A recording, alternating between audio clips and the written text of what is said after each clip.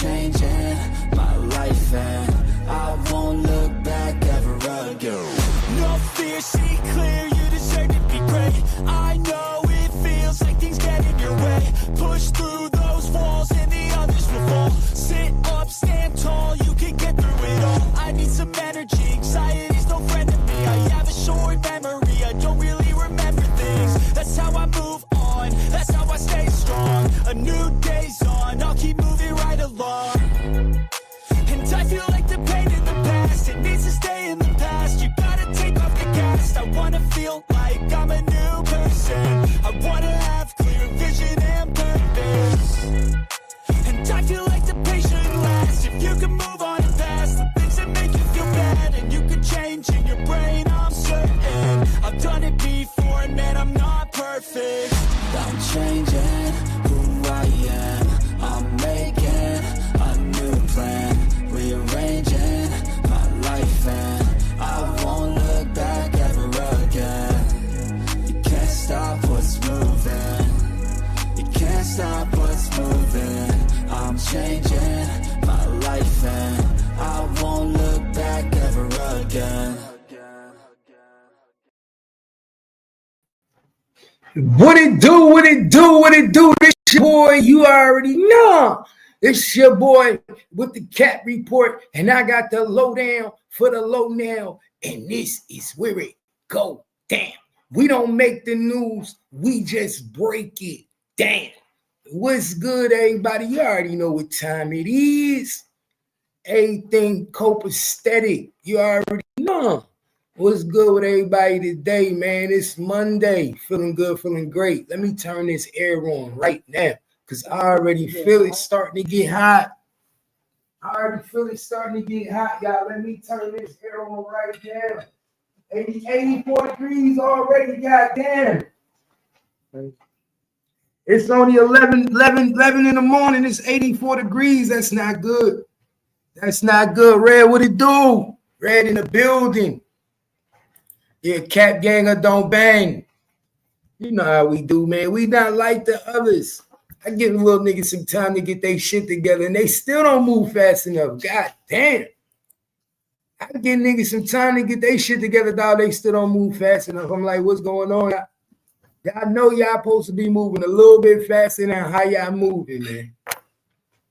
Y'all, I tell y'all niggas something, and y'all come back 2-3 months later saying the same shit. Goddamn, y'all niggas be stuck in the matrix. What they say, Kimmy, it's a simulation. It's a simulation. It gotta be a. He said this. Cap.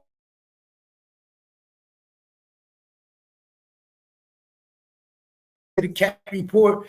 Red Ace, put the link to the Cat Report in the comments. Red, if you could do me a favor and put the link to the Cat Report, somebody from Cat Gang. Somebody put the motherfucking link to the Cat Report in the comments. So niggas subscribe to the page if you ain't subscribed to the Cat Report. Oh, Red said we got some information later. Oh my God. Uh-oh. Red said we got some information, y'all. You know what that means? Y'all know what that means, y'all. Y'all know what that means when Red said we got some information. Uh-oh. Y'all know what that means. Y'all heard it. Y'all heard it first.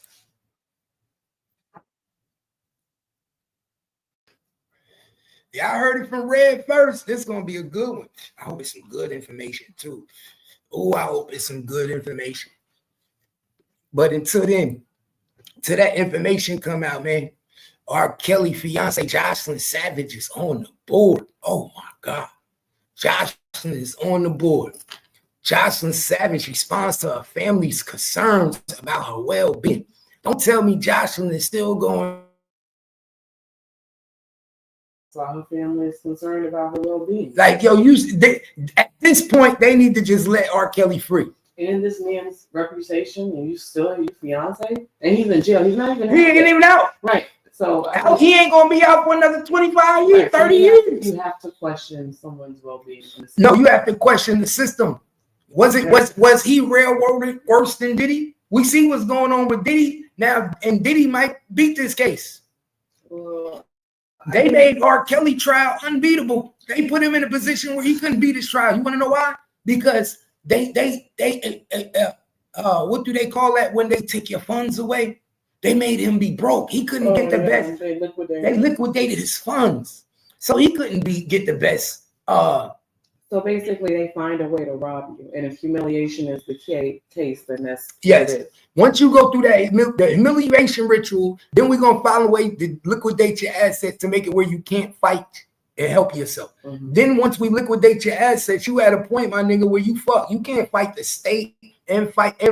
You to the point where you it's fuck. Impossible. People on the lower level this whole time and lose. You know what I'm saying? And lose. And then how all of a sudden your funds is liquidated so fast when you go to jail? All the songs that we know R. Kelly done wrote, all the things that he responsible for. Now he go to jail, he got no money. Now he just broke. So royalties, publishing, all that's just gone. Who was taking R. Kelly publishing? Who was in charge of his? See, this is why but that becomes important to know your business, because did he ever have any of this stuff in the beginning? We don't know. And this is what happens when you get into a situation and we find out that these rappers, musicians, athletes, that we're like, hey, you actually just like the rest of us because you don't own shit. Mm-hmm. They just do a good job at making these people look good.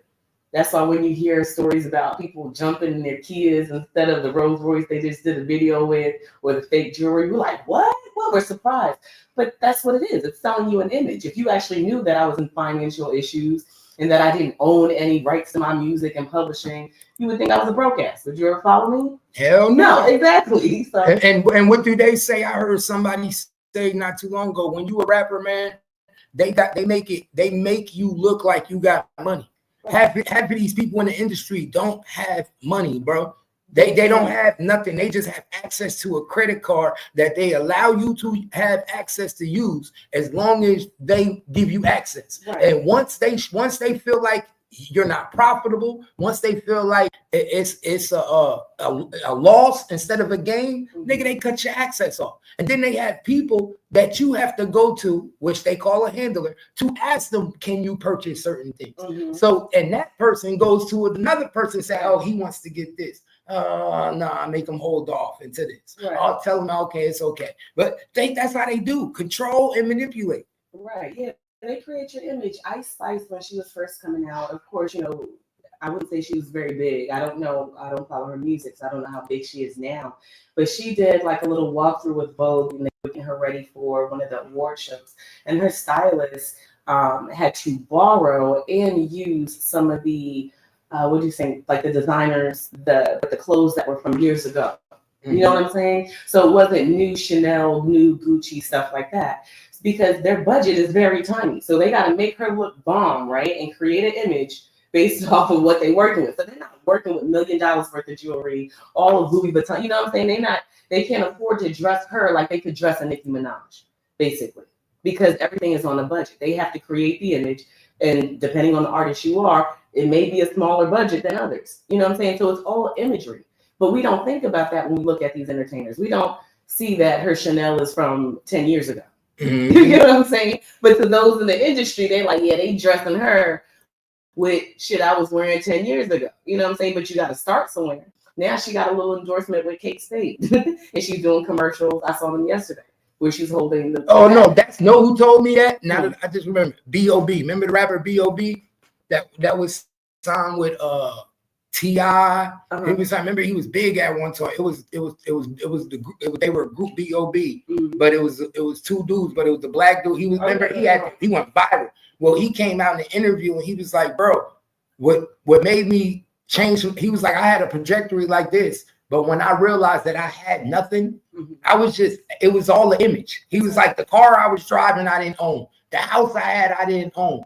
He was like, when I slowed down and stopped spending money, and I started asking people, okay, well, I want what name is this in and what name is that in? People stopped wanting to talk to me. People stopped wanting to answer my phone calls because now I went from wanting my own. Like, hold up, I don't want this house that's in a company name. I want this in my name. Right. When all the dust settles, I want to be able to have something that I work for. Basically, he realized that they putting me through all this work like a slave, and they giving me shelter, food, and money.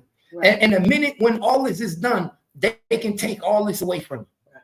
And that's when you start realizing that you say, hold on. Let me put my affairs in, what we call that, put your affairs in order. Right. And you start saying, and usually the only people that they want to have their affairs in order is the executives, the CEOs, the people at the top. The pawns are not allowed to have their affairs in order. You are not allowed to have anything in your name but what? No, hold on. Guess what? You're not allowed to have anything in your name but what? And half of the time, they don't let you have this in your name. Jewelry. Oh, yeah. They let you buy your jewelry. That's what they call your little advancement. Right. They let you take that, fuck it up, and make you think you got something. That's the blind. And at the end of the day, that still gets pushed to the back, just like a mortgage, where you still got to pay that back in the back of the mortgage. So at the end of the day, we still pushing that to the back of the loan, right? So we get that back. But plus, in the meantime, we got you thinking you did something. Right. You ain't did nothing. You so blinded, we give you everything. You don't realize ain't shit in your name. Right. But a lot of these people aren't coming to them with, it's not like, when we get ready to go to the bank because we want financing, right? We make sure that we have all of our affairs in order. You got stubs and all of that. A lot of these artists are coming in as just the artists. They don't have any of these things, right? We see the places that they're coming from, the family that they're leaving behind. So everything is like, okay, we'll make sure you have X, Y, and Z, but it's always going to be owed to the record company. Always. Right. You people that worry about their credit and their financials, they come to the seat and they have something to negotiate with. Record labels usually don't like to deal with those types of people. And if they do, it's only short term and their artistry kind of plateaus and it doesn't like really go anywhere. You know what I'm saying? It just kind of stands still. They come up for a little bit and stand still because you two involved in your business, right? Mm-hmm. And they don't want you hands-on in your business. They don't want you to know where we're splitting money or the deals that we're making because we own you. So to those that come in and they don't have much to offer, they're going to give to the person that's receiving, it seems like everything. But at the end of the day, you own nothing because we're just providing it to you. You're just the artist. You don't know any business. You know what I'm saying? It separates the two. And not only that, why y'all think they trying their best to get rid of R. Kelly now? Why do you think so? Because they know whatever happens with this P. Diddy case, R. Kelly, if P. Diddy get off on this case, they know R. Kelly is inclined to talk now. Oh, most definitely. Yeah, most definitely. They know that. Because they know he's gonna be looking at it like, oh, hell no. Right. Not after what I went through. Right. He got off, but y'all put me off. That'll make a nigga tell some shit that he necessarily wasn't supposed to tell. Right. Let's see what she say though, y'all. Peep game.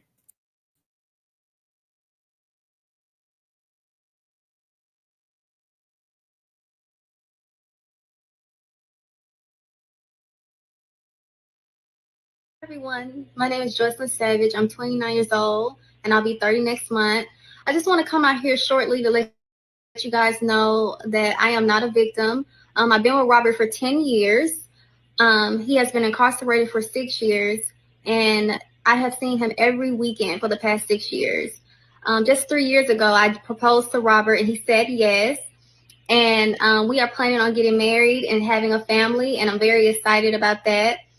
But anyways, I just want to come out here and let you guys know to please do not believe the lies that my mother and father are coming out here saying about me and Robert. I am not held against my will. I am not a sex slave. I am not brainwashed or any of those crazy lies that were told on me. And I just want Robert to get the righteous justice that he deserves because he deserves to be free. Enough is enough. I'm tired and he's tired as well. So I just want you guys to continue to please pray for him. I'm praying for him. I believe that he will be out soon. Hi, everyone. My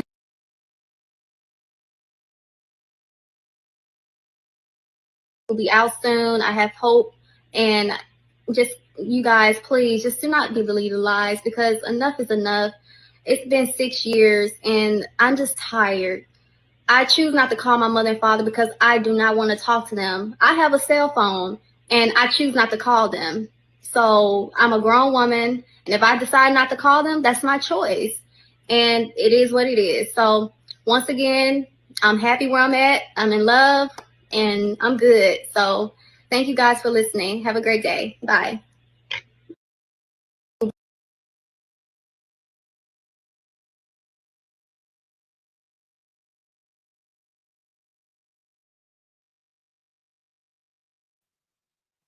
Damn. Yeah, I heard that. She talking about I got my parents' number. If I wanted to call my parents, I could. What type of shit is that, y'all? Y'all hear that? If that ain't disrespectful to your mother and father, then what is? But like I said, this woman grown. Jay Dooley, what it do? Nah, that don't look like no AI to me. That don't look like no AI to me, dog. I'm gonna keep it 100. That don't look like no AI to me. It don't look like one. That look like a real person. You know how when you see people that's AI, you could tell a AI when you see one, yeah. That's crazy right there, man. That's crazy work. Crazy work. She want her man home, dog. Ain't nothing wrong with supporting your nigga, though. I ain't mad at you, man. That's how you know they shit was real. That's how you know she really love him. She been riding down for him for 6 years. He been locked up for 6 years. She still got the shirt on, man. Oh, man, that's a woman. I need a woman like that. That's the type of woman you want, dog. And his shirt 6 years later. 6 years later, she's still rocking the shirt. She said, I don't care if I don't never get it again. She gonna do what she needs. She probably playing the TP2 song every day. I don't see nothing wrong with a little bump and grind. 12 play all over. I ain't mad at you, girl. I ain't mad at you, Jocelyn. Fuck it. You gotta do what you gotta do, right? She gonna help bring her nigga home, y'all.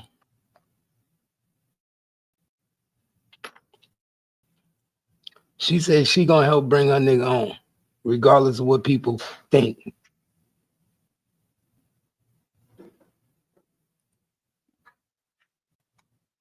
See what's going on, man.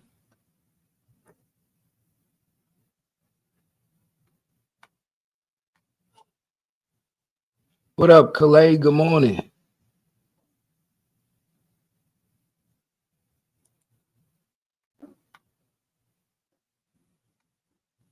Life so right.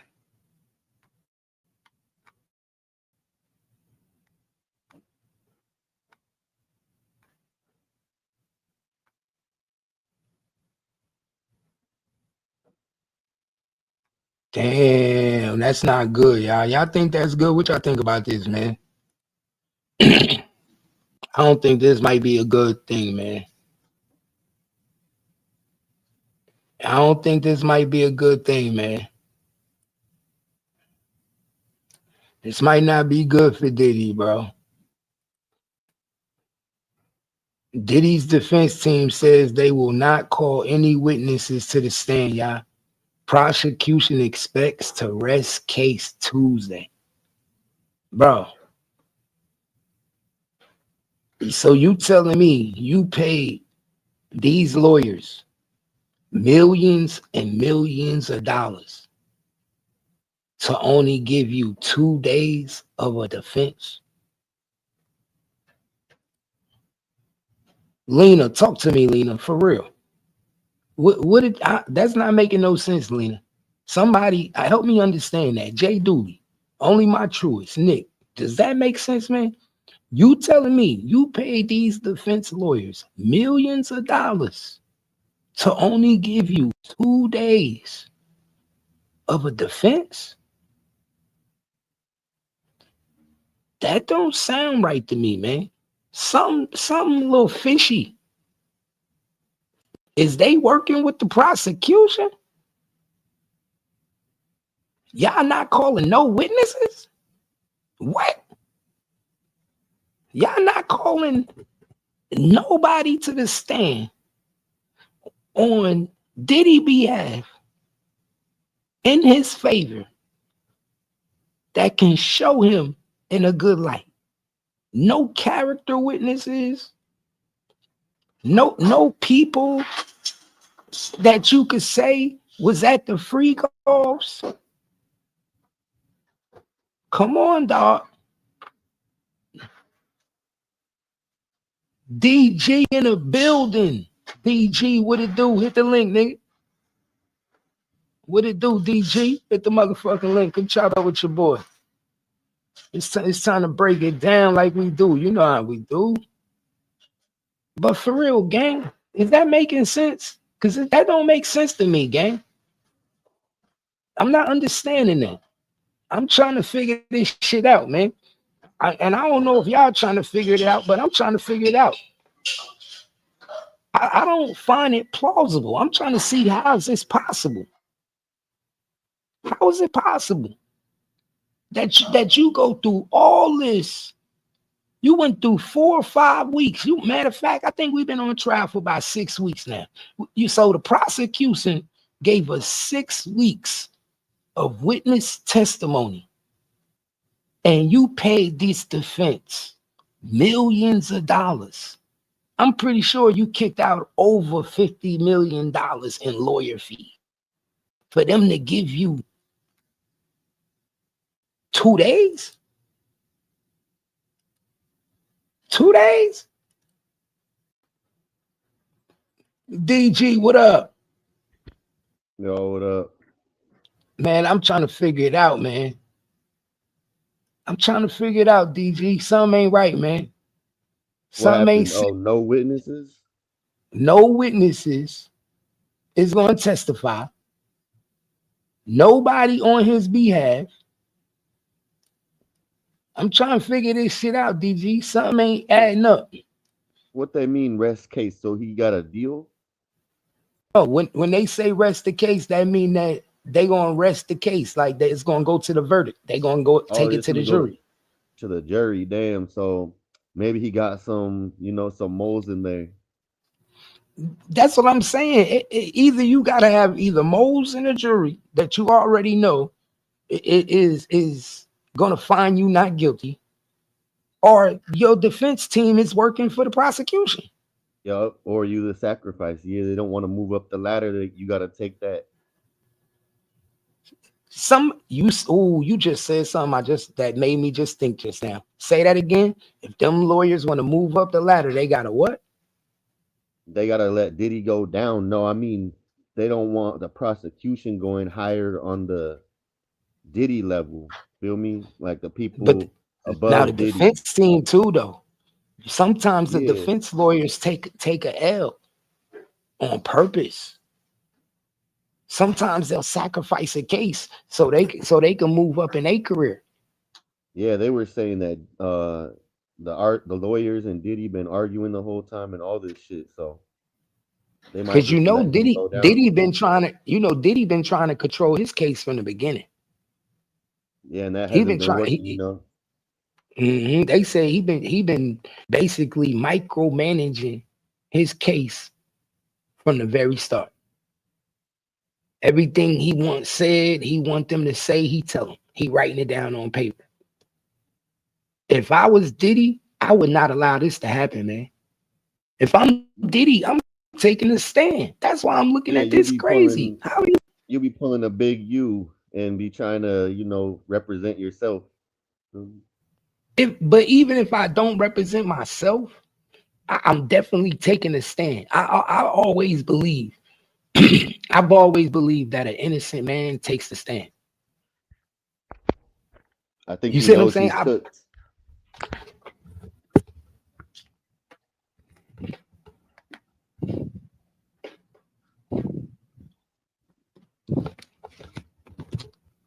No, because you know how they do the fake little trial shit and pretend to put you on the stand and see what happens, like a mock jury. You know what a mock jury is, right? Like when they put him on like a little fake trial and see what happens. Yeah. Yeah, I know what a mock So jury the is. lawyers probably tried that, and Diddy can't get through it. He's gonna look bad. Any way he goes up is gonna look bad for him. Bro, but that's the last thing you want to do is not to get on the stand though. Who could but check this out. Who could tell your story better than you?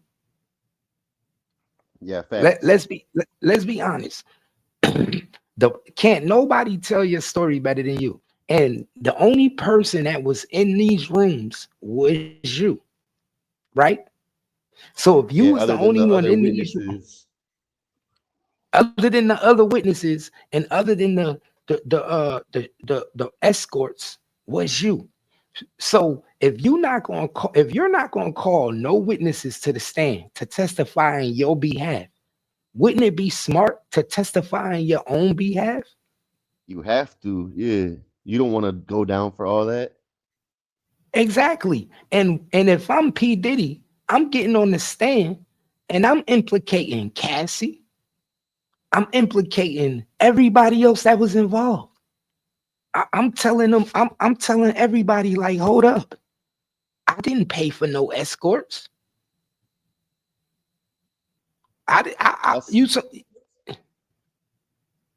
Why you supposed to be on, look, that's why I think he got the jury paid off. You have to, because the first thing I would be saying to myself is I ain't paid for not one escort. And I would be on the stand telling the jury that, because how are you charging me for trafficking if I wasn't the one paying for it? You see what I'm saying? Yeah, I get you. So and what don't make sense to me is I'm not paying a legal team millions and millions and millions of dollars to represent me. And when it's time for you to present your case, you telling me that you able to present my case in 2 days? 2 days? So I got eight lawyers for 2 days. Some ain't right, y'all. You don't. The jury off. Yeah, some ain't right. Remember, I said it here first. Somebody in that jury is already paid off. Somebody one person. Yeah, all you need is one person. Bro, somebody in that jury is already paid off, y'all. Why you think that sit? Yeah. Why you think the prosecution got rid of one juror already? Why you think they already got rid of one juror? Because they know. They know. They know that the jurors are already compromised. They know these niggas is already compromised. Because this is what you gotta remember. These jurors are allowed to leave and go home. You do know that, right? Oh yeah. In a big high profile case like this, these niggas shouldn't be allowed to go home. They should have to stay in the hotel. They shouldn't be able to leave out the hotel. They should be going from the hotel to the courtroom. It should have been a closed courtroom. Like, no, don't let nobody in, no cameras, because everybody knows the jurors now. You know, it's probably easy. It should have been no media. No. Because we know what's the point of hiding the witnesses? And we know who every witness is.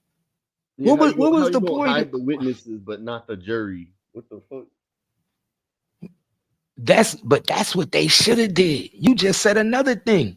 In some cases, you're not allowed to even know who the jurors are. In some cases, you're not even allowed to know who the jurors are, y'all. We already know who the jurors are in this trial. Too much shit has been let out. You saying he's gonna get off on all of it, or what you think? Bro, he gonna get off. He gonna get off, so. Bro. Yo, it's all, bro. I know he gonna get off now, bro. This shit is set up like a movie. Bro, this shit is literally set up like a movie, like a biopic. Hey, you noticed that it was a big ass distraction leading up to this war shit, and then the war shit happens, and now it's distracting everybody from this. And then they Exactly. go and rest the case after, and yep, this is all a plan, bro. Like, bro, this was just a whole big distraction, bro. This was to get all everybody distracted, and it was a humiliation ritual. And now you got riots There's in LA, and we going to war, and nobody's paying attention anymore. it ain't no bro, ain't nobody even paying attention to what's old boy? What's All old the boy? whack He just 100 and all that, Big U in them. Big U. Ain't nobody paying attention to the it was something that just happened. Nobody talked about it. Ain't even paying attention to the shit. What the There's a fuck lot of was shit it? going on. The kid in Texas too, the one that stabbed the other kid. That too, but it was something that just happened that was crazy, and ain't nobody said nothing about it. Damn, it's gonna come back to my mind in a little bit. It's gonna come back to me.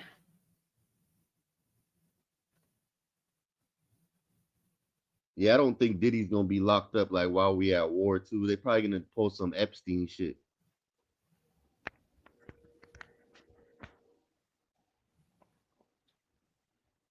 Damn, I hate when I got something on my when I remember something and then I forget.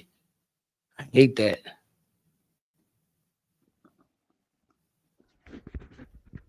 What you talking about? Another famous person? Yeah, it was something that just happened with a big famous person. And Will Smith and Jada Pinkett getting a divorce. Oh, I didn't Nobody even was know talking about about it. that. I didn't even know about Yeah, that. nobody talked about it. Will Smith filing for divorce. The Nobody talked about it. distractions. I was like, but pay attention. But Will Smith said, he don't want to end up like your boy P. Diddy.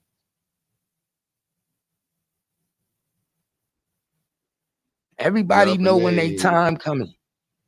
and then that one shit with Oprah talking about now she's I've never been to a Diddy party and all this. Bro, he not getting convicted. He I not don't think getting so. convicted. The players already, bro, I thought he was gonna get convicted too. I ain't gonna lie. I thought he was gonna get convicted. But when you tell me that you only gonna spend 2 days on your defense, he not getting convicted. There's Wasn't there no way supposed to that be like there was supposed to be like 6 more weeks of this, wasn't there? it was supposed to be a 10-week trial. Yeah, This was 10 supposed to weeks. be a 10-week trial. So you telling me P. Diddy paid millions and millions of dollars on a lawyer for lawyers to only give him a 2-day defense? If a And he spent nigga what, resting his case 400 million? He spent 400 million while he's been in there. And then he's just gonna rest the case. in 2 days. In Hell 2 nah. days. So you telling me I'm paying all these lawyers big money for them to prepare a 2-day case? Nigga, my defense is supposed to be 3 weeks. It took him 2 Nigga, days to find somebody to pay. That's what it took. you feel me? You feel me? My defense is supposed to be for 3 weeks, nigga. You know how many witnesses we supposed to be having coming up talking about what go on in the free calls, what happened in the after parties? My nigga, for 3 weeks, I'm supposed to be having witnesses come up and debunk everything that the prosecution said. Yup, you have your kids go up there, everything. Anything you could do to get out of it. Nigga, I'm gonna have my kids come talk about how I'm a good father. What I do. I'm gonna have my sons come talk about have they ever seen me have wild freak off parties at the house? Have they ever seen me put hands on a mother? Yep. I'm gonna have my kids talk about the relationship that they saw between me and Cassie. I'm gonna have everybody working for me too be up there. Man, you crazy. I'm gonna have my other assistants come and talk on my behalf. And because remember, he got assistants saying that he violated him. So I'm gonna have I'm gonna have other female assistants come up and say he never touched me. He never Yeah. tried to violate me. Even if it's not true, but you still gonna pay him to make him say that. Exactly. So guess what that's gonna show? That's gonna show he ain't violating every female assistant. Obviously, she wanted it. It's gonna make their character look bad, like they're lying Yes. on his name. Yep. Why she stayed? Why she came back? How come he picked you? Why he don't do it to if he's such an animal, why he not doing it to every female security guard? You feel me? Exactly. Yep. So Everybody's assistants, all that shit. for 3 weeks, I would be having so many different witnesses come up to defend my case and plead my case that the jury would forget what the fuck the prosecution said. Exactly. And you have so many of them, they will forget that. Yeah, just lines of people. So you telling me that you gonna rest your case in 2 days? Y'all must got a jury. Y'all must pay somebody off. Somebody must be in the He's jury. on the jail paid phone. off. He's on the jail phone too, telling his sons, to get rid of certain evidence and shit like that. So think about it. They must have found somebody. They gotta have somebody, bro. There's no way you paying 50, 60, 70 million dollars on lawyers just for 2 days of defense. The prosecution went for 6 weeks. Wait, hey, so the one dude just got knocked off the jury, right? And then it must have had a new person come in. I bet you the new one is the paid one. Bro, the new one was a substitute. You want to know what I think happened on that? Well, I think the prosecution got wind that the dude was being paid. Yeah, they probably all are getting paid, and then he must have got something in his account, traceable money transfers. No, they start talking. What the dude did, he was talking. He got caught talking. Yeah, he goes home like, oh, I'm getting all this money. I'm gonna get paid if I just say this or do this. No. What happened was he told one of the people that he go back and forth to New Jersey every day. So people was trying to figure out how could you afford not to work and go back and forth to New Jersey? Because if you're doing a trial, you're not working. Plus, you're not working. So now he going back and forth to Jersey, going in the Lincoln Tunnel or crossing the George Washington Bridge, right? Every day, Monday through Friday. Now, do you know how hard it is every morning to go across from Jersey to New York in the Lincoln Tunnel in the George Washington? More than likely, he got to go through the Lincoln Tunnel because he got to go downtown Manhattan to the courthouse. Well, no, he going to Brooklyn. Matter of fact, they going to the Southern District. So he going through Lincoln Tunnel. Yeah. So the nigga going through the Lincoln Tunnel from Jersey every day, my nigga. Every day. How long does that take? Bro, I don't really know. Like that. Shit, probably an hour and a half, 2 hours with traffic. Because everybody going in the city. Everybody going in the city. You feel me? Everybody going in the city. And then he live in New Jersey. So that means you really got a little bit more interest in this case than the average motherfucker. Okay. Because a regular nigga ain't doing that. A regular nigga ain't doing that. I don't give a fuck who it is. I'm not going back and forth to Jersey to New York just to be in no trial. Every morning. Nigga, if trial start at 8 in the morning, you gotta leave your house damn near 4 o'clock in the morning just to get to New York. Damn. If you driving with that traffic. And you got like the job ain't paying you while you do that either. While you taking this time off. Exactly.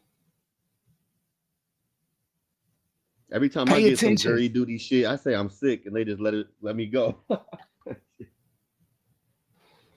don't even show up. So that's why I tell you, most of these niggas, man, they have to have a juror that's paid right now. They got somebody that's paid. They got to. Somebody is paid, y'all. Somebody in the jury is gonna get big money right now. already got paid. Somebody already got a payment. And we know it happened. We know it happens all the time. Niggas get paid all the time, my nigga. That's why I said what they should have did with these jurors, they should have never been able to leave the hotel. They should have put these jurors in the hotel and made these jurors had to stay in the hotel 24 hours. Yeah, they should have paid. When you deliberating, you're gonna be in there for a lot of hours too. And then by the time you get out, it's gonna be nighttime, and then you gotta drive back. It's gonna be even longer. Exactly. And then, my nigga, do you know how easy it is to be compromised as a juror? Easy. If he, so now people outside the courthouse following them back too. Exactly. And then they find, and then what they do is they find somebody that's relatives to you and talk to your relative and be like, look, man, get in touch with your relative. You need to, if you don't work with them, then they're gonna tell your relatives and pay them off, and they're gonna convince They're not even gonna tell you. They're not gonna go straight to you. They're gonna go to somebody else that could get to you. They might go to your girlfriend, they might go to your baby mother, they might go to your mother. They're gonna tell them, they're gonna be like, yo, we know your son on the trial, working the jury. We know your daughter working the jury. We know your baby mother working the P. Diddy jury. We'll give you 50,000 if you make sure this go away. Hey, we know your daughter. We know your daughter is in private school. You know we could take care of that tuition for you, right? Family locked up too. Yeah. You know we could take care of your daughter tuition, right? We know your daughter go to St. Francis in Atlanta. You know we could take care of her tuition. Oh, we know you got a daughter that go to University of Connecticut. You know, we heard she a sophomore. Well, we gonna pay up her whole tuition. And pay attention. On the side. Yeah, because what he's spending on this trial is way more than what anybody's gonna take. You know what I mean? Exactly. And you think when they come, when your wife come to you and y'all laying in the bed at night and she say, hey baby, I was at the gym tonight and a man came up to me at the gym and he said, he gave me a letter, and that letter said, we know your daughter go to the University of Connecticut. We're gonna pay off the rest of her college. Tell your husband not guilty. You think she ain't gonna send that message to her husband? You think she ain't gonna think about her daughter that's in college? Nigga, because at the end of the day, that's a nice way of doing it too. You feel me? At the end of the day, these motherfuckers got bills too. They got kids too, and that's struggling. You see what I'm saying? You think a motherfucker ain't looking for a come up, you crazy. I mean, if you think a motherfucker also be threatening your family too. All they gotta do is send a little envelope with pictures of your family, being like mistrial. Just write mistrial on it. But bro, they not gonna threaten your family because they know too many people like money. Why would I threaten your family? You take the money, when I know if you don't take the money. Hold it down real quick. Hold on. I'll go to the bathroom. Hold it down. Yeah, that's crazy. I haven't even been keeping track of this. Yeah, I got you. All right. His family testified they would humiliate themselves. Nah, not his whole family, like his kids, exes, things like that. People you could pay off that would make you look better is what we talking about. But he ain't doing that. He's calling no witnesses. Nobody does that if they're scared of going for life, bruh. 20 years. He's not gonna sit there and take 20 years and not do nothing to fight back. Come on, late night. People getting paid. What up, Big L? Cap just slid to the bathroom real quick. Talking about this Diddy trial that everybody's not paying attention to anymore because of wars and shit, riots.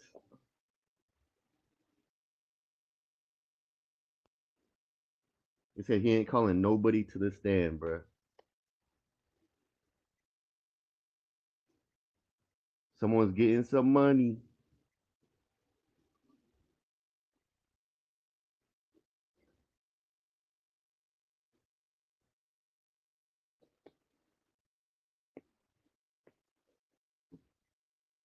Or he's got it in with the judge or prosecution. I don't know. How you gonna rest your case though? If you're scared of, they got hella evidence on him. He should be scared enough to be calling people to the stand. Yeah, they had him guilty before it, but if he's resting his case, how are you gonna not fight back and you're a billionaire? Think about that. Or was a billionaire, shit. And you ain't gonna fight back? Come on. Y'all seen what happened? Everybody that's rich, they all get out. Unless you the fall guy like a Harvey Weinstein or whatever. If you a fall guy, then you're gonna take it. Or you might get Epstein and disappear.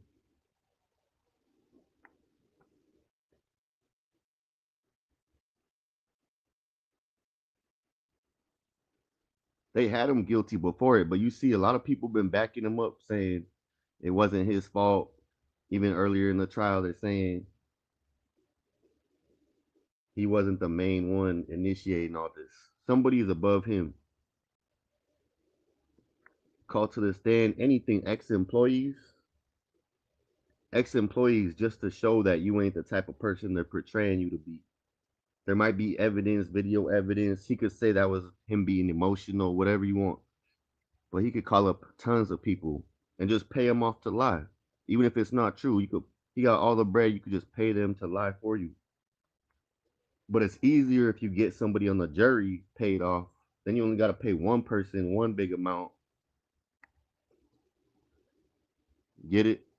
You pay one person one big amount, and that's a mistrial because you don't want to agree with the rest of the jury. It's a lot of variables people ain't paying attention to.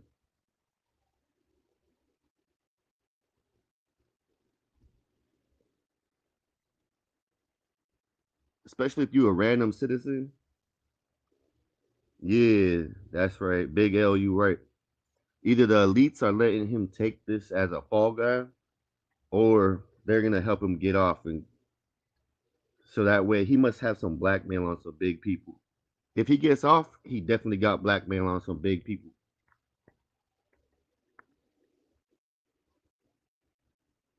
If he doesn't get off, then he's the fall guy. See, there's only two ways this can go. He gets off because they let him get off, or he paid the right person, or he takes the fall as a fall guy because they don't want to move up the ladder and get to the elites and show what they're really doing. Two ways this could go.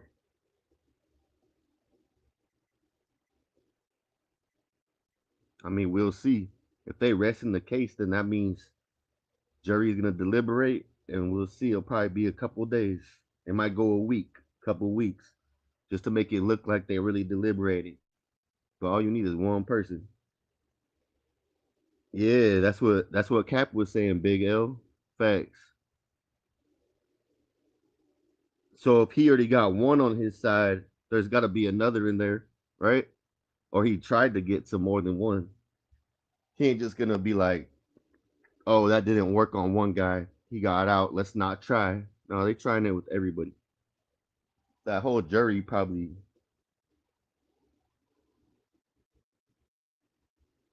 That's what Cap was saying, because they ain't getting paid to go to do this jury shit. People got jobs and families.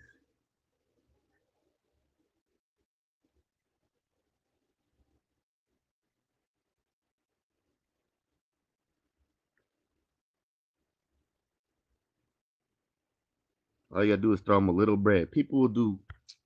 Come on, think about it. 20 racks will change somebody's life. Well, that's what they think. But imagine when you get 100 racks, 200 racks, 250,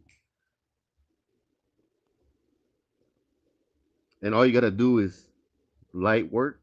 You a juror. All you gotta do is say, "Nope, I don't think he did it," and nobody else can change that. All it takes is one person. Shit. People getting off on murders and shit, and not even paying the jury just because one person agrees with them. So imagine some money mixed in it. Money talks, bruh. Money.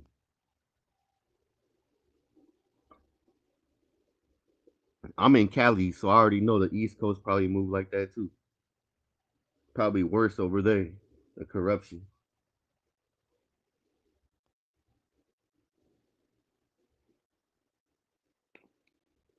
But yeah, y'all hit the like button, bruh. Support my boy Cap. Giving you that the news that nobody else does.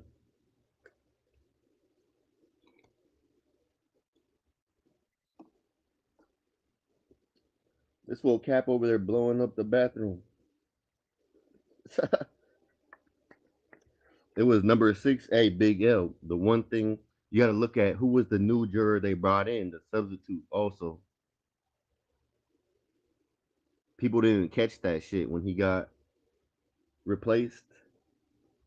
The new one was probably paid too.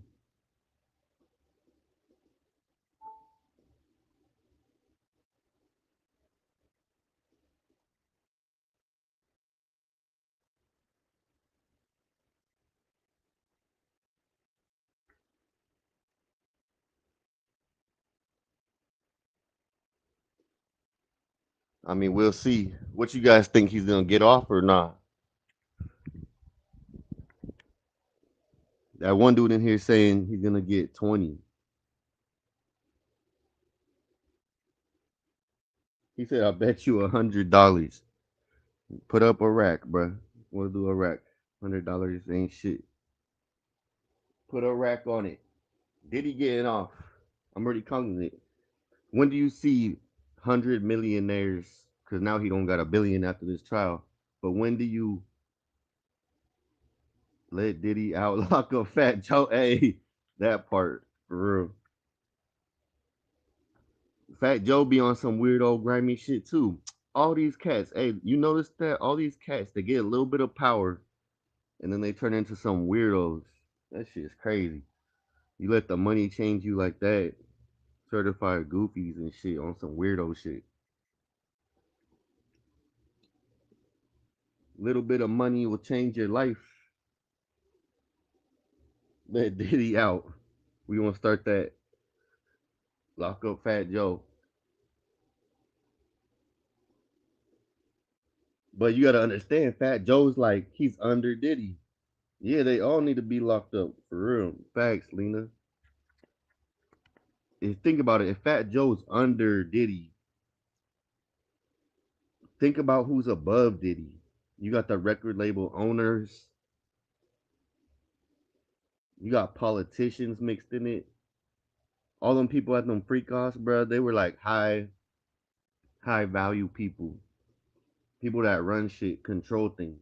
They got money just to blow on whatever. He spent 400 million on this trial, and he's not gonna call any witnesses. Lock them all up for real. Did he? He don't deserve to get out. I don't. I don't think he should be let out, but he's probably gonna get out. And if he don't, they gonna put in a fake ass clone one. Y'all seen it when they got him out of where was it? Cape Verde. That didn't even look like him when he got locked up.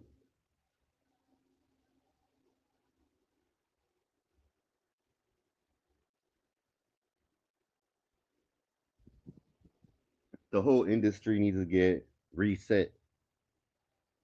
Just look at everybody on top of the industry. All do the same shit. Been going on for decades.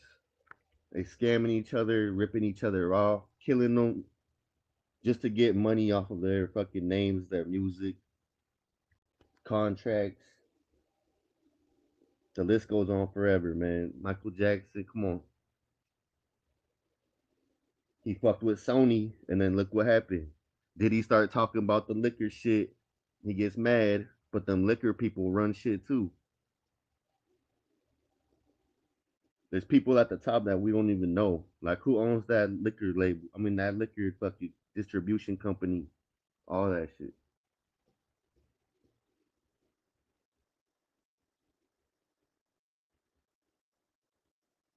Damn, Cap blowing that bathroom up.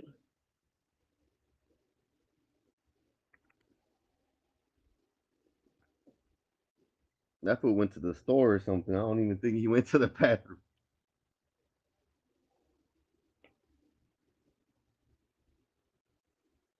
You gotta realize, like, maybe Diddy wasn't like that at the beginning, but look at everybody he's been around. They all got fucked over.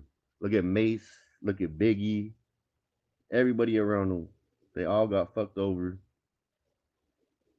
And then you find out he's doing this weird shit with them. Fucking Justin Bieber, all these, man, Usher, shit. And nobody's talking about him. Nobody's talking about this.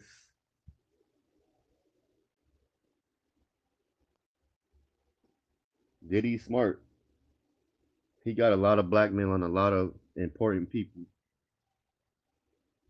That's why he's telling his son over the phone, you know, you got to make sure you get rid of certain things and pick up certain things. You want to get rid of the bad shit, makes you look bad, makes his dad look bad. But at the same time, you know he got some shit stashed somewhere with some evidence or blackmail on somebody else that could really change it. It's a grimy game.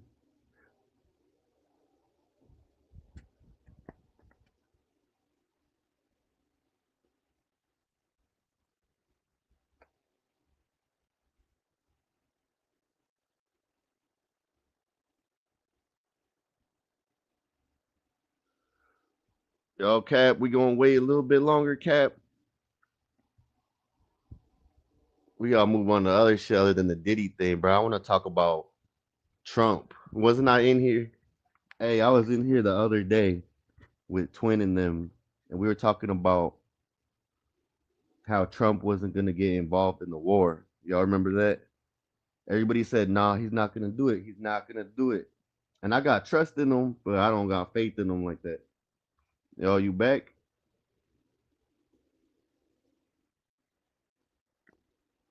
Yo, Cap.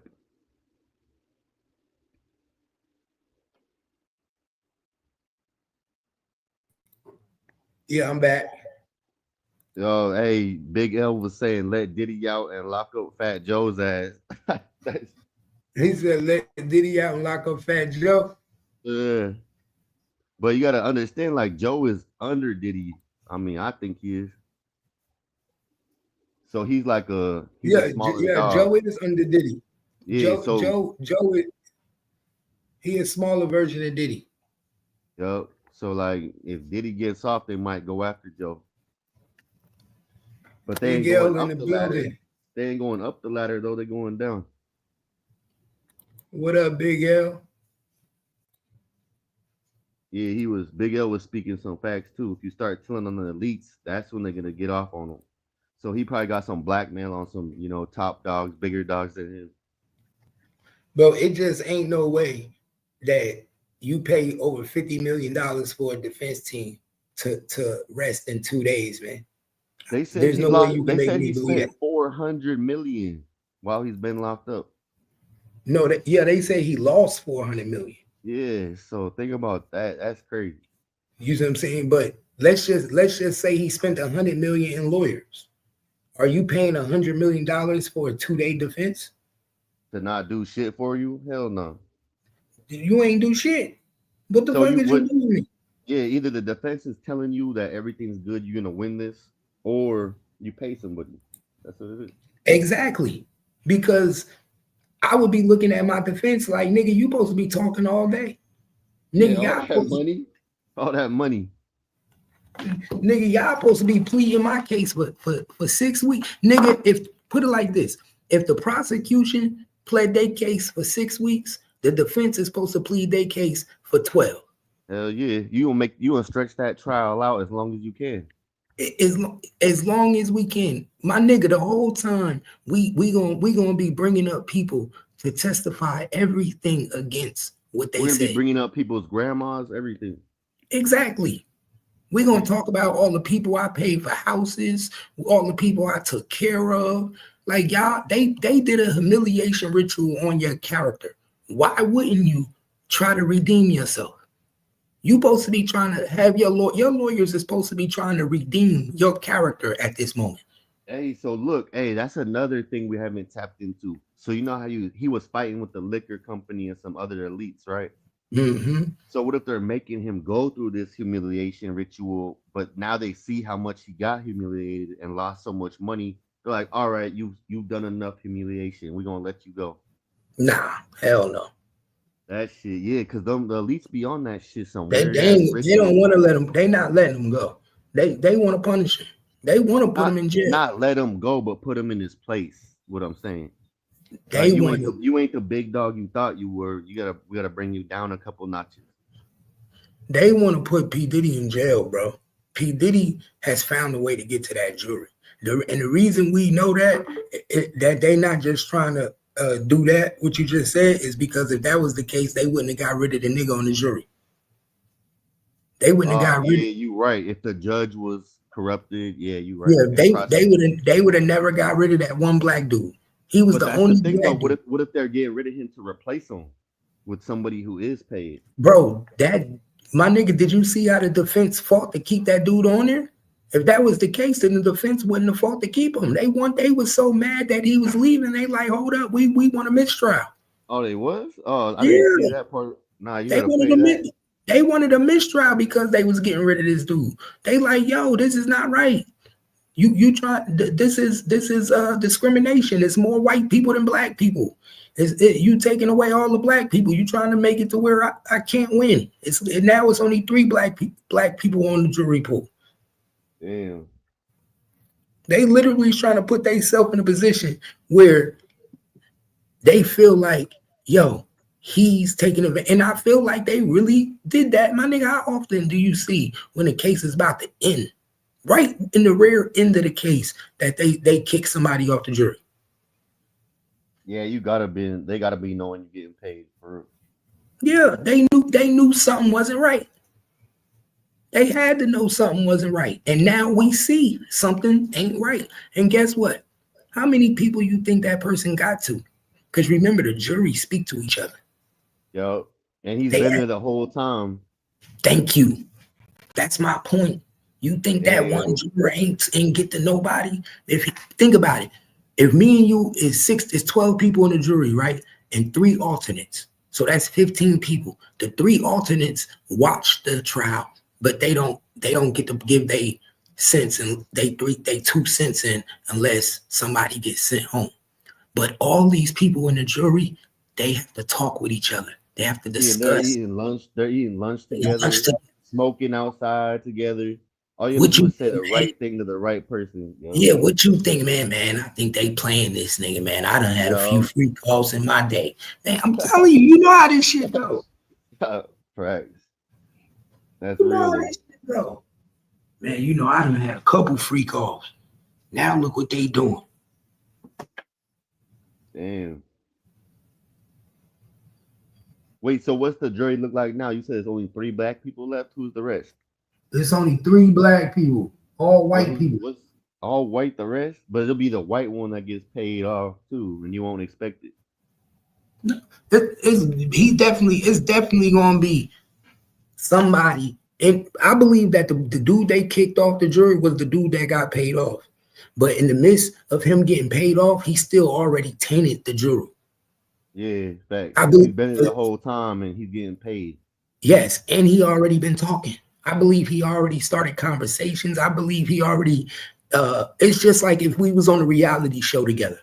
If me and you was on a reality show together, right? And I was a mole, on a reality show for 6 weeks, guess what I'm doing? I'm creating a friendship with you. Yo. When I get kicked off the show, you still gonna have an alliance towards me because we were friends for 6 weeks, right? Yeah, and you're gonna remember all that shit I told you too. Yeah, exactly. So you think if me and you on a jury together, and for 6 weeks, me and you been kicking it, chopping it up, talking about the case, eating lunch together, you know what I'm saying? And now they kick me off the jury. That don't mean I still don't got your phone number. Yeah, that don't mean we still chop it up. Yeah, you getting paid. You could be like one-on-one with somebody and be, look, I'm getting this for this. By just not agreeing, you know what I mean? I'm getting this, and they're like, you could get it too, All you got to do is agree.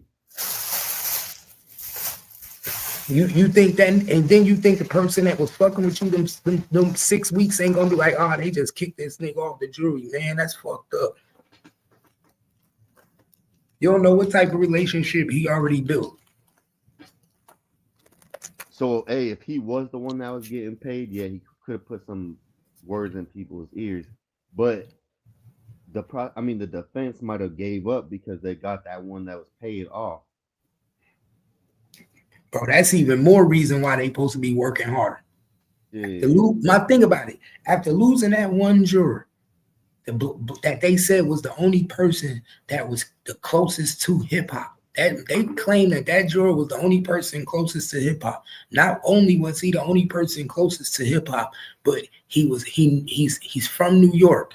He knows the hip hop scene. So he was Biggie Smalls' lover, P. Diddy lover. You feel me? By losing that juror and them putting up a fit for that juror and saying that we want a mistrial, that's even more reason why we going to prolong this case out as the defense. That's more reason why we going to have mad people to testify for us. You telling me you ain't got not one character witness to testify for you? Nobody's going to testify on your behalf? Hey, I want to see what the East Coast people think. I think somebody should be on foot just asking people on the street what they think in New York, like about what's going to happen with Diddy, how they feel about it. We should see. Because when you're on the East Coast and he's a legend like that, it's kind of hard to flop on your legend. You know what I mean? You said what? What'd you say? There should be somebody on foot in New York asking just random citizens what they think about it. Because I feel like if you on the East Coast like that and you built this whole rep up like that, you kind of got more people liking you over there. Get it? Mm-hmm. Yeah, that's it. Remember, they gave him the key to the city, man. Exactly. Yeah, and then that mayor got took out too. Remember, he was off for a minute too. The mayor, after he gave him the key. And then what did they do? And you want to know the mayor back? They bring him back. You want to know why I think they came after the mayor? Why do you think they came after the mayor? Because he was agreeing with Diddy. I don't know. He was the one that told Diddy they was coming. Damn. Hey, nobody said that yet. I didn't even think about that. The only reason they came after him was because he was the one that told Diddy they was coming. He was the one that was helping Diddy get away with his bullshit. This is what I'm gonna help y'all understand too. Do y'all know who that dude was before he became mayor? What up, twin? Who was he? That's what people got to remember. They don't just walk in to be a mayor. You feel me? Facts. Twin, what up? Have Twin come up in here. She gonna be like, nah, fuck Diddy, he ain't getting out. Hey, you feel me though, DG? I don't think he should. Damn. Hey, think about it though, DG. Before they become mayor, don't they be like other shit before that? Yeah, they be like congressmen, councilmen, chief of like police. That. Yeah, somebody that's known in the community as being, a law-abiding citizen type shit. Exactly. So they be your councilman. They be your. I told you she gonna say he's guilty. I told you. Hit the link, twin. Come chop it up. We breaking it down like no other. We ain't saying he's not guilty. We saying somebody's getting paid to let him go. Yeah, we ain't saying he guilty. Not guilty. We know he guilty. He about to walk though. Yeah, he probably gonna walk. Definitely ain't no probably, bro. They set it up for him to walk. That's too much money. Yeah, too much money spent just to be like, we ain't calling no witnesses. We gonna let it play out. Nope. Exactly. Think about that.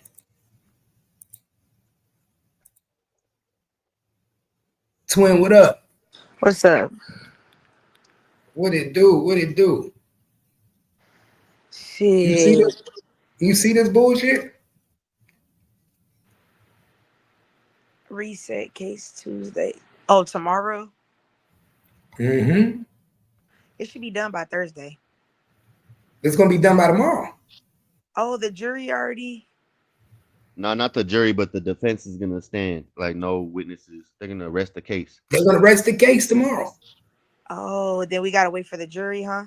Yeah. Then we gotta wait for it. But when you hear that, twin, think about it. When you hear that, what do you think? You're guilty. No. Fuck the guilty or not guilty. When you hear that, this statement, when you read this statement, what's the first thing that comes to your mind? I mean, I think they're out of luck. You ain't got nobody on you. Nobody wants to say anything positive or anything to help you. Or, You could pay somebody though. Or is the defense just not doing their job? I mean, it's kind of hard to do your job if you don't really got no pieces to really play. Like I could bribe somebody, but that would be proven. That's proven the Rico's point. You bribing people. Twin, I just came up with 5 people already. Oh, who you say? Oh, no, because we about to go somewhere later. I'm taking you to get your food. Huh? I said, who's the 5 people? Now you can chill in front of the house. Like chill outside so I can be able to see you. Like for one, his oldest son. He's a character witness. Both of your sons are character witnesses. Any other assistant that worked for you is a character witness. Like for instance, the whole case is built off of your assistant saying that you was this monster. One Capricorn assistant said that you raped her. Well, if I'm P. Diddy, I'm having my defense attorney have other assistants that work for me testify and say, well, he never touched me. He never did this to me. He never did this to me. You see what I'm saying? Well, then the problem would arise of, well, one, we can't, I mean, you could use the son, but really, is that credibility? You're his son. Of course, you're going to tell me he's a great dad. But it's not about that. My job is to create reasonable doubt. My job. But do you honestly think if you're on the jury, if you were a jury member, Cap, and they said, we're calling his sons up, you'd be like, man, hell no. It'd be worse if you don't got nobody. I would live. And I mean, even if you get an assistant, I mean, let's say you do get an assistant up there that's like, he's a great man. When prosecution comes up, they're going to say, okay, great. So you're telling me you never witnessed this man doing any of this stuff. And that's not going to look good because they can't lie under oath. But bro, what if they can say no just because everybody wasn't in that room and witnessed the same shit that they witnessed? There's a lot of people. You're an assistant that's around Diddy 24/7. Like, well, I won't say 24/7, but you're. They said some people was not privileged to this lifestyle. Not everybody was in the loop. There's only a little bit of people in the loop. So who are those people that were not in the loop that are? Let's put it like this: who would be that's not in the loop that's comfortable coming out publicly and defending Diddy after everything that's said? That's my point. Them is the people that should be testifying on his behalf. But that's what I'm saying, Cap. Who's gonna, like, think about it, if you're his assistant and you never witnessed any of this, after reading everything, would you personally feel comfortable getting up in public light knowing I'm gonna be bashed on social media saying this man's a good dude? There's people that still work for him right now. There's people still employed by him. But I wouldn't come out publicly and say that. But then you wouldn't have no job. You get the chef, you get the pool cleaner, you get whoever you can. You gotta understand. It's all I'm saying, twin. Think about it. If you was in Diddy's place and you on trial, you telling me you pay all this money, $50-60 million for your defense, the rest in 2 days? I mean, no, I would be upset at my defense, but to be honest, it's like, if I'm an assistant, I'm not getting up there. Like, I don't care how great he was to me. I'm not getting up there. Y'all not gonna bash me and rip me up on the internet. You probably wouldn't be still working for him either. Hell no. I'm talking about there's a whole bunch of people that's still employed by P. Diddy, by Bad Boy Enterprise. There's no reason why you can't get people up there to get on the stand and have this defense plea day case for 3, 4, 5, 6 weeks and debunk shit that was said, debunk the lifestyle, debunk his character, talk about his character, make him good and look good. The object of a defense is to create reasonable doubt. The object of defense is to create a character. He just went through a whole humiliation ritual for 6 weeks. And you telling me the defense is going 2 days? No, something ain't right. There's been trials going on for years. Yeah, you could stretch that shit out forever. I mean, but Cap, here's the thing. If I go, okay, hey, Sally, you worked with him. Did you see all this? No. Do you want to testify? No. Bro, listen, twin. Even young Dolph Killer didn't rest in 2 days. You understand what I'm telling you? Did they have any? I didn't watch the trial. Did they have like people speak on his behalf? No. Oh, well, damn. He didn't have no witnesses or nothing. Okay, so let me ask you, okay, let's say, boom, no, we don't have no witnesses that are comfortable with coming forward. How are you as a defense attorney going to drag this out? Like, what are you? Because I'm trying to think like, what would I? Nigga, $50 million ways, nigga.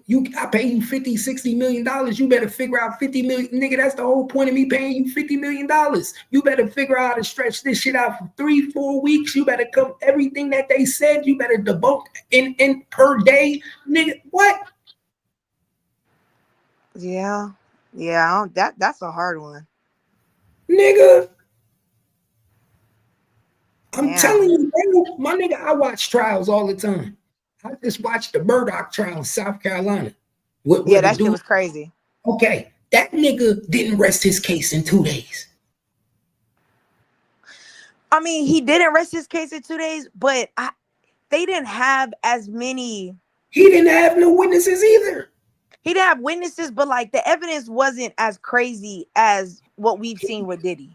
But he got found guilty. But they still didn't rest their case in 2 days. The defense job is to create reasonable doubt. Nigga, you don't rest your case in 2 days. You basically telling the jurors and you telling the prosecution that you have no what you can't defend. It's a closed case. I can't defend this. I don't even know what to say. Man, that's the sad part though. Like when you know your defense attorney, like, look, I'm out of the trick bag. I don't know what else to do. That's not good. You got that's not good. And still, you got all these people. You paying for millions of dollars on your team, and you're resting your case in 2 days. 2 days, my nigga. I'll be throwing paperwork out. Nigga, you better have somebody in that jury on your payroll. You better have paid by the hour. Yeah, they get paid by the hour. They're gonna stretch that shit out. My nigga, you know what I'd be thinking if I was P. Diddy? What the fuck was y'all been doing the last 8 months? What has y'all been doing the last 6 to 8 months? If that y'all prepare my case and it's only gonna go for 2 days. Man, if I was P. Diddy, I'll take the stand and sit on the stand for 6 weeks. Facts. I would too. I'm telling you, got me fucked up. I would too. I would have got on the stand and just started. Bro, can't nobody tell your story better than you. Am I right? Facts. And I would have got on the stand and started from day one. Let's start from when I was born. Let's start from when I was born. Exactly. I'll start from the day one, the trauma, the things I saw with my mama, the sex party she had. Nigga, I'll be snitching on Cassie. She was the one really paying for the shit. I ain't even know she was paying for the escort. The first escort we ever had, she paid for. Man, nigga, I be telling on everybody. Be starting from day one. Every relationship I had, everything. Nigga, my testimony will go 6 weeks, 7 weeks, 8 weeks. By the time I'm done, they forget everything that the prosecution said. Facts. I would have took lots of weeks. I need water. I can't breathe. Hold on a second. Yeah. Nigga, I would have been crying. I would have been going into asthma attacks. I ain't gonna lie. And then after like the third day, suicide watch, I can't come to court. I think I want to die. Yeah, I would have done all that too. I'm telling you, something just ain't making sense, bro. You don't rest your case in 2 days as a defense, bro. I seen niggas on DUI cases in the county courthouse take longer than 2 days.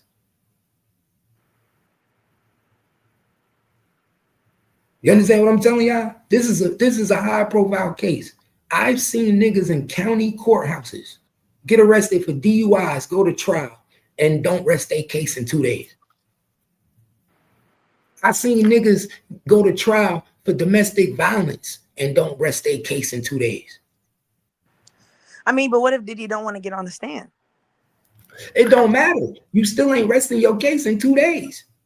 Nigga, your lawyer. But that's what I'm saying, Cap. What else, like, what other game plan do you have? I can't get a person to speak for you. You don't want to speak for yourself. Do you know how much shit they have to debunk? You telling me that they're going to be able to get through everything that was said in 6 weeks in 2 days? Then that mean that they not trying to address everything. But that's my point, though. There's probably some skeletons or something of saying, like, we can't bring up certain things without unveiling certain other things that we don't want brought to the table. Yeah. Bro, I would be addressing everything that the prosecution said about me to the jury. But that's the thing, Cap. They can't do that without, if I address certain things and say you're lying about these things, then you're gonna have to tell the truth, which means we might be opening another Pandora box that we don't want to open. But that's not true, because they already did that in cross-examination. Remember, in cross-examination, they already did that with each witness. Well, no, because it's like this. The prosecution wasn't pressing on certain things. It's like, you said this happened, right? And you said 8 people. Who were the 8 people that witnessed it, right? You have to tell me those 8 people. The prosecution didn't ask for those people. Exactly. And now, but that's the point, though. He might not want those 8 people to be. What if one of those 8 peoples is like the mayor or the president? We Diddy like, look, we can't do that. Listen, at this point, my life is on the line. My daughters, you got kids, your mama. I'm not going to jail. Maybe Diddy's the one that's telling them, look, I don't want this brought up, so shit, figure it out. And they like, well, shit, since we can't bring this up, then I don't know what else to say. Man, I don't doubt it. But see, it's different though, Cap, because you wouldn't give a fuck. You'd be like, fuck it, let's air it out. Let's go. Like, let's spill all the beans. Diddy might be like, there's some beans I'm not trying to spill. Bro, that still don't got, that's okay. So let's say that even that may be true, that it's some beans he don't want to spill. That still ain't got nothing to do with having character witnesses. I mean, but who's gonna publicly be okay with saying Diddy's a good guy? Twin, you cannot say that there's nobody that publicly wouldn't say that he's a good guy. That don't make no sense. I feel like they will. First of all, we just had Stevie J went on an interview on YouTube and did a whole interview for Vlad TV saying he was a good guy.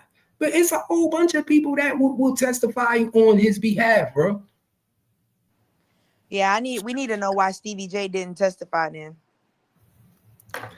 It's a whole lot of shit, people that would, bro. I'm telling you, just like it's people that's against him, it's people that's for him. Because I'm not gonna lie to you, even if he did good by me, let's be real. Most of them people, they got skeletons. You're not finna defense. I'm cool with defense questioning me, but when the cross-examine happened, where the prosecution's like, well, let me ask you this. Hell no, I ain't answering none from y'all.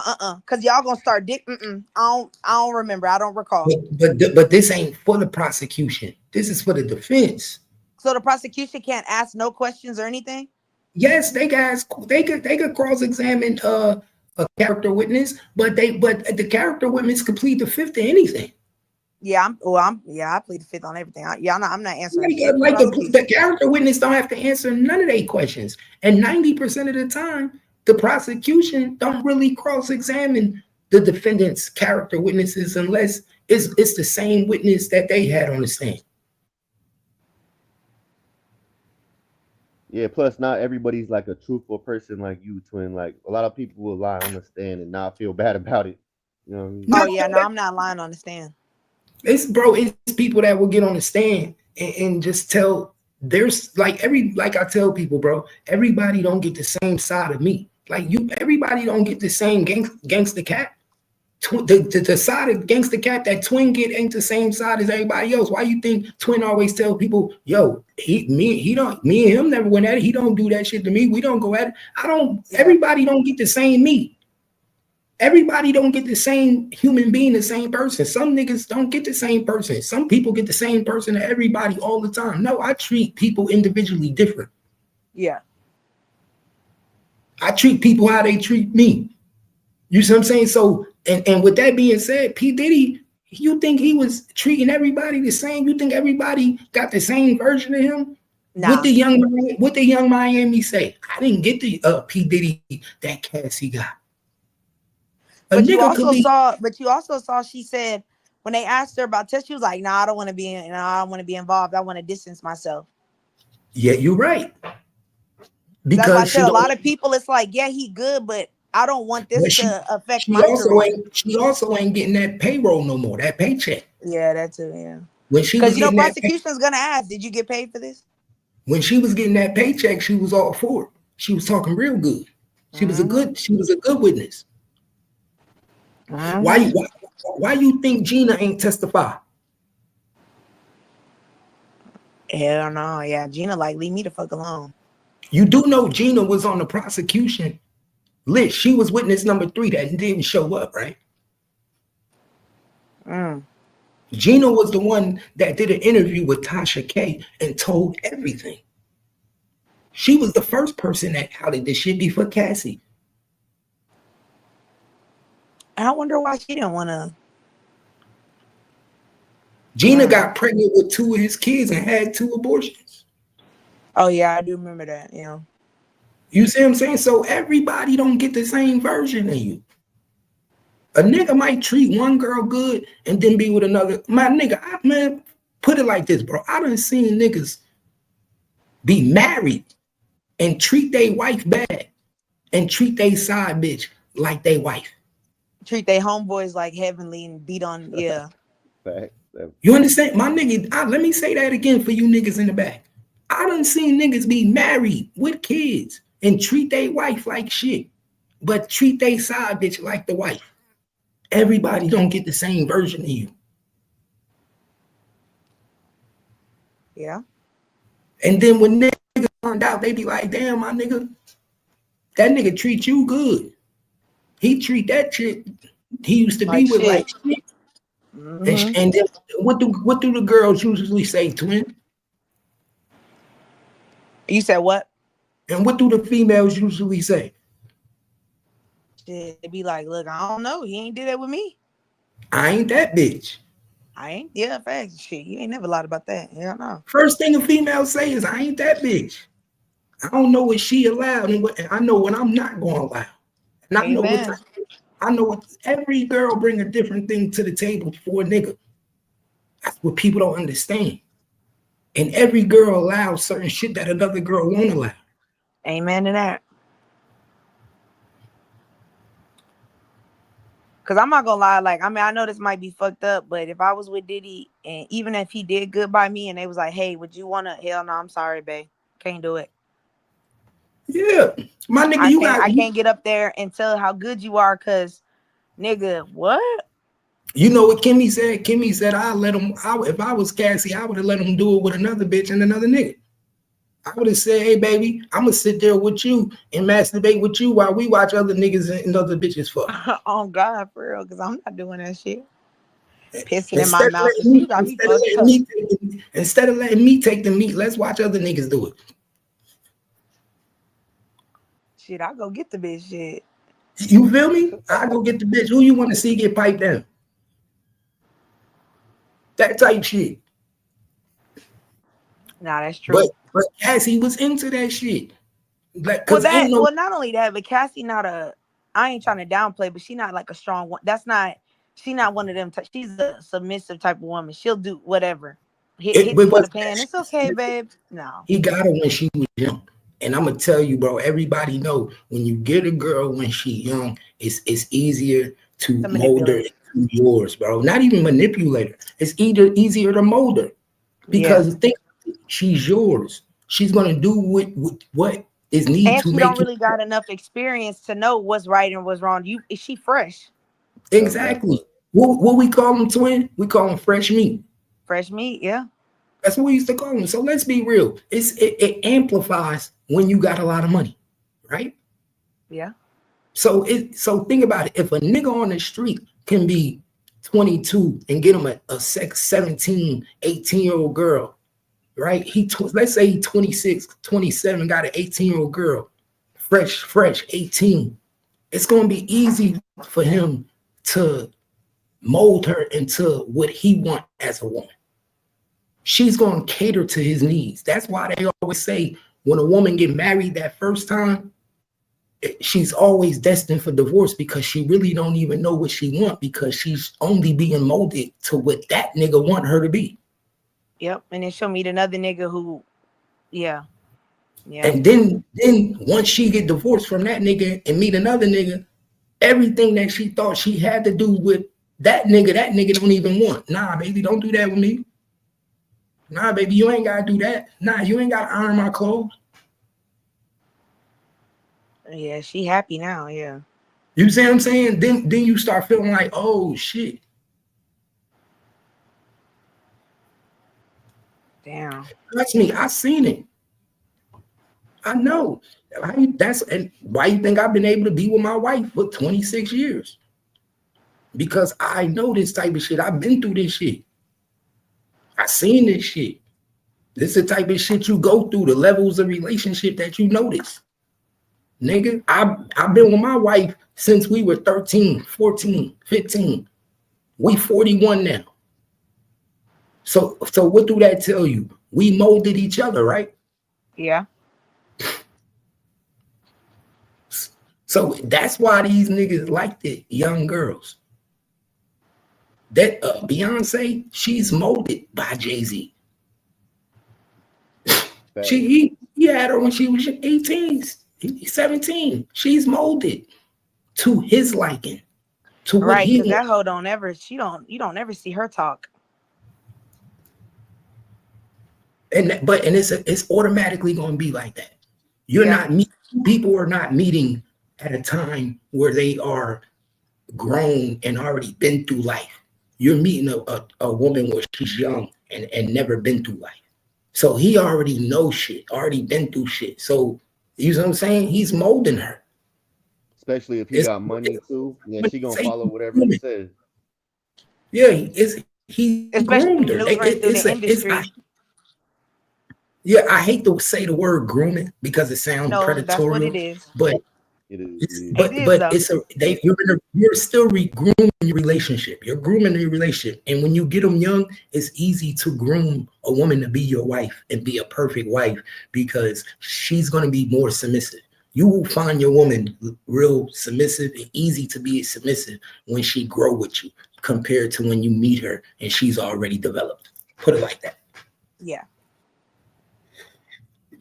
A woman that already been through 3 relationships, got 3 different baby daddies, it's going to be hard to get her to be submissive. A woman that you meet at 18, ain't got no kids, she just stepping out in the world. Yeah, and you don't have no expectations. Yeah, now you grooming her and she ain't going to college or nothing. Now she has to rely on you. Mm-hmm. Yeah, there's no expectations, there's no boundaries because she don't know them yet. Exactly. She don't know any better either. Yeah. Especially when you don't, I'm not even gonna say when you don't have a father. I'm gonna say when you don't have a strong father. Because some of these girls, like we saw with R. Kelly, they had daddies, but their daddies was weak. Man, they gave their kids. They didn't have father figures. They had fathers, but they weren't in their lives like that. Nah, they just weak men. You grow up with your father. These girls were growing up with fathers in the home that loved them, but somehow got convinced that selling their daughter for $20,000 a month made sense. Exactly. But you her father though. You didn't took her to basketball games, cheer camp. You didn't took her to daddy-daughter dates, but somehow you still 20,000 made you just, oh yeah, you can have her. What? Damn. Kind of sick. Not everybody's the same like that, yo. Weak ass man with another weak ass woman. Man, what they call that? Old folks call that the blind leading the blind.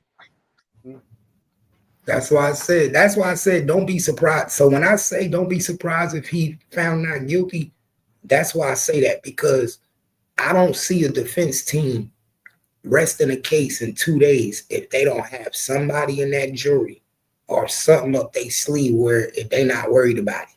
Because Like 2 days is not enough.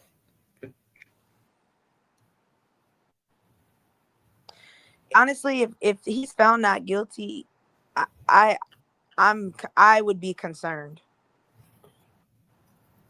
And if he's found not guilty, what 2 days of We need to investigate that. then guess what I'm gonna tell you? I told you. Yeah.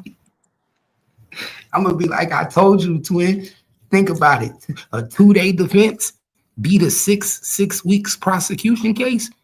2-day defense beat 6 weeks. So basically, think about it in layman's form. You basically telling me a 6 weeks worth of paperwork was trumped by 2 days worth of paperwork. Yeah, that's some bullshit. That's like you doing a 6-page summary and somebody doing a 2-page summary in college. Yeah. And they get an A on a 2-page summary and you get a D, a F. Oh yeah, I'm going to the dean. We finna investigate this because I know you lying. That's the equivalent of this. And that's why I said, like, even within they've proven, because for you to be considered, for a RICO to be considered, they have to prove that you did drug trafficking, fraud, money laundering, robbery, bribery, extortion, kidnapping. We've proved like 5 out of the 7 of those things. You did traffic drugs, you did commit fraud, you used fake prescription pills to drug other people, like you did bribery, you did extortion, you did all of these things. So for you to say not guilty, yeah, y'all paying something not right. And look, and that's why if I'm P. Diddy, I'm getting on the trial. You know, I'm getting on the stand. You want to know why? Because I'm getting on the stand and I'm telling them who did all that. I'm telling them who was going to pick up the prescriptions, who was paying for the escorts, who was calling. You didn't see the drug mule testified. Exactly. And I'm debunking him. Yeah. I'm debunking him. And guess what? Twin, you was on that live. I was the one who told everybody that he was a snitch from the start. Yeah, you did. I said he was already working with them. I was the one that told everybody that he got kicked out of Syracuse. That he got caught drugs in Syracuse. I said that nigga been a snitch. He been working. He didn't just coincidentally want to become a assistant security guard, producer to P. Diddy. Pay attention. He was an industry plant. The feds put him next to P. Diddy. Nah, yeah. They did a good job. They did a real good job with that white boy. Why you think they kept him closed, quiet the whole time during the whole trial? Yeah, he did. He went MIA for a while. The whole trial. This was our first time seeing him since he got arrested. They did him just like an informant. They sent him to rehab. You was in too deep. We got to go clean you up before trial. They cleaned him up before trial. He got out of rehab, came straight to trial. Pay attention. They did him like, I remember the movie In Too Deep. Jay Reed, when he was in too deep, they brought him out, put him in rehab. Hell yeah. Then when he got out of rehab, he had them dreads. They put him back in the game again. They said, okay, you ready to go back in. Then when he got back around LL Cool J, they said, where you been, God? Where you was at, Jay Reed? We ain't seen you in a minute. We thought you got locked up. Pay attention. Thanks. Same shit. Nah, this shit wild. I wonder even if they do find him guilty, I wonder how many years they finna give him. I don't even believe he's gonna get found guilty. You don't think so? Nope. They might hit him with a lesser crime, but I don't think they're gonna get him on the RICO. Bro, they're not fighting. There's no way that I could think he's gonna be found guilty if they're not fighting. Yeah, because when you get charged with that RICO, that's like automatic 30. Well, 20, yeah, 20, yeah. 20. For an individual, it's gonna be 20. If it was multiple, then yeah, you gonna get more than that. Like, how are you as a defense team not fighting? You're resting your case in 2 days. What fight is you putting up? Yeah, Diddy's already he's already tripping on being locked up. He ain't doing no 20, no 10. Something just don't seem right, bro. Something just seems fishy. That's all I'm saying. I mean, as man. I say, either the white flag has been thrown. We out of it. We just gonna have to take our L, or B, shit. We've done something in the shadows to kind of puppeteer this into saying not guilty. Yeah, that's what I was saying earlier. And also notice how this war shit's picking up and it's distracting people from the case too. No, I don't even think so. I think people are just like, at this point, what are you telling us that we don't already know? Y'all got 5 people back to back, basically all saying the same thing. The nigga kidnapped me, he drugged me. It's kind of like repetitive at this point. Like, okay, we get it. The nigga's a monster. Okay. Like, what else are you gonna tell us that we haven't? You've already, like, let's be real. They've already said some of the most like jaw dropping. Like, I don't, unless you drop more names, like in this to make it even more. I feel like you didn't said the most disgusting, foul things. I'm fatigued. I got Diddy fatigue now. Yeah, but also like, don't you think if you were in Diddy's shoes, you'd be flipping on anybody you could to get out of this? No, not if who I'm flipping on has the ability to catapult me into a whole different level of bullshit. No, Yeah, I think about it like this. Let's say, like, I this is just my opinion. I believe Jay-Z done the same shit. I believe Jay-Z somehow involved in all this. He knows about. I'm fully aware. I believe that with my whole heart. Yeah, he got more power though than Diddy. Exactly. So flip on him when right now my pockets are frozen. My kids are still out here. I still got 2 daughters and a little 4-year-old. Some shit is like, nah, I'm good. I mean, flipping on like the plugs or anything like that. I mean, they don't care. They want the big names. I want the Obamas. Why does Obama's name keep going up? What do you know about Obama? Well, I can't speak on it. Yeah, because then he gonna be dead. And he gonna right. I got a 4-year-old out here. I got 2 daughters. My mom, my kids. Some people. It's like shit. That's the same question. Remember me and Cap was asking why y'all didn't tell who y'all got the gun from in the Tory Lanez case? Because we know it's tied to somebody else. That's bigger. That was supplying it. Yep. Yeah. And it's tied to the Rockefeller, like we said. And guess what we finding out now? That the Rockefeller is tied to a whole bunch of shit going on with Desiree and her Perez and her daughter. Yeah, freaky ass. Nicki Minaj just outed the Rockefeller and said that they responsible for her shit. Meek Mill came out and said they responsible for putting gay rumors out on him. Bobby Shmurda just did an interview calling them I forgot what he said, not Rock Nation. He called them Rat Nation or something like that. Yeah, he said, he said that they was responsible for the gay rumors on him. Yeah. So that's why I said, man, everybody know that shit. A lot of this shit ain't what you think it is. And that's why I say even then you see Nicki and Wayne teaming up. Where's Drake at? Didn't Drake, he did the same thing to you. But Drake like, nah, I ain't saying nothing. I'm gonna act like I don't know what's going on, even though y'all was beefing for a long time. Drake and Jay-Z been shooting shots back and forth. Niggas don't. There's some niggas that, again, the higher powers that be, cause what's crazy is Nicki been saying this shit was going on.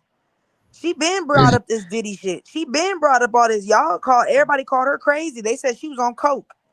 Oh. She's angry. She's bitter. Now we see all this shit and they like, oh, damn. Okay. So you think he's the fall guy, or you think he's gonna get off? Who? Diddy. No, I really think Diddy going to jail. I don't think he's going to jail for a long, long, long time, but I think he's going to jail. How long do you think it's going to take the jury? If I'm on the jury, I'm already saying guilty. The prosecution, the defense through the whole thing, if you read the transcripts, like I said last time, I was telling Cap, there was a lot of stuff that as an attorney I would have objected to, because I would have called speculation. I would have called hearsay. There's a lot of things that people kept saying, well, I heard, and the defense didn't say nothing. I would have said, if you heard, then you can't say for facts that that's what was going on. Yeah, you But getting it's a paid lot of stuff they millions. didn't say, and it made me think, like, why you didn't say anything? No objections, no nothing. Yeah, like, yeah, it was a lot of weird stuff. The case is just weird. That makes the behind the scenes look even worse, though. You know, if the defense feels so comfortable letting that happen, Yep. they must have something inside.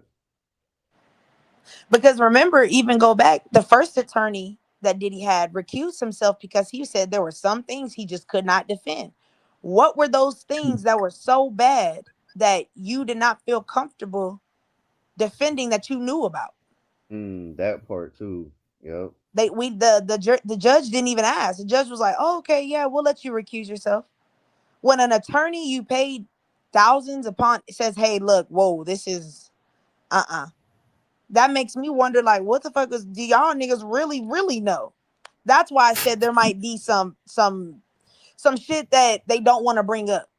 Yeah, what was Diddy trying to ask you to do? You felt so Exactly. That you had to publicly write a whole letter to the judge, like 3-4 page letter. Well, you've seen the pictures that they released, right? Right? Of what? From Diddy's house. The baby oil and all that? Like the cases, the baby oil, the cases, the Astrogelide, the nigga had a closet, and you know how you got the things you put on the door for your shoes? Yeah. He had them all filled with dildos. He had like 100 dildos. Hell no. Nah, This nigga freaky ass, bro. The nigga had like 100 masks. He had like masks on like mannequins, all different types of masks, like different masks that you put on. Put the like leather masks. But see, okay, but then Cap, then my question is this. This is the house that your kids live in. That makes me really think that your kids did know what's going on. Ain't no way you got all of this in your house. Your kids roam freely around the house. Cap, you got kids. Your kids go in your room all the time. Yeah, but he might not allow kids in his room. No, but Cap, you know when you're not home, because remember, you touring, you're going out, your kids are home. But he locked his door. He got locks in his door. Oh yeah, he did have locks on all the doors. You think so? I don't know, because I'm not gonna lie to you. My mom stayed telling me, keep your ass out my room. Don't be touching my shit. I still used to go go in her shit. But you got to remember, Diddy also had 24 around the clock, 24-hour surveillance in his house with security that with a surveillance room. So he had security watching his kids in the house. They couldn't just go in his room. If they even try to go in his room, security is right there. What you doing? Yeah, you know your daddy told you don't come over here. And it's locked up. But he also had a sex dungeon in the basement. And that's what I'm saying. Like, I'm not gonna lie, like Cap, like DG Cap. Come on, y'all got kids. You don't think that that's just like violating? Like, I don't even want to use the word. I don't even know the word to describe it. But you don't think that that's like your kids living here and you gonna make a sex dungeon in your house, even though your kids don't have access. The fact that you have a dungeon in your house, that your children are in this house, like, just respect. Like, you couldn't go get another house and do all that shit in. You gonna do that in the house your kids is in? All the money you could have bought another house for that. Yeah, like, come on, bro. You got that's so that's just. But he's been going through that even when he was a kid. He's seen it too. So it seems normal to him. I think it seems normal to him. Yeah, that's and I'll be going for some like mental fucking get off on some mental shit. They're making you look like you're this crazy weirdo. Then run with that if you're trying to get off. I mean, if I'm Diddy, I'm not gonna lie. I'm gonna get on the stand and I'm going to just plead. I'm gonna play because remember, he's only being charged for the RICO. Assault, harassment, rape. No, he's not just being charged for a RICO. Well, I mean, that's the main one. I mean, the sex trafficking Well, and the trafficking and is the what was main. it? The third one? He being charged with sex trafficking. Rico, and then he being charged with the Rico. Yeah, sex trafficking, racketeering. And racketeering. Yeah. Racketeering. That was the third one. If I'm charged with those, I can openly admit that I just beat bitches. I didn't traffic them, but I am a monster. I do beat hoes. That's how I would have played it. Yeah, I beat the shit out that bitch. But I didn't traffic her. But yeah, I did beat the shit out that hoe. Yeah, that was me. That's why he need to get on the stand. Yeah. I wouldn't let nobody tell my case but me. Facts. You think I'm gonna let the prosecution paint a picture of me for 6 weeks and I don't get on the stand and debunk everything you talking about? It was him throwing up the heart sign to Cassie for me. Like, nigga, you're a weirdo. Like, why? Why are you doing that? Cassie? Yeah, they have a picture. You know, the artist, the person that does he has a picture where he put his two hands together making a little heart at Cassie when she got on the stand. Damn. Now, to me, like, why would you do that? Yeah, rubbing it in. Hell no. You for real? I didn't see that. I'm for real. Hold on, let me see if it's go on Instagram. I've been looking at all the art. They said there was people in the courtroom too holding up the rock sign, and then Diddy just put his hand on his chest like his fist, like saying thank you, and they were holding up the rock. Man, they need to have a Rico on Rock Nation and put me on the jury. Oh God, I'm guilty first day. Opening statements, guilty. This shit crazy. Opening statements guilty. I'm already opening statements guilty.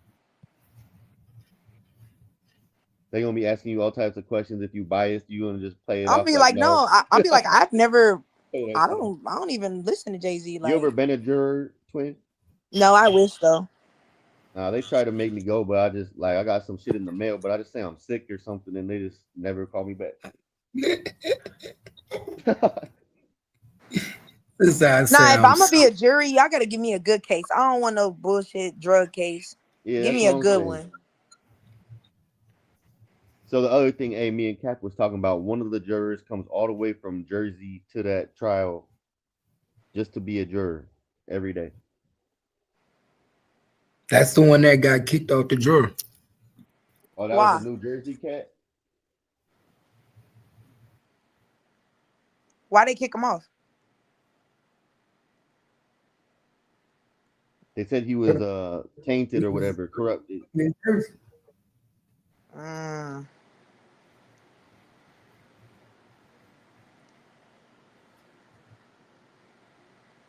Kev, I just sent it to your Instagram.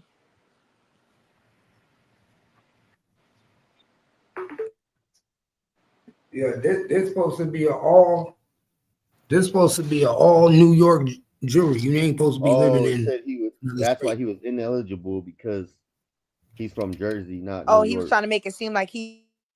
He said he was from the Bronx, but they found out he'd been living in New Jersey, I guess. Exactly. Lying ass. Yep.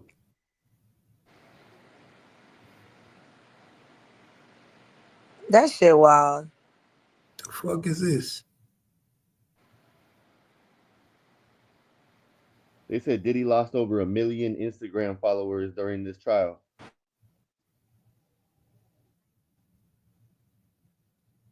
Oh, they say he did it towards his family, though. Was it towards his family? Yeah, read the fine print. Hey, I'm not doing none of that. I'm not looking at the jury. No, he turned around towards his family and made a hand gesture towards his family during the trial. During the trial, as Cassie Ventura gave emotional testimony. But you mean, that's when she was giving that damaging testimony. He turned around. He had to turn around and do something to his kids, because they probably was looking at the nigga like yeah. Oh, and that's when. Hey, but I ain't gonna lie to you. A heart wouldn't have made me feel no better. Like, Dad, I need you to shake your head. Like, no, I need you to do something else. It's a lie. Hey, I be looking at that nigga like he crazy. He turned around and give me a heart signal. What? Like a heart, like, nah, nigga, you need to turn around. I need you to put you do the cut. Like, nah, I would have been turning around. Hey, nah, they lying. He was like, nah, that ain't true. Don't pay that no mind. I would have This gave him that nigga, look like, man, come on, I'm y'all daddy. Come on, y'all know, nah, I ain't did that shit. Not a heart though. I would have turned around smirking like, what the fuck? Hey, I but hear didn't this his shit. Because daughters if didn't his I'm daughters them and walk he give out? me a heart, I'm thinking he's saying like, I'm sorry. I'm sorry, y'all. That's crazy. He I turned fucked around. up. My bad. That's probably the day they walked out. I Remember that fucked day they up for walked him out? fucking up. Yeah, I would have His walked out bacon. too. I'm out. Yeah, that's the one when his daughters walked out, right? I said that's probably Yeah. that same day. Yeah. It's crazy. Hell no. We ain't doing that. Nah, yeah, you're not putting up no heart to me. You'd be putting up a heart to your lawyer. Shit. Like we already seen that sex dungeon, Dad. The heart ain't gonna save you. That's what I'm, bro. That's why I said I feel bad for the kids. Cause think about this, like they got friends. I'm not gonna lie to y'all. If that was my home girl, I would have been like, damn, bitch, we been at your house all the time. Your daddy had a sex dungeon. That's And crazy. that one time when he brought us juice and we all got tired. Yeah, we got. Shit. Bitch, you remember by the pool? Hey, They brought us that drink, and I was sleepy. Your daddy drugged And me. Yeah, I would have milked it. I ain't gonna lie, I would have milked it. hey, that's where Q from day 26 woke up at in that dungeon. oh yeah, they were talking about him too. He's from that making the band shit, huh? Remember he said in his story, he said he took a pill and he was upstairs by the pool. He said when he woke up, he was in the basement. Hey, hey, Diddy invented pressing pills with fake shit. Shit, man, I doubt that. That Take man, this the perk. he don't even Taking Diddy some don't nigga even the buy perk. his own Diddy don't even buy his own drugs. That boy had the pink coke. That's crazy. Everybody in Miami got the pink coat. I mean, yeah, but you could change it. There's an original coke like way back in the day called Peruvian Pink, and that shit was hella big. It's supposed to be like the purest.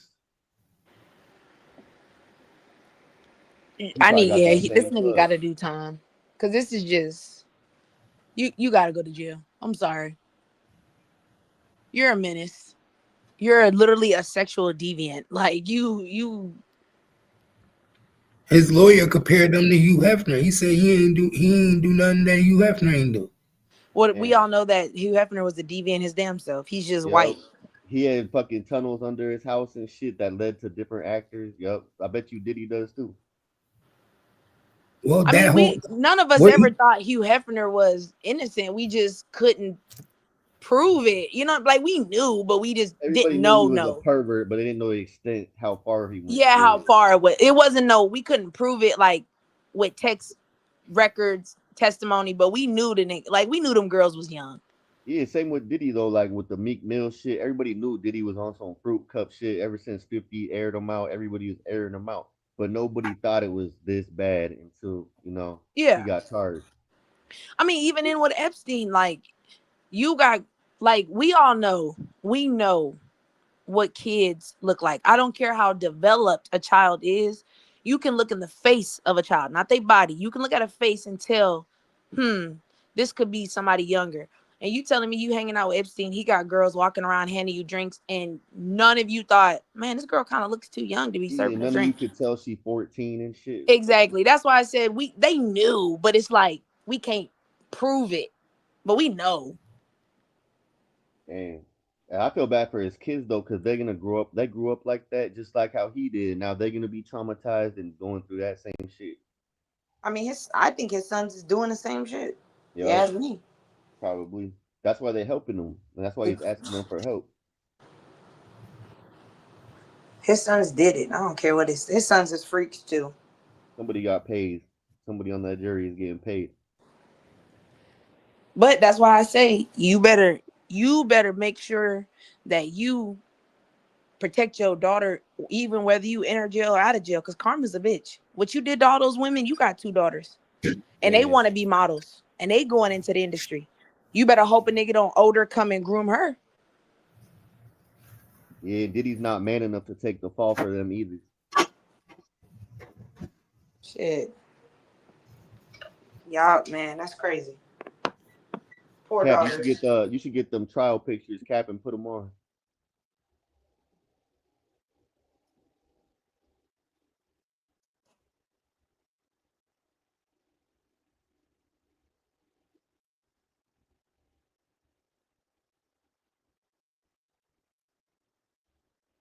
What happened? Oh, I said if you got those trial pictures, you should put them on here. You said what? If you got the trial pictures, like the artist rendition things. Oh no, I ain't got those. Which ones did Twin send you?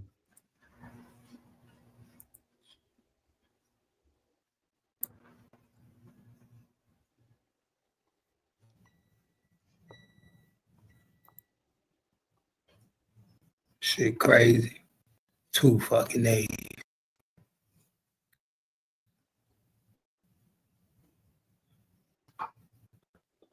You seen that Tyler Perry stuff, Cap? Even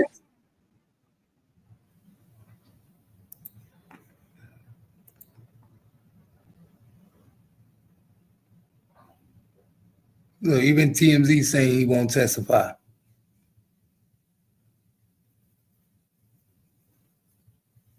He's done for. There's no way with all that money that no one's gonna testify. He's done for. Not, yeah, I seen the Tyler Perry shit. Tyler Perry might be done for too. That's why I said it looked like they going after everybody. Hey, how It's come almost like 50 Cent is backing up Tyler Perry though, but calling Diddy a weirdo? because Diddy was pimping his baby mother.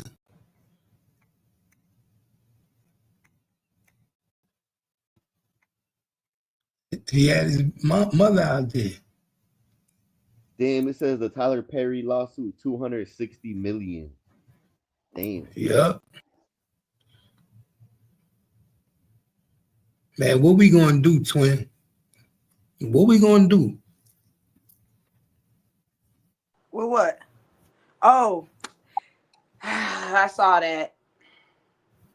I keep telling y'all, we just need to turn Iran to a graveyard. I mean, it's happening slowly. They were saying that the whole thing with Israel bombing them at first was just clearing a path for our B-2 bombers and shit.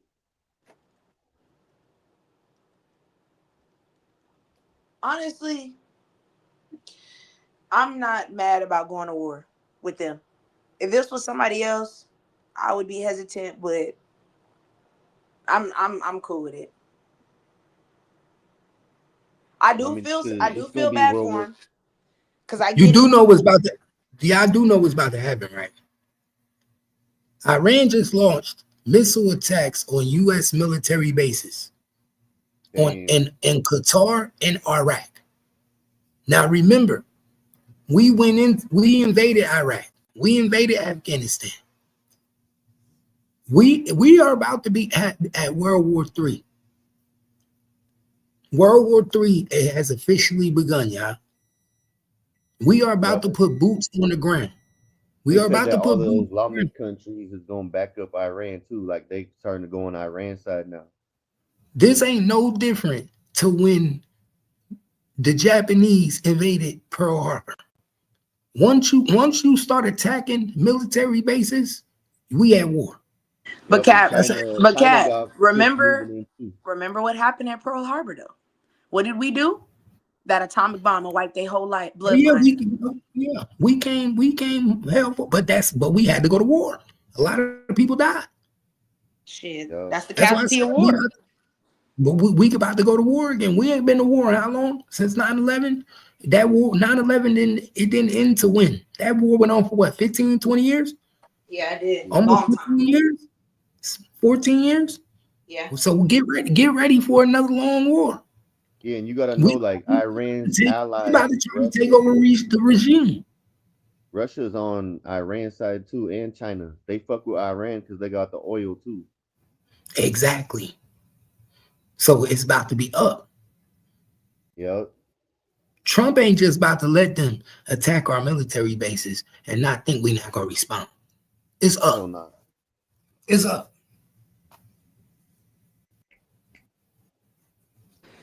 I mean, to be honest with you, We gonna go to war, but I see we're gonna win. I'm just put it that way. It might drag it out, but we're gonna win. Because the only difference between when we went to war last time and this time was they wasn't coming to U.S. soil. Iran talking about coming to U.S. soil. Again, what we saw with Pearl Harbor, we could play war all day long, but the minute you touch down on American soil, you gotta go. We don't play that over here. You're not coming over here with that shit.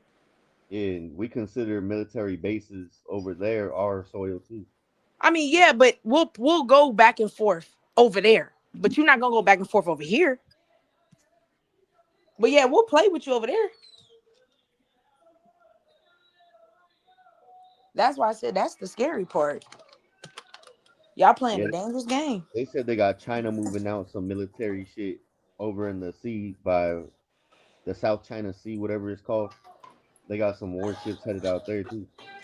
I mean, China not trying to get involved. That's why people keep freaking out saying, oh my God, they're going to team up with Russia and China.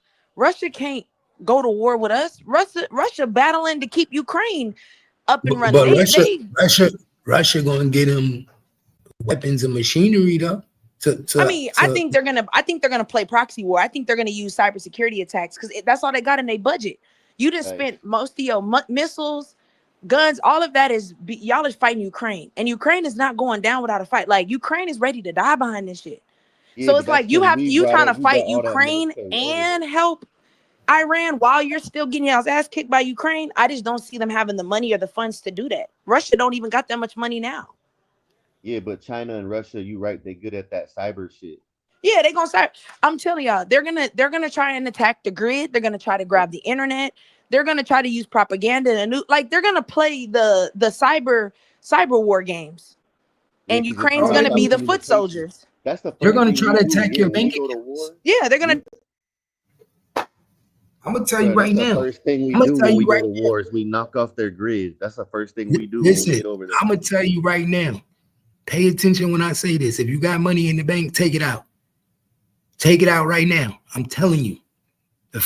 These people in these other countries, when we go against the Middle East, the foreign countries, the first thing they do is cyber attacks. They know how to evade your bank accounts. They know how to go into your computers. They know how to shut down your instruments. I'm telling you, take your money out your account. That will be the first thing they go at is your banking system. Why? Because if they go at your banking system, they can destruct havoc and chaos against the people on your soil without touching soil. Yep. Well, not even that. I can fuck up your economy from the comfort of my home. Yeah, and how you gonna want your people to keep on fighting when you already getting fucked up in your city? You know what I mean? You know how many people go crazy if they go to their bank and it say zero in it? Man, they gonna be riding Bank of America, Chase. They finna be going crazy. Not even that. Even without internet, people gonna go crazy. Oh yeah. Imagine they gonna go crazy. Imagine how Americans would feel if your millionaires today had the same amount of money in their bank account as you tomorrow. Shit. Everybody has zero. Why? Because now, and guess what? The banks has no record of how much money you had in your bank before it got taken away. When that shit happens, all the rich people gonna get robbed. And you already know what niggas gonna do. I had 50,000 in that account. Shit, I know what I'm gonna say. They don't care because it ain't no record. I'll be like, prove I didn't have it in there. Y'all better reimburse me. Look, because they ain't got no records, they not responsible to give nobody their money back. And because it was an act of war, they not gonna be held accountable. They got stuff that's in place that when shit happened during war, that they don't have to follow certain. Yeah, they're not laws. responsible. Yeah, they're not responsible. Yeah, it was China, not us. We not responsible for what another act of war did. It happened during an act of war.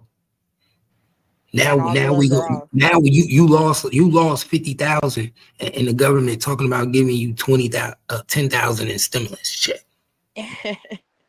Pay attention. Man, y'all better bring them PPP loans back, motherfucker. If you smart, you better take how you gonna cash that check?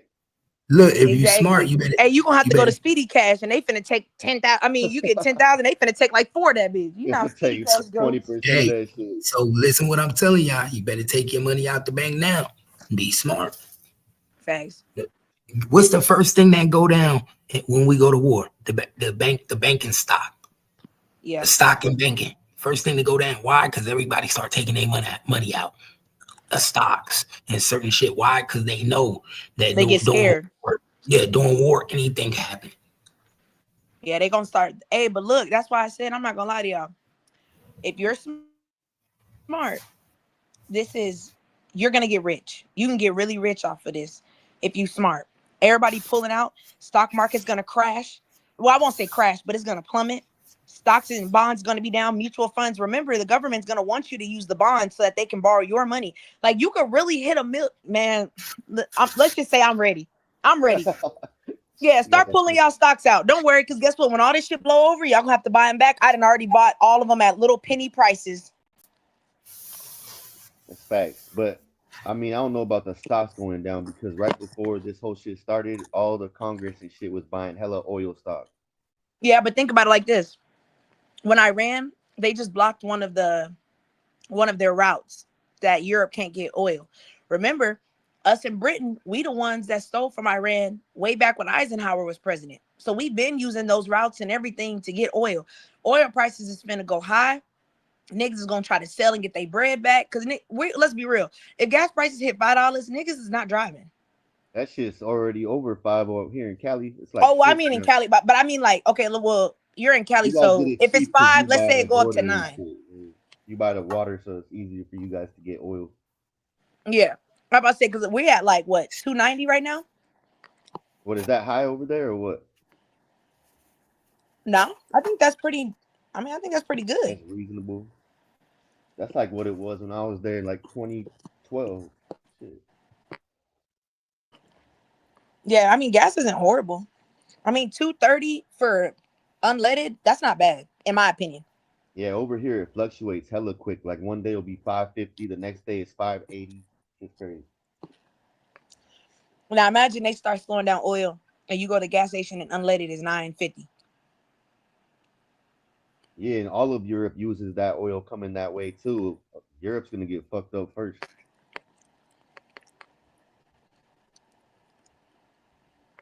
But that's why I said they not think like, and this is what people don't understand is that they like, oh man, Iran must really got something. Iran must really got something got something that's really deadly or something if they want to go to war. What people don't understand is them countries, sacrifice means everything to them. They will sacrifice their whole entire country just to play victim.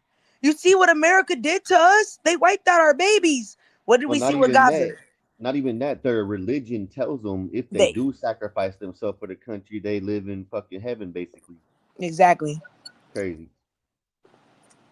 And remember, that same religion tells them the whole world, their mission is to make the world Muslim. Hey, to praise Allah. It says it in the Quran. Last year, before all this shit happened, Iran took one of our drones, one of our new drones that had secret information on it and shit. Iran knocked that shit down and said that they reverse engineered it. So they have our drone technology too. Goddamn. It was 2011 actually. It says 2011, Lockheed Martin RQ-170 unmanned aerial, basically a drone, got captured by Iran. So they've been having that technology for years and working with it. Yeah, and Lockheed Martin, they the best of the best, man. You know how hard it is to even get a job there? That shit is hard. You gotta know somebody or be involved. Yeah. I went to one of their, right before I graduated, I tried to get a job there. I went to one of their interviews. They had open interviews. It was right there in Fort Worth, actually. Fort Worth, Texas. They had at that little center, they had a open interview. I kid y'all not, no bullshit. There was over 3,000 people there. And the position, they only had 4 positions open. What were you trying to do? Or what were you trying to get? What position? Oh, I was trying to do like engineering for weaponry and stuff like that. Only 4 positions with 3,000 Yeah, it was people. only 4 positions, and it was an open interview. And you had to go through the first round. So I made it through the first round. The second round was come to Fort Worth and interview like with the actual people, Mm. the hiring people. And when I got there, that line, it was over 3,000 people. I had to take a ticket. I was 2,000, I think I was like 2,080, something like that. When I pulled my ticket, I stood in that line for like 4 hours Damn. with my resume, everything. You gotta be like an MIT Oh yeah, yeah, yeah. 4.5 student. Shit. That, and they really love if you have military experience. Oh, because that proves you reliable and you don't tell and shit. Well, that, and you kind of have that insight of what we need, military, you know what I'm saying? Yeah, more disciplined. I get what Yeah. you're saying. You understand the military like attitude. You're a real patriot for America. They like that.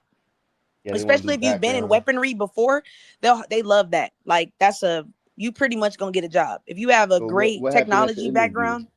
Huh? What happened at the interview?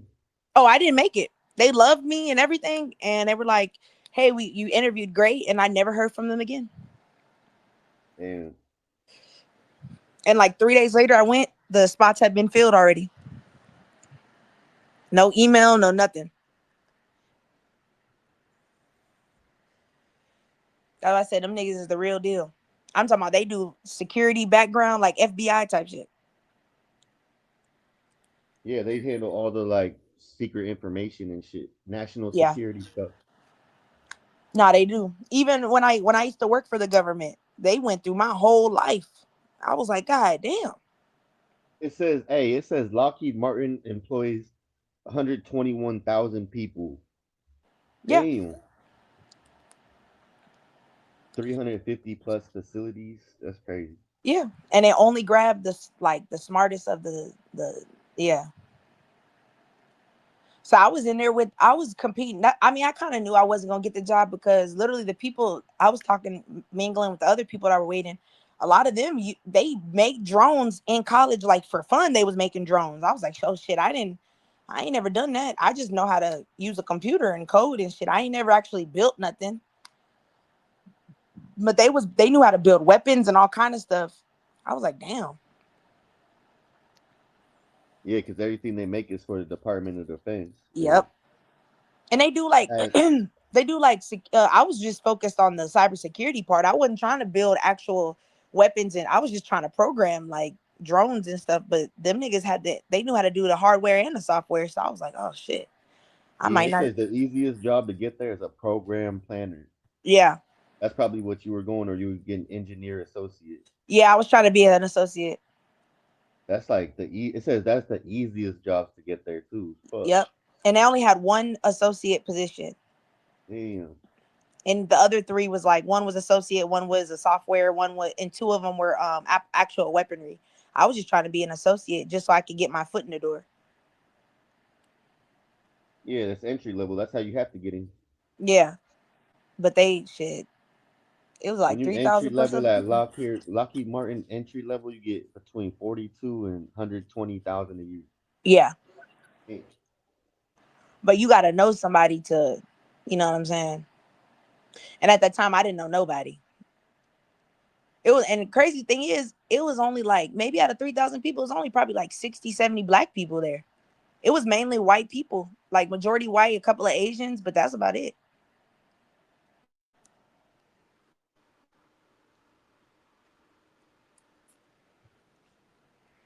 I said, yeah, these niggas, they love their country. They was dressed nice than a bitch, like they was going to a banquet. For real, I was like, damn, maybe I underdressed. I mean, I had business casual, but these niggas was business savvy. I was like, damn, they had briefcases. I was like, all I had was a piece of paper with my resume. I was like, oh shit. I was like, damn, maybe I They didn't come pulling up with prepared. USB drives and shit. Yeah, they did. They had USB drives. They had blueprints of stuff they built. I was like, damn, I just thought you brought an interview. I'm thinking just the resume and maybe a couple of projects you've done in college. It was a couple of I only brought one research paper and a resume. That's all I brought because that's all I thought. Nah, these niggas had cover letters, reference letters from top professors in Harvard and all this. I was like, oh shit. Yeah. All I had was my little black professor from the South. I was like, oh shit, yeah. I wasn't prepared for this. With blueprints of their fucking shit. Yeah, they had blueprints, sketches. They looked so professional. I was like, oh shit. I was like, damn. I should have got an NAACP letter or something.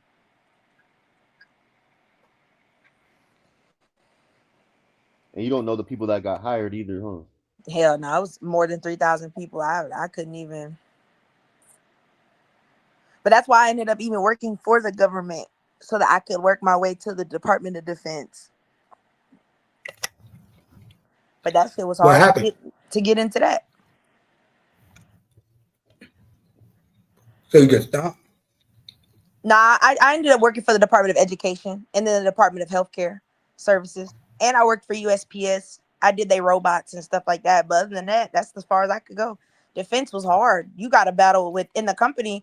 I mean, there's over like 5,000 employees. You got to battle to get them Department of Defense positions. Mm. They got one right now at the Air Force. Because I quit. I got laid off. Our department got laid off with that healthcare cut.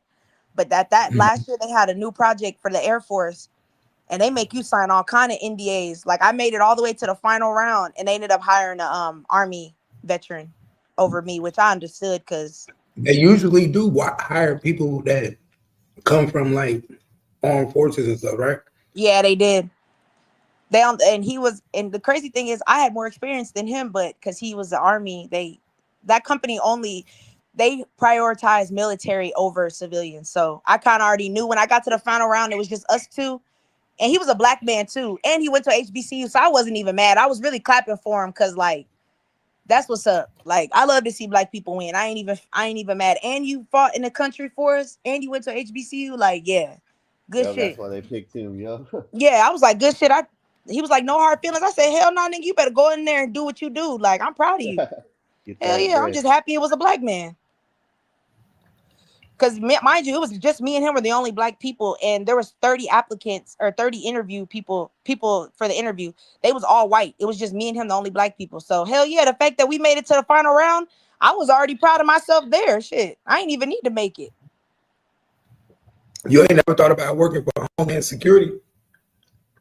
I can't because of my charges. I have to get my charges. That's really why I had to quit the USPS working with robots, because my charges, they weren't, I had like a gun charge and stuff, and they was like, nah, we don't feel comfortable.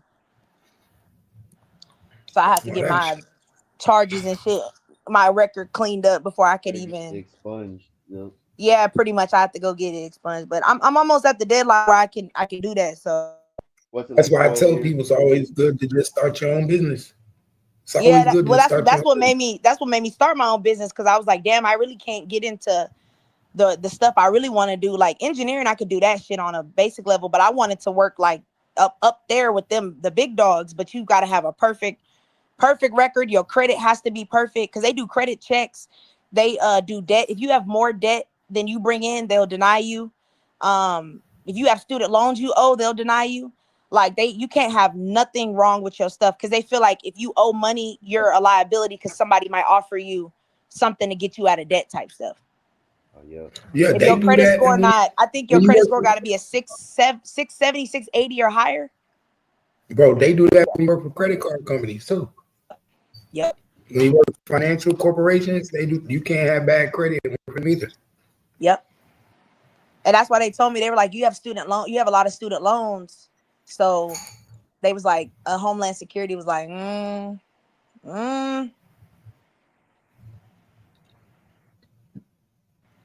But they go through, they go through all that. It's about to go down. All I know is be prepared. It's about to be some shit. Retaliation gonna happen tonight. What, Trendy? Yeah, you better stack up on some waters and gasoline and shit. Didn't you have the charger last night? I wonder, did Trump address what happened yet? Look over there. Not yet. I think that the Iran just happened like an hour ago. I want to see the footage. I want to see how many casualties, because that soldiers I know got hit. Let's see.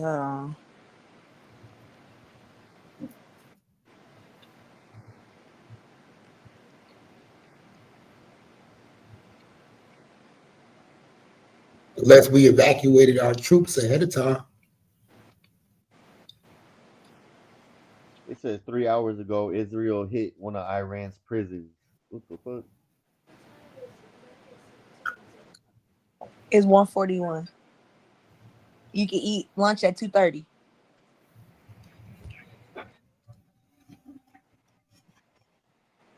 Let's Oh yeah, see. retaliates on U.S. airbase in Qatar. Yeah, Qatar's been And on our side too. Qatar let them come through the air like that and ain't do nothing. That's why I was looking it up because I'm like, y'all ain't shoot them down. That's what I'm saying. These people be in on it. That's the back door. Yo, You seen them coming before they got me.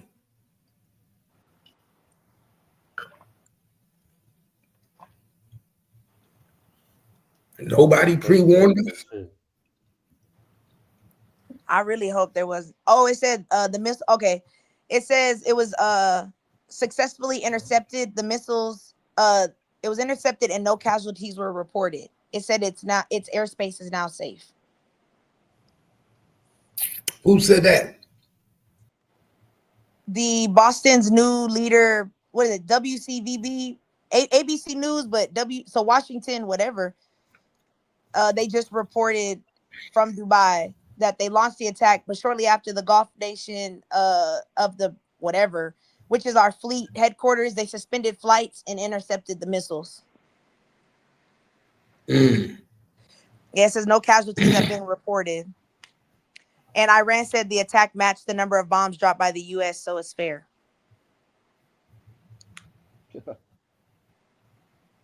This little tit for tat thing. The president said we targeted the base because it was outside of populated areas.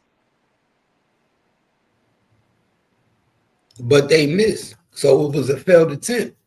Yeah, but they said that's why they did it. That's why they targeted that specific base, because it was outside of populated areas. They just wanted to basically show you that we down to throw something too. But Iran is saying, but Iran did not claim credit for the attack, which may have been carried out by militias. So they playing proxy war. They little pussy ass.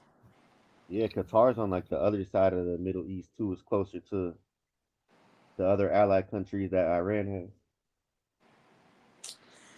has. These niggas, I wish Iran would understand, like, this is not what you want.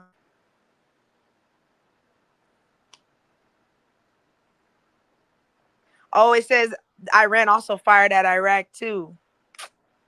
Yeah, they hit Ain't that? Qatar But them is and y'all Iraq. brothers. Yeah. Oh, because America's We there. flipped, yeah, we flipped the regime over there. Yeah. I was about to say them is y'all's brothers. They were. Not well, yeah, were, yeah. But you still got your people over there. So you attacking your... Oh, they trying to clear us out of the area. They're starting close. So that, look, if you clearing out Iraq and Qatar, that means you trying to keep them away from your allies too. Yeah. Oh, yeah. Okay, so as of... Oh, wow. Okay, so as of yesterday, what is this? The 20... Oh, this is just recent. 2:41 p.m. Eastern. So that means 1:41 my time, Texas time. Putin, the president of Russia, he says they will be taking steps to help the Iranian people. He just made a statement. Ooh. Putin, you don't, man. Yeah, Putin, you worried about the wrong shit. Ukraine is kicking y'all's ass. Why are you worried about Iran? Gotta save them. He's pulling save them. You need to be saving your own people. Putin's playing a roll out of your playbook. Hell yeah. That's why I said, hey, look, let me tell you something. I don't like Putin, but me and him think alike. I be understanding his logic. It be fucked up, but that's why I be like, damn, I kind of am a fucked up person. Because I be like, yeah, I would have done that shit too. He's strategic. Yeah, that's what it is. Yes. Even with that Ukraine shit, I was like, that's fucked up. But I was like, shit, Putin, I probably would have done the same thing too. Bitch, you're not linking up on my ops and thinking we not finna bomb you. Yeah, and then if Putin gets involved, you know China's going with him. I don't know. I just don't see China. Y'all have a lot to lose going against us. Just keep it peaceful. Yeah, no, they're not gonna say it, but they gonna be doing that proxy shit like you said. Yeah, pussy ass. I hate a proxy bitch. See, that's why I respect America so much. We throw rocks and we hold our hands up. Yeah, it was a. We go over there and do it again. Yeah, we'll do it. Hey, we'll throw a boulder at your bitch ass. You keep playing. I like that. Don't play no little secret shadow games. Be a man. Stand up. Stand behind what you did, yo. Yeah, don't be. Oh, it wasn't us. It was the malicious. Hell nah. But Iran did say this morning that they're gonna greenlight all the sleeper agents in America. So we about to see some attacks here. And they control a lot of our gas stations too.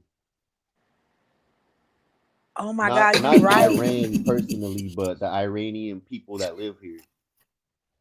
Oh yeah, you're right. They do got gas stations. Nah, that make me scared. Like, I go pump my gas and that bitch blow up. I'm gonna be hurt. I'm gonna be dead. Yeah. Man, I'm finna go to 7-Eleven. The 7-Elevens out here ran by white people and crackheads. I'm finna go over there with y'all. That's who works there, but it's owned by the Iranians. Nah, the 7-Elevens, the 7-Elevens in Austin and shit, they be, a lot of them be ran by like white people be buying them. They be like white U.S. companies. You better take your ass a Quick Trip. Nah, for a quick trip. What's the other one? I forgot. The Racetrack. You don't got no Quick Trip over here. Stripes. Yeah, I'm gonna go to Stripes. Buc-ee's gonna always be safe. Gotta hit that Pico. Tell you, nigga, I ain't eating no more Chicken Shack food. Nope. No, man, I'm good. Chinese food, I ain't even fucking with y'all. Man, that shit's all rabbits anyways. Yeah, some good rabbit though. I ain't gonna lie. My rice shit. Them niggas not to make anything taste good. Bat wings, rat ass. I don't care what it is. Bat wings and rat ass. They be putting that shit in that lo mein noodle. You can't even tell. I'll just take the noodles. I'm good. I'll hold the rabbit. Nah, I ain't even eating there. Let China say it's up. Don't worry. You ain't. Hey, AAA, all them buffet, China buffet, you ain't got to worry about seeing me for a while. But strap up your boots.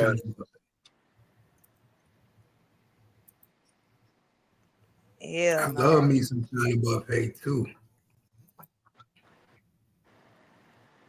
And that's why I said I feel like it's fucked up because they gonna play this. I'm telling you how this gonna play out. They gonna say, green light the sleeper agents that are in America that's been hidden among us like normal people. They're gonna start doing attacks. Coming up from the border too. They've been coming exactly. Up American citizens are gonna attack them, and then we're gonna be painted all over the world news as these savages, these people killing people for no reason. That propaganda bullshit. They're gonna paint us out to be these horrible people. Big L know what's gonna happen. Big L, come up here and hit the link and tell us what's gonna happen. You was out there, you know what happened next. What's gonna happen? Give us an insight. What's gonna happen? He was out where? He was in the military or what? Yeah. Oh yeah, tell us. Big L know exactly what's gonna happen next. Big L is a veteran, a retired veteran. See, at this time we need all the young. Well, look, we need all the YNs report. Grab all the Glock switches y'all been had. Chicago, Louisiana, California, all of you gangsters. Hey, we need y'all.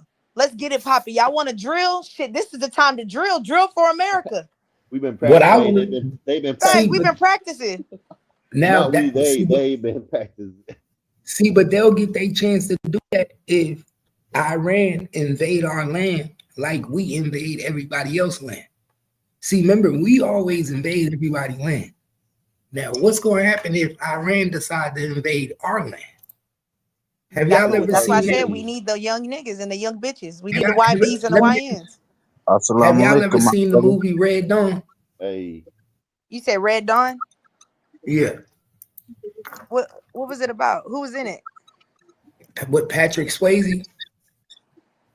Red Dawn, that's the one with like the Chinese come and try to land in America. Oh, with the Soviet soldiers and all that. Colorado. Yeah. Town. They invade like some town or something. Yep. Oh, Big L It's in good here. when you do it. What's good, Big L? I can't call it. How y'all doing today? You already know. Yeah, we at war, brother. It's real. Definitely real. It's real now. Trump, yeah, Trump jumped the gun though, man. He didn't have no like proof substance to jump in his war, which they never do. But I think he played his cards. But now So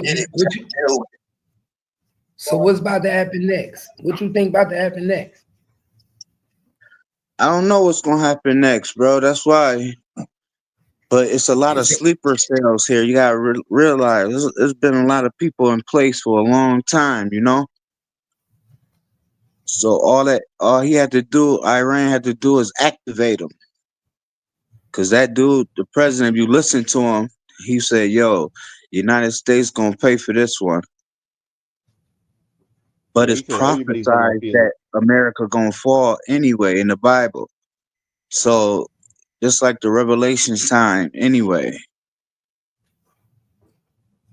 So it's gonna be interesting, bro. Y'all just watch y'all back, especially if you like in a major city. You know what I'm saying? Just watch your Hell yeah, back, because man. that's where they got the most Buses, dense populations. That's what they're gonna hit first. right? Trains and anything like that. They probably gonna start hitting that first. large crowds, large gatherings? Right. Airports. Like the Boston Marathon thing, stuff like Yeah. that. 4th of July coming up, all that type of stuff. Just keep mindful of what y'all doing and who y'all around. If I was Shit, niggas, I wouldn't even be out on the 4th of July this year. I know I ain't. If I do, it's gonna be like privately in my own yard or something, with my peoples. That's about it. But not no outside gatherings as far as like parades and all that. Nah, man. Fall back from that type of stuff for real. Nah, for real. Because it's about to get hectic. Yeah, it is. Now, you think they're gonna put boots? You think they're gonna put boots on the ground? Yeah, they already getting them ready. They said they're getting they already activated like 40,000 American troops already. The active service. Yeah. Just in case they do something wild, they're gonna send them in. Or they might just go send them special boys in to go get the leader, like they did Saddam and them. Yeah. They deployed a bunch of people last month. One of my someone I was talking to, they in the Navy, they left last month. Like what, May 19th, May 20th? They told him that he had to get all his pack up his belongings and head to the base. Yeah. And all the So soldiers they knew they go were gonna do this. lockdown. When this happened, like when they called war when I was in, they locked us all down. It ain't no special, it ain't no partying, it ain't no going off base too much. They on lock right now. Cause a lot of soldiers, some of them be in the military just to be, be in there. They weren't really trying to fight no war. Cause I know Yeah, when I signed up, I they wasn't thought going to shit was sign up peaceful. for real to fight, but it just happened while we was in there, And Trump a puppet anyway. He don't see. I bet you he ain't gonna send none of his kids to war, but he Hell could no. send everybody else's. That's the only part I hate about that. These leaders who they pick for presidents, they never send their people out there, but they willing to send everybody else. Yeah, we were talking about that like a week ago that we didn't know if Trump was gonna get in there or not. He said he wasn't. They were I just knew he talking. was. No, I knew he was gonna get in there. Yeah, Push yeah, I that know he button. was going. I know he was gonna do it too, because he want to make a statement. This is his last 4 years that he can run, you know. So he really want to make a mark. Every president got to have something under their belt that they, you know what I'm saying, they did as president. Right. But he wanted to go down with the war hogs. He want to be one of them. He went first run with no wars, and now he's trying to take them out in the second run. He brought the troops home. Didn't he bring the troops home? Yeah, he brought them out of Afghanistan, but they took all the equipment. They still had it. Well, you know, they couldn't bring it. They supposed to destroy it. Technically, they supposed to destroy the equipment because they can't. It costs more money to bring it back. What equipment? When y'all be going to war, don't y'all leave the equipment where y'all at war at? No, sir. You're not supposed to. When Trump pulled out the Afghanistan troops, they left everything there. Only equipment they would, if they left the equipment, right? Believe it, because they didn't just leave the equipment. We got bases all around the world, so the equipment, believe me, we got it. It got moved to one of those bases. Maybe that's the bases Iran was attacking. Yep, but we still own it though. It ain't like we just leaving the equipment to them. We still own the equipment. Yeah, because they'll reverse the technology, use it back on us. Yeah. Right. Like when we used to like I had my own truck, right? So when we was doing like deployments, we would just take our vehicle to the train, or they'd ship them off in the airplanes, and by the time we get there, our vehicle's already there. So we'd ship them off the train or a plane. By the time we land, we go up on the plane in our uniform and weapons. So by the time we get down off, all we had to do is go get our equipment and load up and start convoying. And then every just say you got your the grounds troops who's fighting, but you also have all the support that's gonna come with them. You got the tankers, you got the gas, you got the medics, you got the food service, you got the like personnel, artillery. Yeah, you got everything. You got engineers if you need to build a bridge. You got every unit to support the front line. Yeah, they said a lot of that shit that was going to Ukraine got pushed towards Israel. They said the terrain is too rough. We also have like scouts that ride motorcycles and stuff. If you could, to get to the soldiers. Now they airdrop some stuff. If they need more stuff, we airdrop it to them.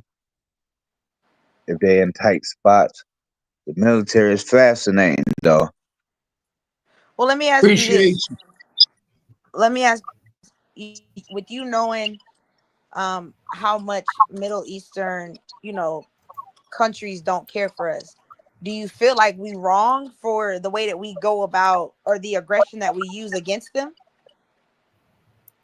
I don't feel like we're wrong because we are the superpower. So we like number one. We just like we the champ. So we're gonna stand on ours. You know what I'm saying? So that's what he's doing now, showing them, yo, you can't threaten us with words. If you threaten us, he Trump like a big bully too. He a gangster.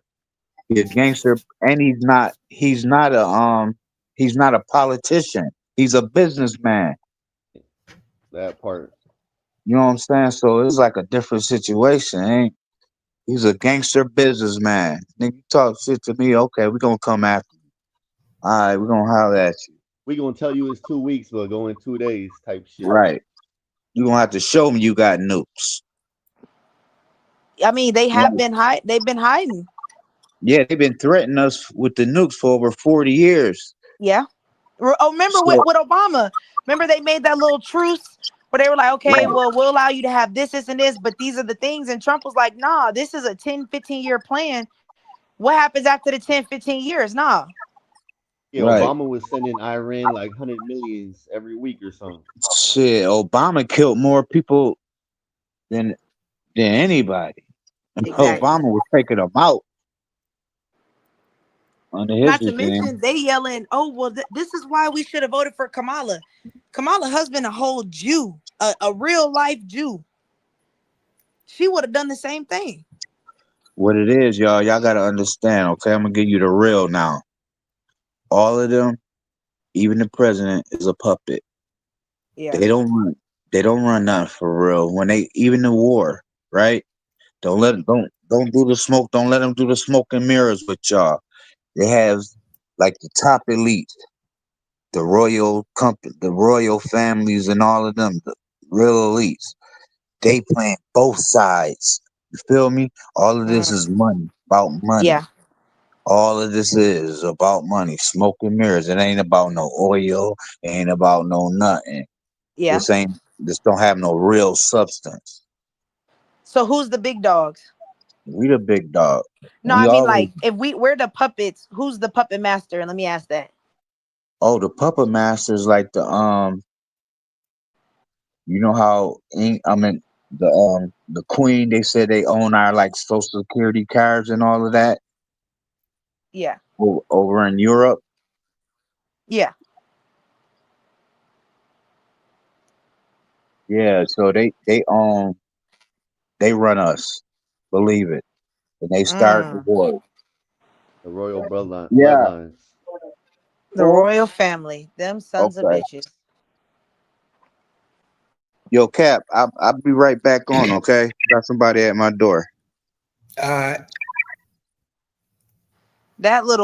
Queen Elizabeth bitch. Well, The you whole know that, family. bro. Why you think when that shit happened with the Epstein, we didn't get in no trouble from over there? Oh yeah, the Prince Philip, and he was on the plane Yeah, and and shit. All that. I'm sick of his ass. He was tied to all types of shit.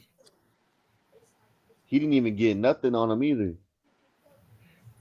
But like he said the key thing. Big L said we got what our biggest threat is the sleeper cells. That's scary, yeah. Yeah, because they've been here for so long, building it up, waiting for this. Waiting for this day. Think of how long people been waiting for this day.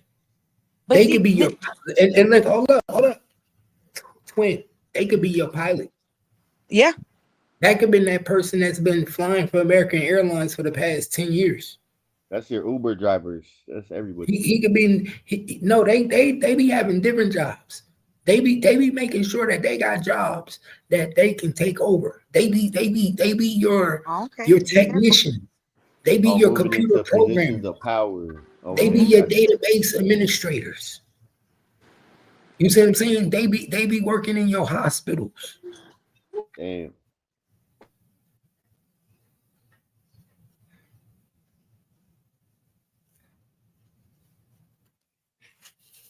That shit crazy. You see how easy it was for them to do what they did, man, boy. Keep your ass in the house. But see, and that's why I said people are, you get on social media and you hear them, they're screaming like, "Oh no, Iran, it's not us, it's the red states," or like, "Oh, it's Trump, you need to blame him." And I'm saying they're literally telling you, we have sleeper cell agents that are in your country. Think about it. Why would y'all put them in the country if you get what I'm saying? Like, this is, y'all been waiting for a reason, or y'all been waiting for just something that y'all can be like, okay, yeah, let's turn it up a notch. That's why I don't feel bad for you. The fact that you would say that, yeah, we finna green like the sleeper agents. Oh, okay. So y'all been on that type of bullshit. Say less. Yeah, and they ain't gonna just focus on the red states either. They gonna hit everything.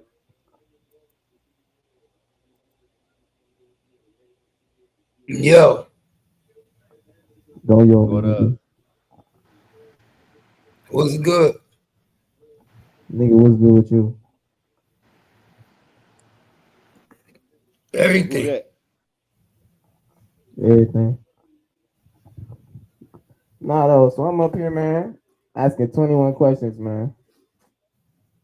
The first one, Gangster Cop, is, nigga, who the fuck you think you is? Oh, it's What? a weirdo. It's a Who you goof. think you is? Why you whispering? Talk louder.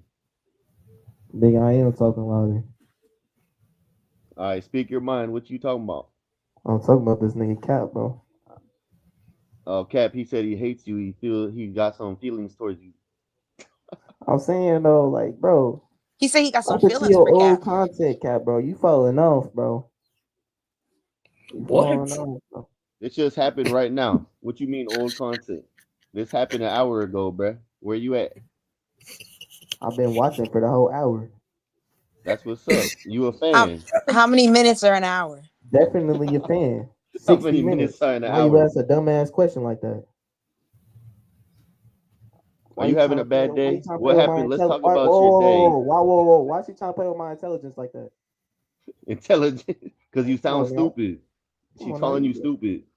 Come on now. Turn your camera on. No, we don't do that. It's 21 questions though. So no, they'll Cap. So what you think about that nigga? What's that nigga? Stain G and gang and KP. What you think? What you think? You think he gonna flip on him? Bruh, nobody talking about that, bruh. What you talking about? I'm asking a question again. That's why I said 21 questions. Hey, Cap, he Nigga, what wants is to this? do an interview with It's you, a Cap. Cap. It's a first date. Come on. A first date. Nah, I don't think Stan G gonna flip on him. You think he gonna rock with him? I think they got a little. I think they got a genuine connection. I thought KP and Zay had something going on. Nah, remember I told you that was more physical.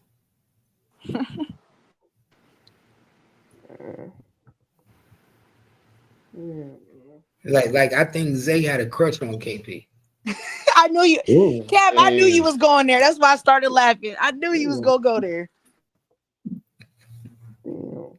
He was trying to spend the night at the house. So they be doing shit behind the camera. Who? KP and Zay. Shit, I don't know what the fuck going on behind that camera. Shit, I know niggas slept on that couch a little bit too many times. Who did Zay? Yeah, that nigga Zay. Man. Stop it, Cap. You know KP said he never He slept lived on his with his couch. mama, bro. He lived with his mama, bro. He was couch hopping, Bro, bro. he did sleep on that He's couch. a bum, bro. Remember that day I got He's a on his bum. ass about being on that couch and then KP put him out? He definitely ain't no motherfucking. I don't know why he got the name OTM. He definitely ain't get shit out the mud. That's a couch hopper. No cap. Nah, that's his name. Leave Isaiah alone. Not as government. That's couch hopper. Yeah, Isaiah. Man. How's everybody day been today, man? But he trying to put hands on Stan G. Stan G better be careful, man. Wait, who trying to put hands? Fucked up. Zay trying to put his hands on Stan G. KP scared of OT and Zay though. Yeah. And Zay want to fight Stan G because he took KP from him. All right, Cap. How do you know this? Bro, why else would OTMZ be mad? He just got fired from Pop Austin. They replaced OTMZ with Stan G. Oh, he got fired. I thought he quit. Yeah. Nah, he got fired. And they get more views now. Man, that nigga got fired. You know, niggas always say they quit when they get fired. He saw you know how you pre-see your replacement? That nigga saw the play being ran. He saw what was going on. They was already putting the play together. That nigga replacement, you know how when a job get your replacement and you know this and they make you start training the nigga. Exactly. That's what they was doing. They was about to make the Zay train Stan G.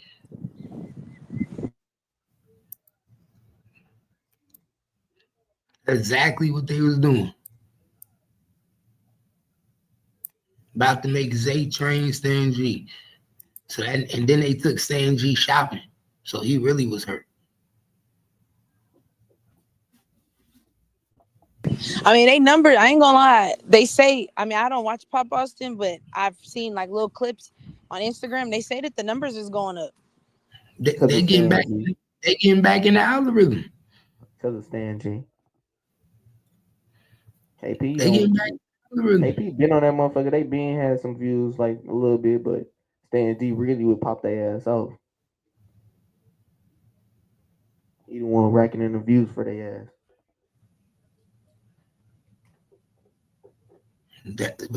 Like I said, I don't think OTMZ gonna take the stand and take this shit too lightly though. I'm gonna keep it real. He hurt. Like he said, I built this shit. He feel like he was betrayed. He feel like he got done like Naughty. I mean, karma's a bitch, ain't it? Hell yeah.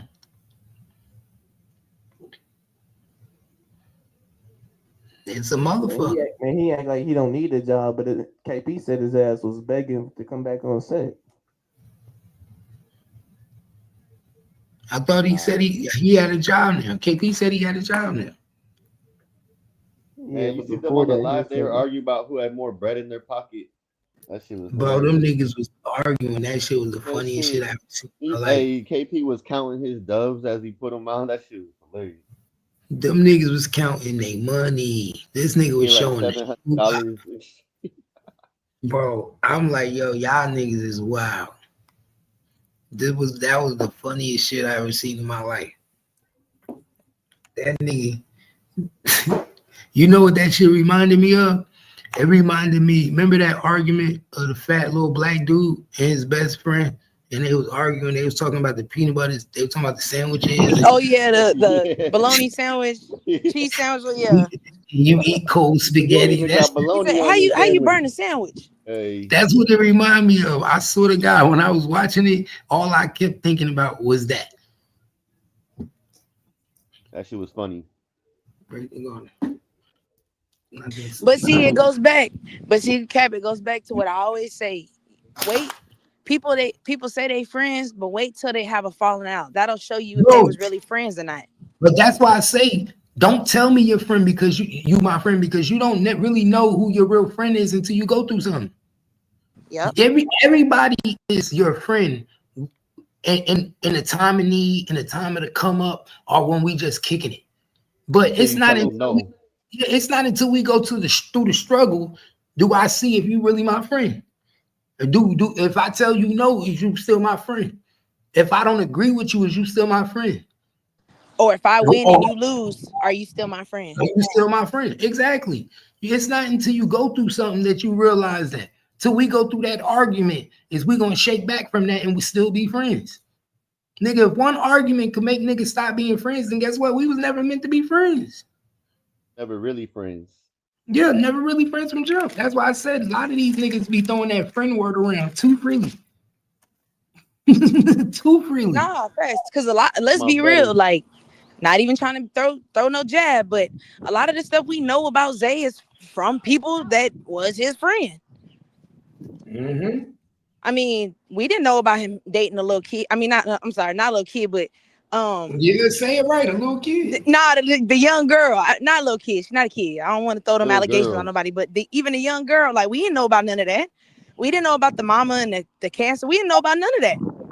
Or at least I didn't know. Let me say me. Let me speak for myself. I didn't know about none of that until I heard it from, you know what I'm saying, his friends.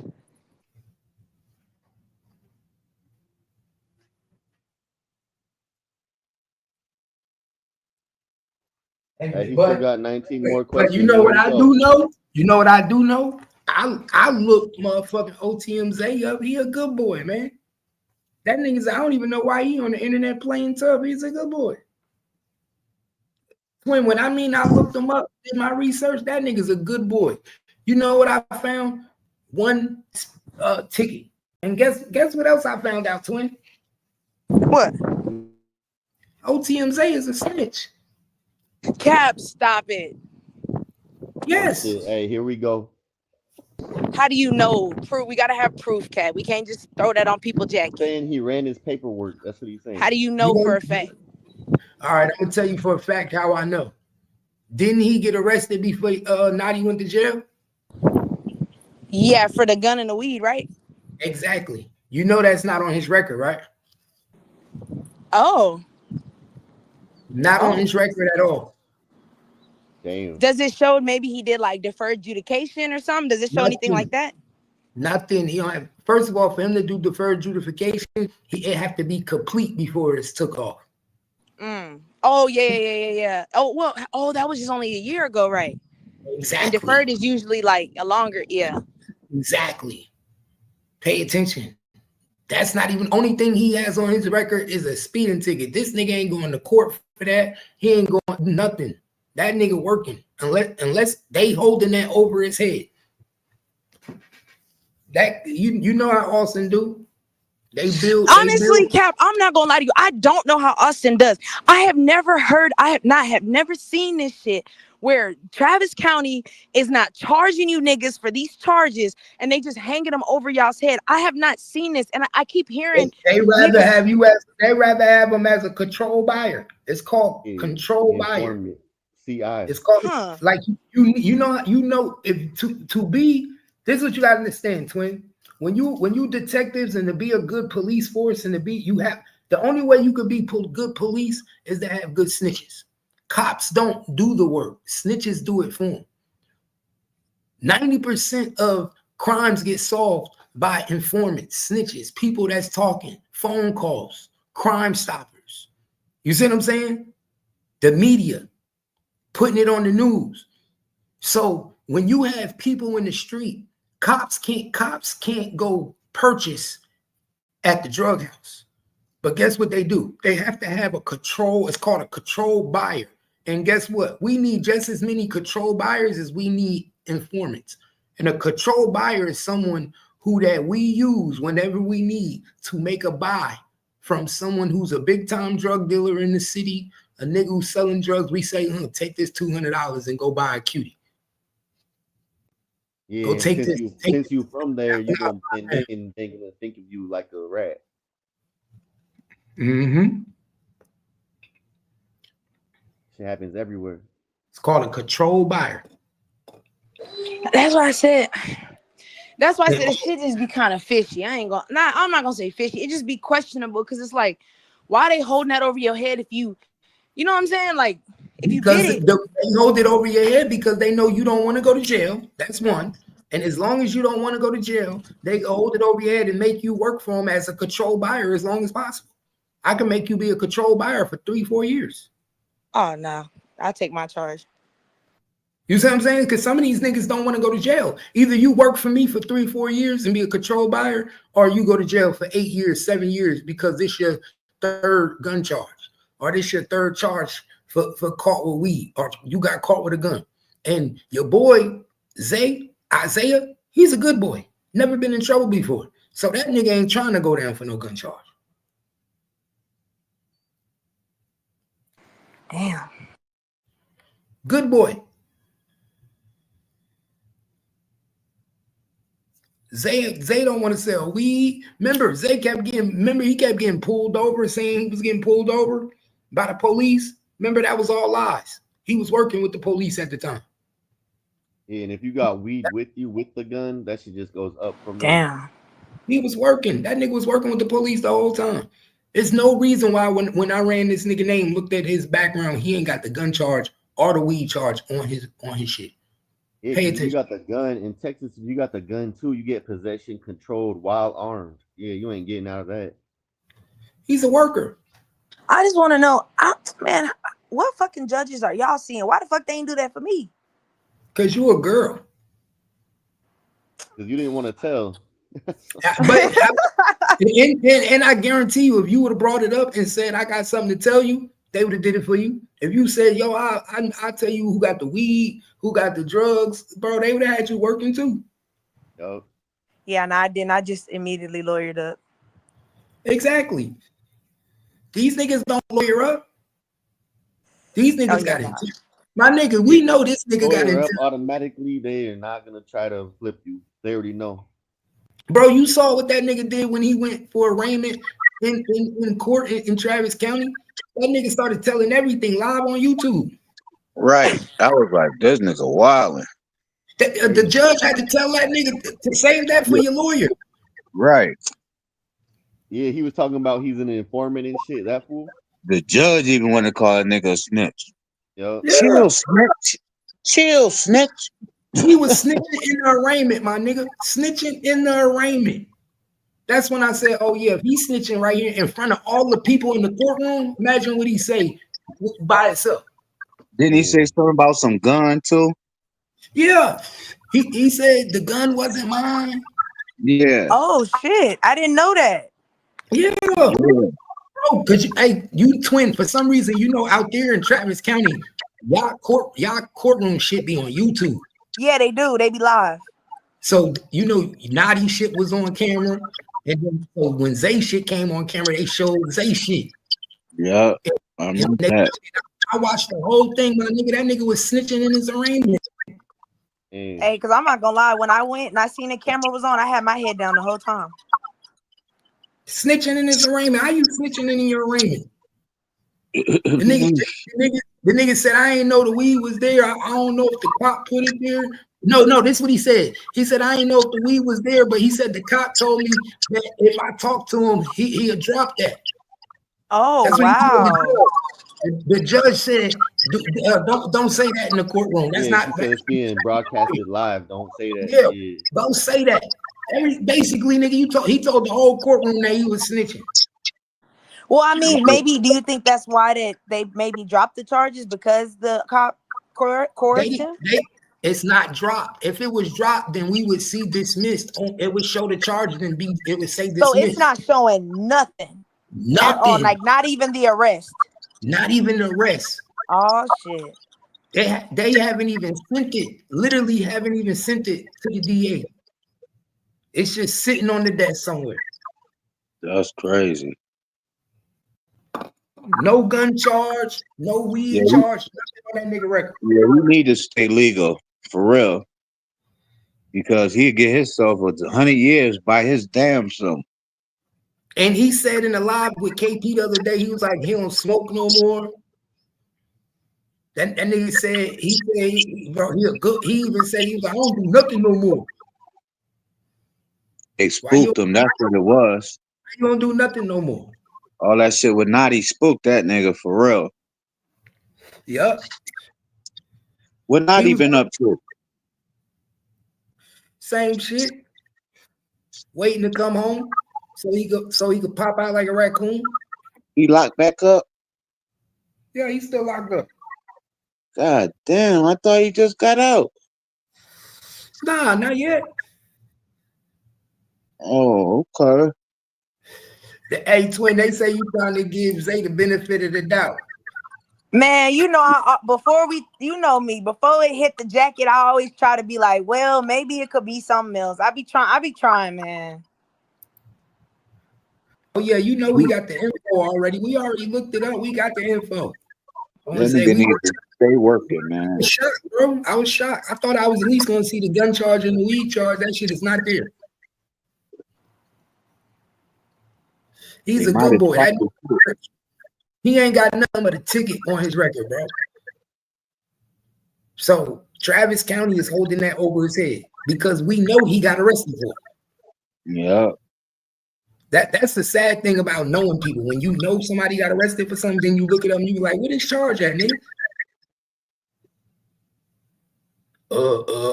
They dismissed it. What that paperwork at? How come the charge ain't here and say dismissed?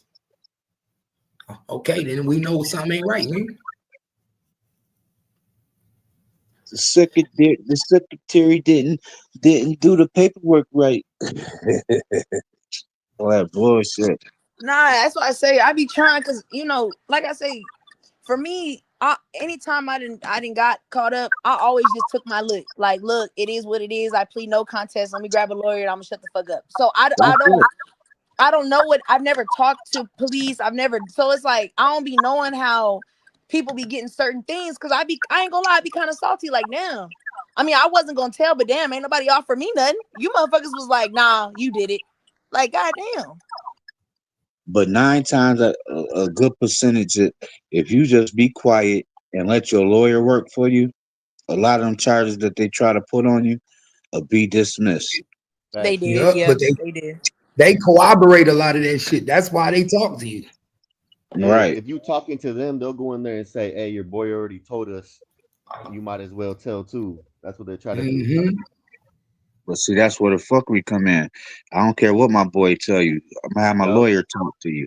Yeah, just because he I'm talking gonna doesn't mean I have exercise to my talk. right to be the fuck Nigga, quiet right I have my lawyer make him look like he don't know what the fuck he talking about. Yeah, right? he's Because trying you to know flip it about the on me. police, their job is to trick you into confession. That's their Yup. job before you even try to act. Or get you to cooperate with your boy said. Yep.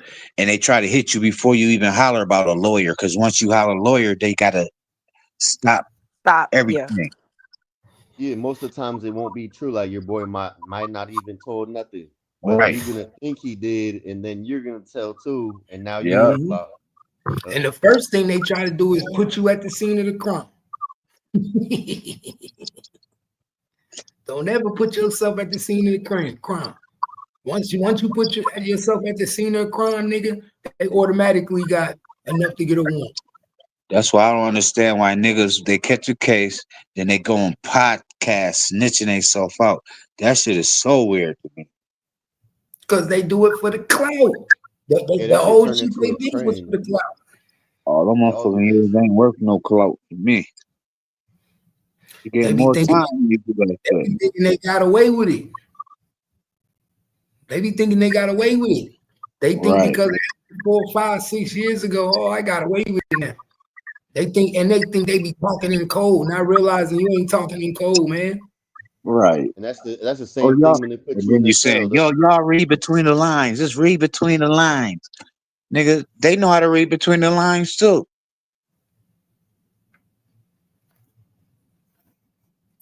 Ain't like you talking a different language, motherfucker. Mm-hmm.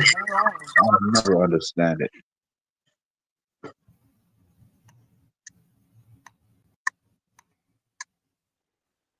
That's why the Mexicans be talking in code. They be talking in Mayan and Aztec, Nahuatl. They can't understand that shit.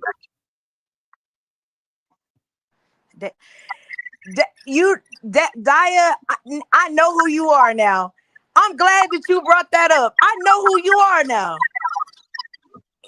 God, only certain motherfuckers knew about that. What she that's a female. What she dropped in the comments. Only a couple people knew about that post. So now I know who you are. What I don't she even see that. drop in the comment? She was talking about this situation with this nigga in Austin. We was doing some shit we had no business, and he got caught up, and then we both got interrogated. And I wasn't a suspect. I mean, I was a suspect, but like they didn't really have nothing on me. And then I kept saying like I was just playing dumb, like I don't know what y'all talking about. Woo woo. They had him try to Facebook, like get on Facebook and get all of us because it was a group of us doing it. He was tagging us like, hey, remember when we flipped blah blah blah blah? And them niggas was commenting like, yeah, that shit funny. I never responded. And like a month later, all of them niggas got picked up, but me. Good. Wait. Be quiet. Wait, that's why I said now I know who on. they are. Because I always wonder who Daya was, because they be knowing little shit about Austin, but it's like now that you said that, now I know who you are. That's crazy. That shit was years ago. Kid. That's somebody's kid. Damn, wait, so niggas what they do? Rob the bank? Nah, we was bank fraud shit, doing stupid shit like that. Like I wasn't physically doing it, but I ain't gonna cap. You know, you know how that shit go. But I knew what was going. So when you ain't gotta say too much about it. But these niggas yeah. But when all that shit, all that shit popped off, they flipped him, and I was wondering why he was like talking. We always talked in a group, but then he started individually hitting us up on Facebook and all that. But he wouldn't answer his phone. He would only talk to us through Facebook. So I stopped responding and deactivated my Facebook. And he would comment like, "Y'all, that wasn't man, even, that wasn't even him. That was the police with his phone." Exactly. Right. But at the time I didn't know that. I just felt like, this kind of weird. I stopped responding. He was tagging me and a couple of us that was doing it in these posts. And these niggas was under comments like, we was on their ass. Da-da-da. I never responded, liked it, nothing. Month later, all them niggas got picked up. They picked the nigga up while he was dropping his kid off. Wow. That's why I said that shit funny. why I don't do the social media shit. My shit got raided after some shit like that happened. So I you say hate to you say know it this. now. It seems like the females is more thorough than these niggas out here for real. So you say you know who this Nah, the person one is that now. flipped on me was a female. Though. Nah, I know who it is now. Cause the fact that they said Jay, that lets me know. Yeah, like I know who it. Yeah, I know who you are. Yeah, that's funny. And the crazy part is they from Dallas. They ain't even from Austin. They just lived in Austin for a couple years. I got a cousin moved out to Austin. He said he love it out there. He's from up here in New York. He said he'd never come back to New York. He love it out there. He said he make plenty money out there. Oh yeah, you can get money in Austin. That's why I don't be understanding when niggas be like, when niggas be calling other niggas broke and they really be broke. I be wondering like, how are y'all broke in Austin? It's so much money out here. Like not even streetwise, like I mean just opportunities, like 9-to-5 jobs. Yeah, Austin blowing up right now. I'm gonna come down there and visit Austin and see check it out. Shit, Tesla hire anybody, you make great money. My homegirl work at Tesla. That hoe be pulling in $1,000 a month, and she barely the bitch be on FaceTime with me while she at work on the little line, whatever that thing is, where they put the shit together, batteries and all that. She be making 1,000 a $1,000 month? a week. Oh, I thought you said a month. No. That She ain't, make $1,000 a week, and they give you a Tesla card that you can like lease out to drive if you're an employee. wow, that's what's up. Yeah, she got her a nice Tesla type shit. That's why I said it's so much money to be made out here, especially with these tech companies. They'll hire anybody. Like even if you a felon, they'll hire you. She said, "Don't say hey." You got so lazy with the easy money. You're gonna Nah, it's realize because niggas they get too, like you said, they get too comfortable. They stop going yeah. to work. But if you really know, even if you hustling on the side, right, you always gotta have a front. You always gotta have a front, a job to stay where that money coming from, or you going down. Simple as that. Dumb. I used to tell my man that all the time. I said, dude, do you think you're gonna just hustle all day, live better than these police that's riding around all day, and ain't gonna get hot?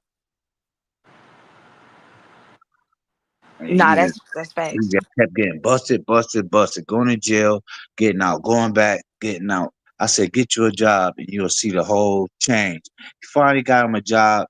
He had to come back and say, yo, dog, you was right the whole time. They ain't fucked with him since. You ain't lying. Word. Gotta have a job. That's what I'm saying. Like, there's no reason in Austin that you should be going to jail for like drug charges and stuff. Like, unless you just the plug, but like if you just the lower foot soldier, there's no reason that you should be using that type of income like to do that shit when there's literally downtown Austin has clubs. These clubs will pay you to promote their parties. And that's chump change. Like that's easy money right there. You getting $100 a night to just promote a club. You hang out with a group of niggas. You this big. If you a big time nigga in Austin, like everybody in Austin be like, oh, I'm well known. Cool. Go down to these clubs. They paying for promoters. Like they want you to bring people in on Tuesday nights, Wednesday nights. They'll pay you $100 a night just to bring people in. It's little shit like that where I'm like telling people like y'all just don't have that hustle in you. Like, you know what I'm saying? Niggas don't have that hustle in them no more. They don't want to go get it. They want it to come to them. Right. Man, you better go get that fucking easy ass money. You do that 3 times a week. That's $300 a week. You get in cash, not through like they paying you cash. That's $300 in your pocket just to hang out at a club for 3 hours. Hell yeah. Tax-free money. For $300 a week, just the bullshit. And then if you know what I'm saying, the more people you bring on the days, they'll up your pay. Nigga, I don't do that. All I gotta do is sit in the club for 3 hours and you gonna pay me $100? Shit. Give me a hookah. I'm there. That's $33 an hour. I'm saying all you got to do is bring in 30 people. That's easy. Right. All you got to do is grab you the hoes you got, grab you 10 hoes and tell them to bring their tricks out. That's 30 people right there. You should tell them bring their tricks out. Yeah, you know them hoes in Austin, they be fucking on 3-4 niggas at a time. Man, tell them niggas to pop out. I got 10 hoes. Tell all three, hey, get your tricks and your cousins. Bring your auntie that like to get drunk. First round on me. You just got 30, 40 people right there. Then, you know what I'm saying? The DJ lit. They gonna be on social media. Hey, this bitch popping. More people gonna come in. Like that's easy. All you gotta do is get that one drunk bitch that like getting naked in the club right there.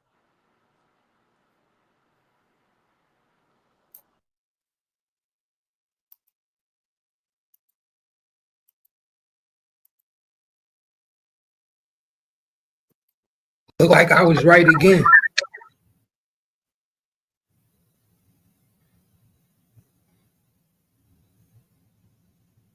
Damn. They got the video. Yep. Man, I had hopes for boy too. Look like I was right again. He thought he was gangster. Hey, you seen the picture with him with the gun and shit? Well, they say he lied. Yeah, he wasn't doing self-defense according to the video. That's what it's. Oh, well, lock him up then. That's what happens when you grow up in the suburbs and think you gangster. Yeah. What they forgetting now is the age of cameras. Cameras everywhere. Everywhere. Yeah, You they gotta imagine everywhere, every dog. time you step out your house, you just gotta think, oh, I'm on camera. Especially, yeah, you in New York, you already know. Right. You on camera everywhere. Even out of New York. You on camera everywhere. That's what that CCTV is. Yup. Well, I mean, you at a track meet. You know, when you play sports, everybody got a phone. Everybody record. You know how kids is Right. when a fight start going off, what they do? Yep. Pull their phones out. Yup. The first thing they do. Hell, Somebody's grown ass always adults do recording. that shit. Yep. Always recording. Back in You our got the time, video, Cap? motherfucker, we used to would I ain't pull out got a it yet. camera when somebody doing some But dirt. Your ass might they get just said, killed. they said the video is out. And a reporter at the Daily Mail have seen it. And they still let him graduate. Now I think they should take back that. It's already June. He probably already graduated. It's Now they're June gonna now. they let him get his diploma and all that. Remember? Yeah, that's 'Cause- what I said. But graduation's already over. It's about to be July. They usually graduate at the beginning of June. yeah. So look at the people at that school or wherever it was at. Must have seen the video already. They should have known. They had to hand it over to the police, right? I want to know who Who gave the taped it? video. Yeah, who taped it? That's what I was just thinking. Because then It my was question is, I'm pretty sure when you investigated, you were asking people, do you have video? Do you have this or that? And then I'm pretty sure parents was like, yeah, we'll offer up these videos. You know, my kid, blah, blah, blah. So how long have y'all been had this video? exactly because you're supposed to clear it up right there. You know what I mean? At least check the video. Man, I want to see that video. Cap, get that video.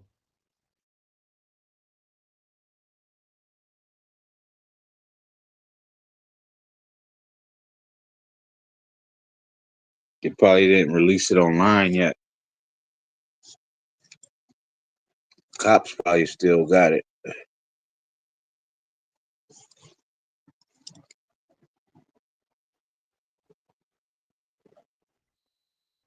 I mean, I don't know how it was in a group of people though, and they let him do that and then walk away from it.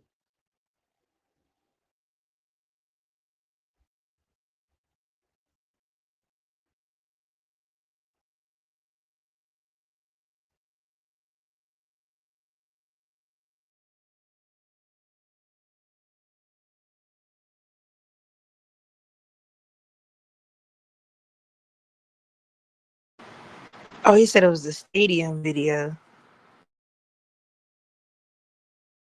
Yeah, remember that was at an event, like some event center at a stadium or something, civic center. Mm. Mm.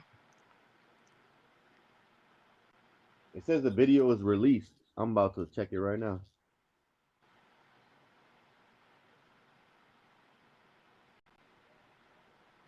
Oh, you have to request it. To the death of a student back in April, but only under very strict conditions. So through open records, it will allow whoever requests it to view that Yep. video. But Whoever Yeah, you have to requests request it. Hey, Cap, go ahead and request it. not gonna get released publicly. It says you They gotta said request that. they said you gotta request it. Yeah, Yeah. you can only request it. They're not gonna release it publicly. So you gotta be a journalist. You a journalist, Cap? I know. That's what I'm telling you. They said at you have to start at 9:53 a.m. is when the altercation starts at the 50-yard line.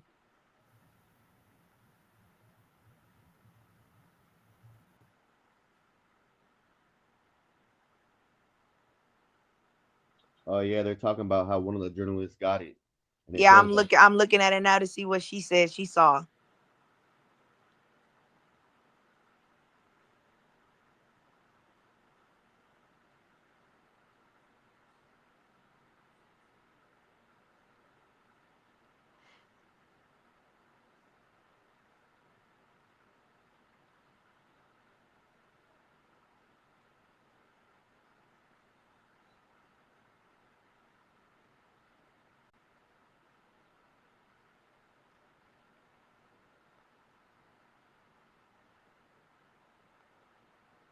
Well, the question is because the way that they're depicting it, they're making a what's it called, a reenactment using AI. I'm sure, and from the way that the camera footage, it's across the field. So how are you able to see all them? Like, how are you able to identify those are the two people that were involved? you heard the first thing she said was people aren't identifiable. That's crazy. Yeah, that's what I'm saying. So if I'm a defense attorney, yeah, let's get that thrown out.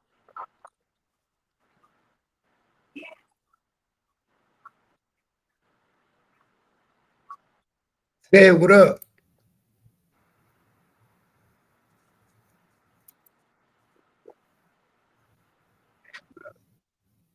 Ted, we can't hear you. What's up, bro? What it do? Chilling. Yeah, anybody can go see the video by the Freedom of Information Act. You don't gotta be no journalist. They just would not let you take it home or make no recordings of it, but you can come view it in person. Oh, because they're kids? No, it's just because of the volatile situation, and then it's still an ongoing thing. But they did make it. They have made it available for you to come see it, but you got to come see it in public though, in person. Stupid. Yeah, I don't anybody understand can go. I don't understand how they pick and choose what videos are considered because of quote unquote like volatile. Like we've seen y'all release clips of people getting gunned down. Right. Just like Lil Wayne, get money, Lil Wayne. Yeah, y'all hey, y'all was slow-moing it, zooming in on it. Right. And they released the ASAP like the next day. Mm-hmm. But this one, because of the way the story played itself out, when the people who actually saw the video was giving their reports on what they saw, they was even playing with the information. That story didn't happen nothing like they said it did.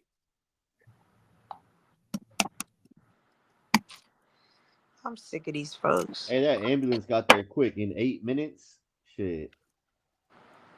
Yeah, Carmelo he done. I can't blame him though, cause he a kid. I mean, you know what I'm saying? Like he was still in high school, so he's still a child.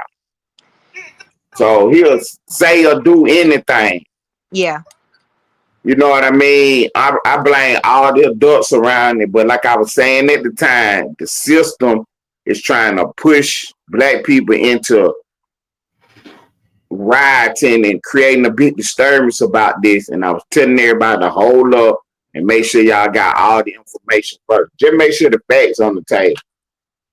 I wasn't gonna jump out there in the streets for him anyway, but at the same time, at least make sure you got all the correct facts for you, dude.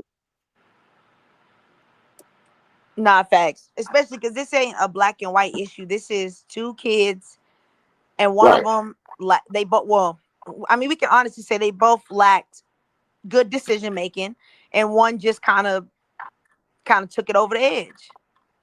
Right. I mean, because like I was saying at the time, even if he did say the N-word or whatever he said, still, I'm not jumping out there. Well, you know what though? But this brings me to this. I know y'all see right now on social media this whole big thing with Sauce Walker and Mexican OT about saying the word nigga. So my question is, when is it okay to say nigga, and when is it not okay to say nigga? Because if nigga is what transpired, which kind of pushed things over the edge, oh, he called me a nigga. Well, hold on, Texas. I thought it was okay to say nigga. Right. So, I mean, I hate to say it, but this is what I've been teaching. I've been teaching this, you know what I'm saying, about don't let that word take you over the edge. You know what I'm saying? Don't let nobody say nothing to you that could push you over the edge. You know what I mean? They know they got something on you, so they gonna say that. So people who don't even know you, the only thing they got on you is your skin color. So you think somebody gonna say that and push you over the edge? Stop playing. You got to be in more control of your faculties than that. But at the same time, I come from this shit, so I play with it too. I smack the shit out you too for saying it. You know what I'm saying? I ain't gonna let you play with me now, but I'm different though, because my mind is stronger. But at the same time, I'm teaching the young people, don't let nobody send you over the edge just because they said that. You got to be able to use your words back. Yeah, but not saying it derogatorily. I don't think that's what she means. She means just saying it. And it don't matter how they say it. You can't let nobody send you over the edge just because they say it. And I know in Texas they do too. Because it's like you saying, oh, okay, well, what if he was like, hey, my nigga, you got to get up. You call me a nigga. Right. Exactly. Because I don't know what you like I said, even if he said the ER, let's just break it all the way down. Even if he said it with the ER, so what? What do it mean? It shouldn't be enough for you to lose your life. Stab someone. Yeah. Right. You're not a slave. You're not a slave. The point of the matter, you're a free man. But the point of the matter, but the point of the matter is now we know for sure there was no physical altercation. Remember, that was one of the main points that everybody was arguing. That there was a physical altercation. This boy was getting jumped. He pleaded self-defense. Where is there a self-defense? There's no physical altercation. Now you're gonna have to say that he was afraid. Even though there was a physical altercation doesn't necessarily mean self-defense. Because even if he did push you or shove you, we're talking about when he got no physical altercation, twin. Never was touched. He didn't get touched. They're saying he was never. But see, people in the students said he was pushed. Yeah, they did say that. Yeah, that was fake news. So that's what I'm saying. Like even if you, regardless of whether you were pushed or you weren't pushed, you still use deadly force in either situation. You're still wrong. You can't stab someone because they push you and call you a nigger. That's like, whoa, hey, that's murder. Exactly.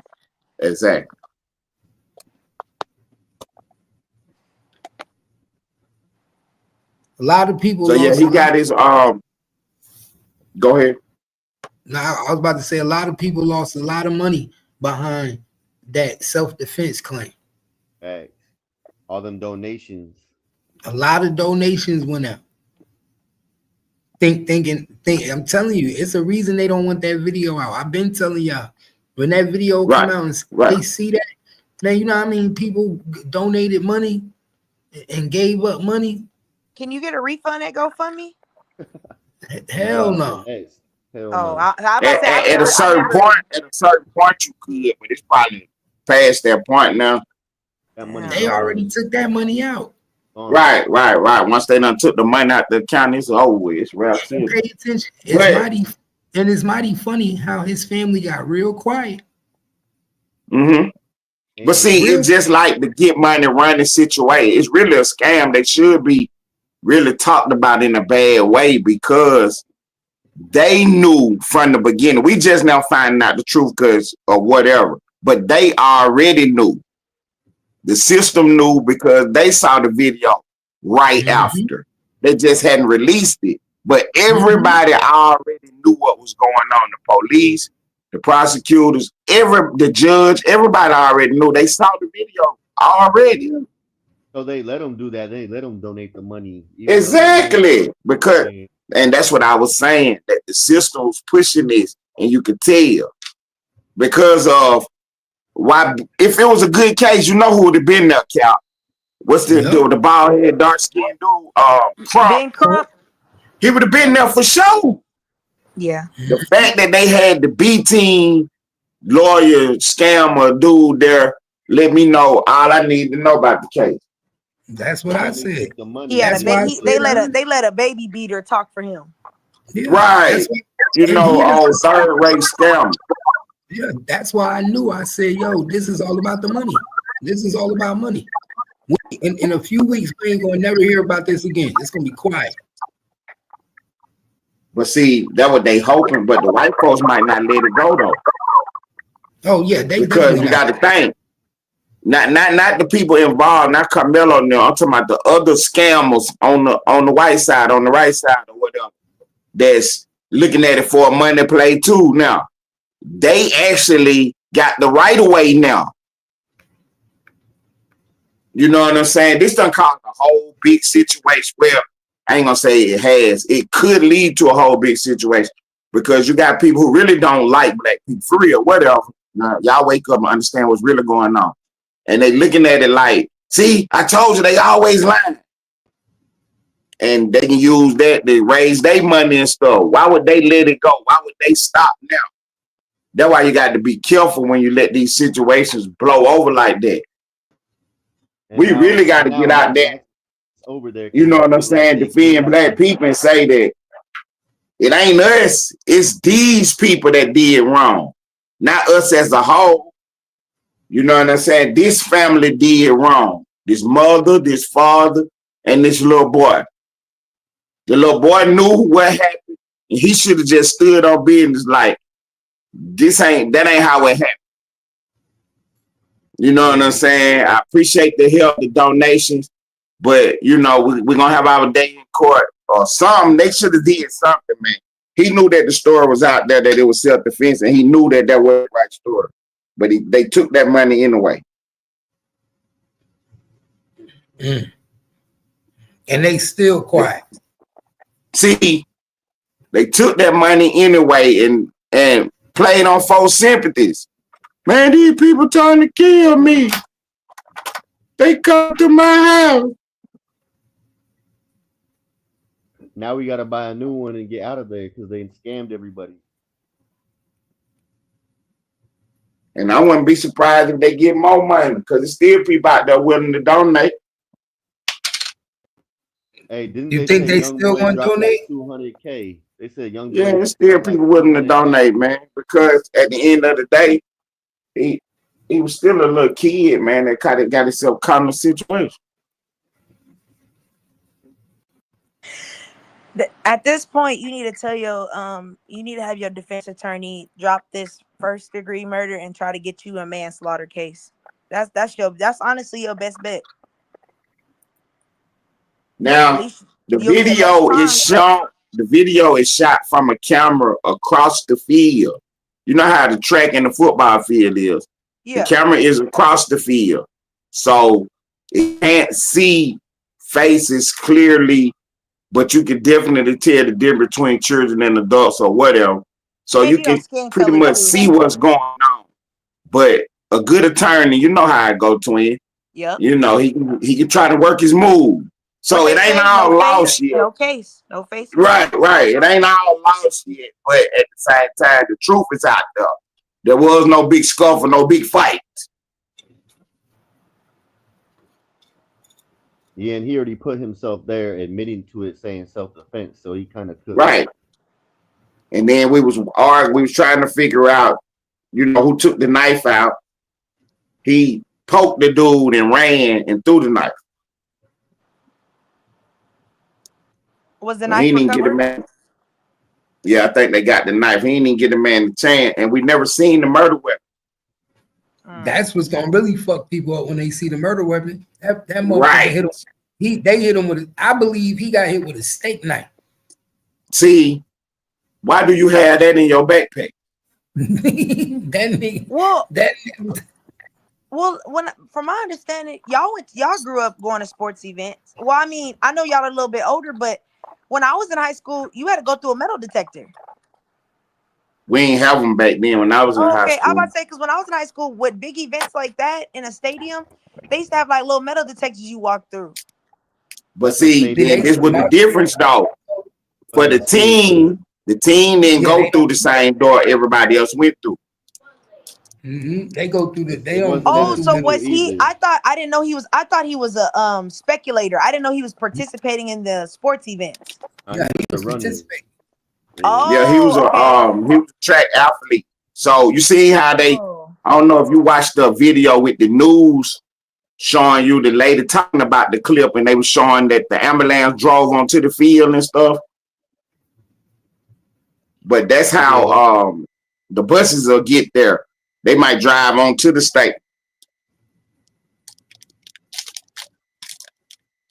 But I would think nowadays, the way they got them with the medical detectives, that they would send everybody walking through though. Not in that town though. I guess it's just crazy. They had no prior engagement before this. What is going through your So mind that you the would... bullying is out the door. Exactly. He was being That's why I'm bullied like, because they didn't even know each other. These two boys. because remember everybody was saying, "Oh, he had been bullying him." Well, we just found out there was no prior relationship or engagement between the two. That's why I told you. I believe that he already woke up that morning saying anybody can get it. Anybody can get it, right? Remember, I told you. I believe he already had problems at home that nobody telling the truth about. I believe that him and his stepfather don't have the best relationship. I believe that. Remember, I told y'all. I believe his stepfather be beating on his mother. Okay, yeah, you did say that too. Remember, I told y'all. I believe my nigga. Did y'all watch that press conference? His stepfather sat back away from his mother while she was at the podium. He didn't even comfort her while she was sitting there crying and talking or to even the. Speak up, yeah. He didn't even speak on the son's behalf. Most people. Then that go to premeditation too, because he sat in the wrong tent purposely. Well, You're a 4.0 student. You know the difference between your tent and another team tent. He did that already because he had the intentions of getting at somebody. Well, no, they said the coaches told them to go take cover somewhere, and that's what made him run over there because it started pouring down rain and shit. Yeah. So he went over there. We don't know if that has to be true yet because we ain't heard a coach clarify say that's true or not.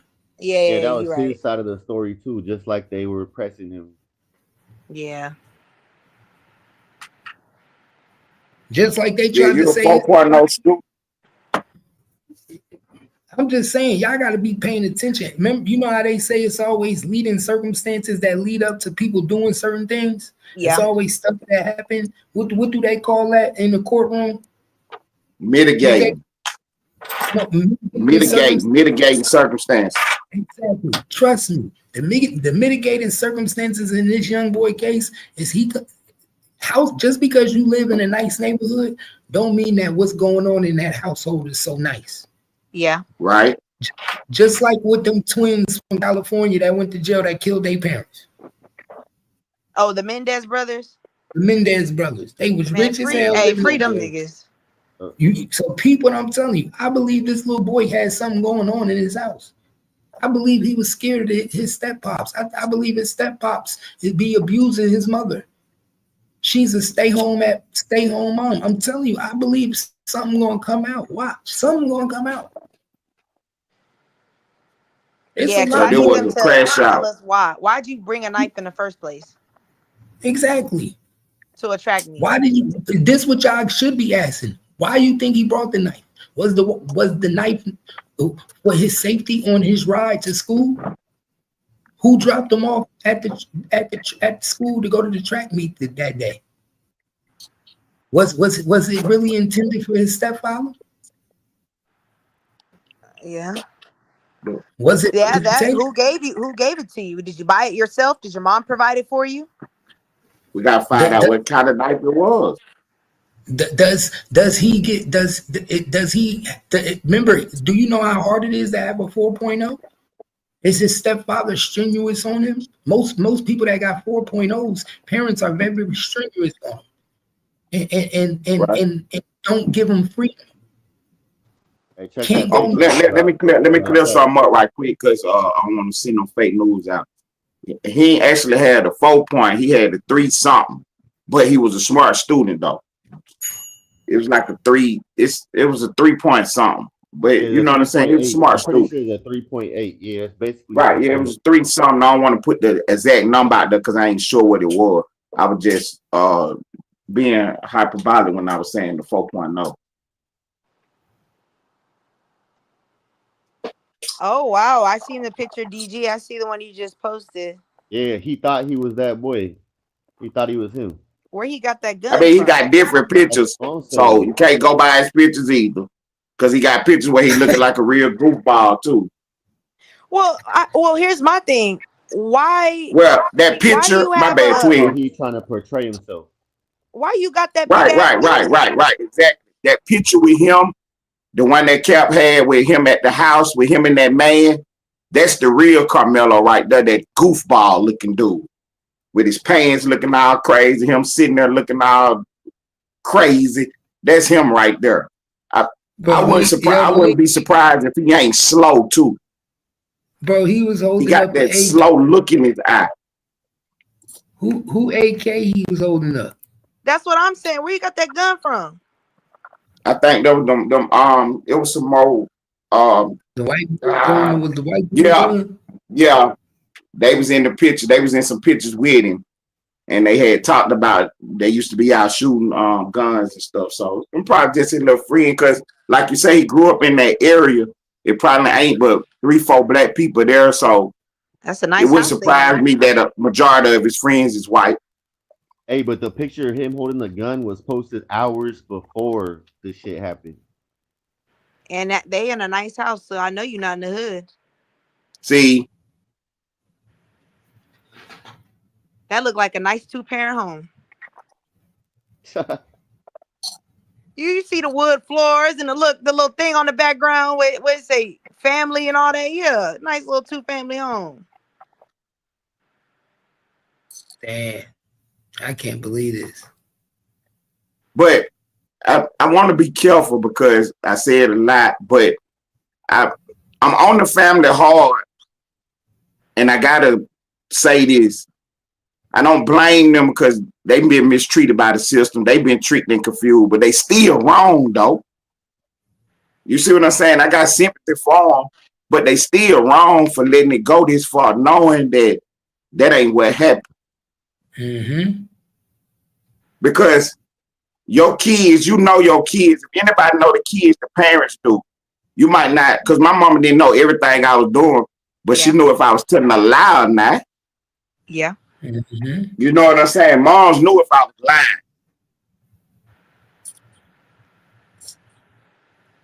Yeah. She played with the lie. Mm-hmm. Mm-hmm. Well, I mean, I don't blame her for it because you protect. Right, you protect them. You circle around the wagons to protect your folk, but you still wrong though. So you're gonna have to be judged for being wrong. I mean, I don't think she thinks. I think she really believes her son. I mean, no mom wants to believe their son is just a murderer. You feel me? You want to give your kid the benefit of the doubt. Right. She probably, because my mom would have choked me up, put me up against the wall. What happened? What He told happened? her. Yup, mom would beat my ass. He For said I did it. real. He said I did it. He went and looked for a police officer and said I did it.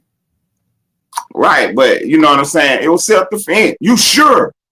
Yeah, I'm telling you, it was self-defense. All right, we riding with that then. Let's go. Not even that. And then My mama mama would ride have with said, you. walk me through exactly what happened, and don't you leave a detail out or I'm fucking you up. What happened? that's When right. you got That's there, right. what happened? And if you No, that's stand on the lie, then she'll stand with you. You know what I'm saying? That's Let what me you know saying. you lying. Facts. Right, that's what you saying. Till the video come out. I told my mom she was nuts, so I walked up the street. Hey, the lady just hit me. Mom come right up out the door, walk right back up the street. Don't ask no questions. I said the lady hit me. She go right, get on the lady ass. No talking. No talking now. She believed exactly what I said. The lady put her hands on me. She ain't, it ain't no. And get up there, because we walking up the street. She like, did that lady, she grabbed me, Mom. You sure? Man, I'm telling you. That's how she need to hear. Facts. That's what I'm But saying. she made sure, she made sure that I'm telling the truth. Because she know what I know. She going off. Don't have me up this street and Looking you ain't stupid. telling me what's going on. Yeah, don't have me looking stupid out here. Mm-hmm. Nah, she grabbed me for real, but let's go. That's like, I don't get why the witnesses would say he got jumped though, if that's even true. nah, too. they didn't say they got jumped. They said he got pushed. That's what we was trying to figure out. Where did the jumping come from? Because the students say that the white boy pushed him. Let me call him white boy. Austin pushed him. But even if you just push, like I said, that's why I keep saying, even a push does not result in deadly force. You could have pushed them, punched them back. Y'all could have just brawled it out. What made you grab your backpack and stab him? And that's why I say, like Cap said, he might have already had it in his mind. Because I just don't, my mind don't register that way. Even when I was an adult, my mind never registered. You hit me. My first thought ain't to pull out a gun. My first thought is to get with you. Like, we finna get busy with the fist. Like, we finna fight. Right. That's how it gets premeditated, because he was posting a picture of the gun that night before, then putting a knife in his bag, going to that meet. Yeah. Well, no, I wouldn't say that. If I'm a defense attorney, I'm not. The guns have no relevance to what these are two separate isolated incidences. The gun wasn't stolen. It wasn't used in a crime. It was just a picture. I'm not saying the gun should be held against him. I'm saying he was ready for violence that day. I mean, but that's speculation. You're right. Assuming the prosecution gonna try to bring it in. The defense gonna try to do what Twin just said and object on the grounds of relevance. It just depends on if they're gonna let them pictures come in. There's no physical text messages. There's no writings. There's nothing that would have said that this is what he planned to do. So we can't say it's premeditated, but we can say, if I'm a defense, I'm gonna say it was spur of the moment. And I feel like we should do what is it? Reckless endangerment, or what is that? I think it's manslaughter or reckless endangerment charge, where he just made a reckless decision in the moment. It's not first degree murder. It's not like he intended to kill the target. He just spurred a moment, stabbed him. I mean, if I'm a defense, that's how we plan it. I'm gonna get you a nice 10 piece, and hopefully we get you out of here before you're 30. Yeah, the prosecution gonna say, why'd you put the knife in your bag though?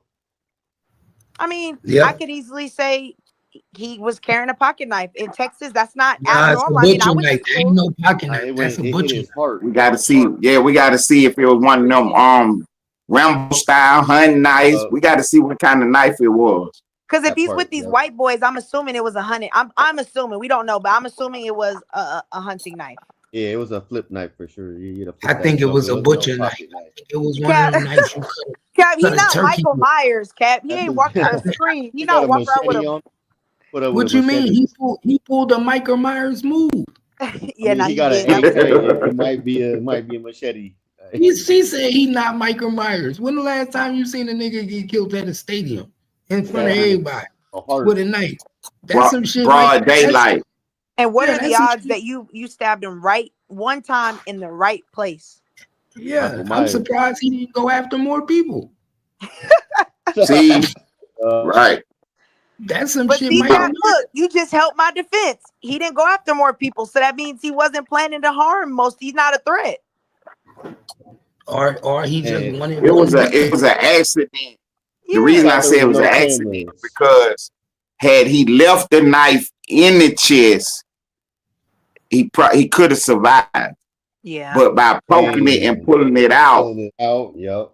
that's what caused that But man. When again, when right the there. ambulance got there, it was already over with.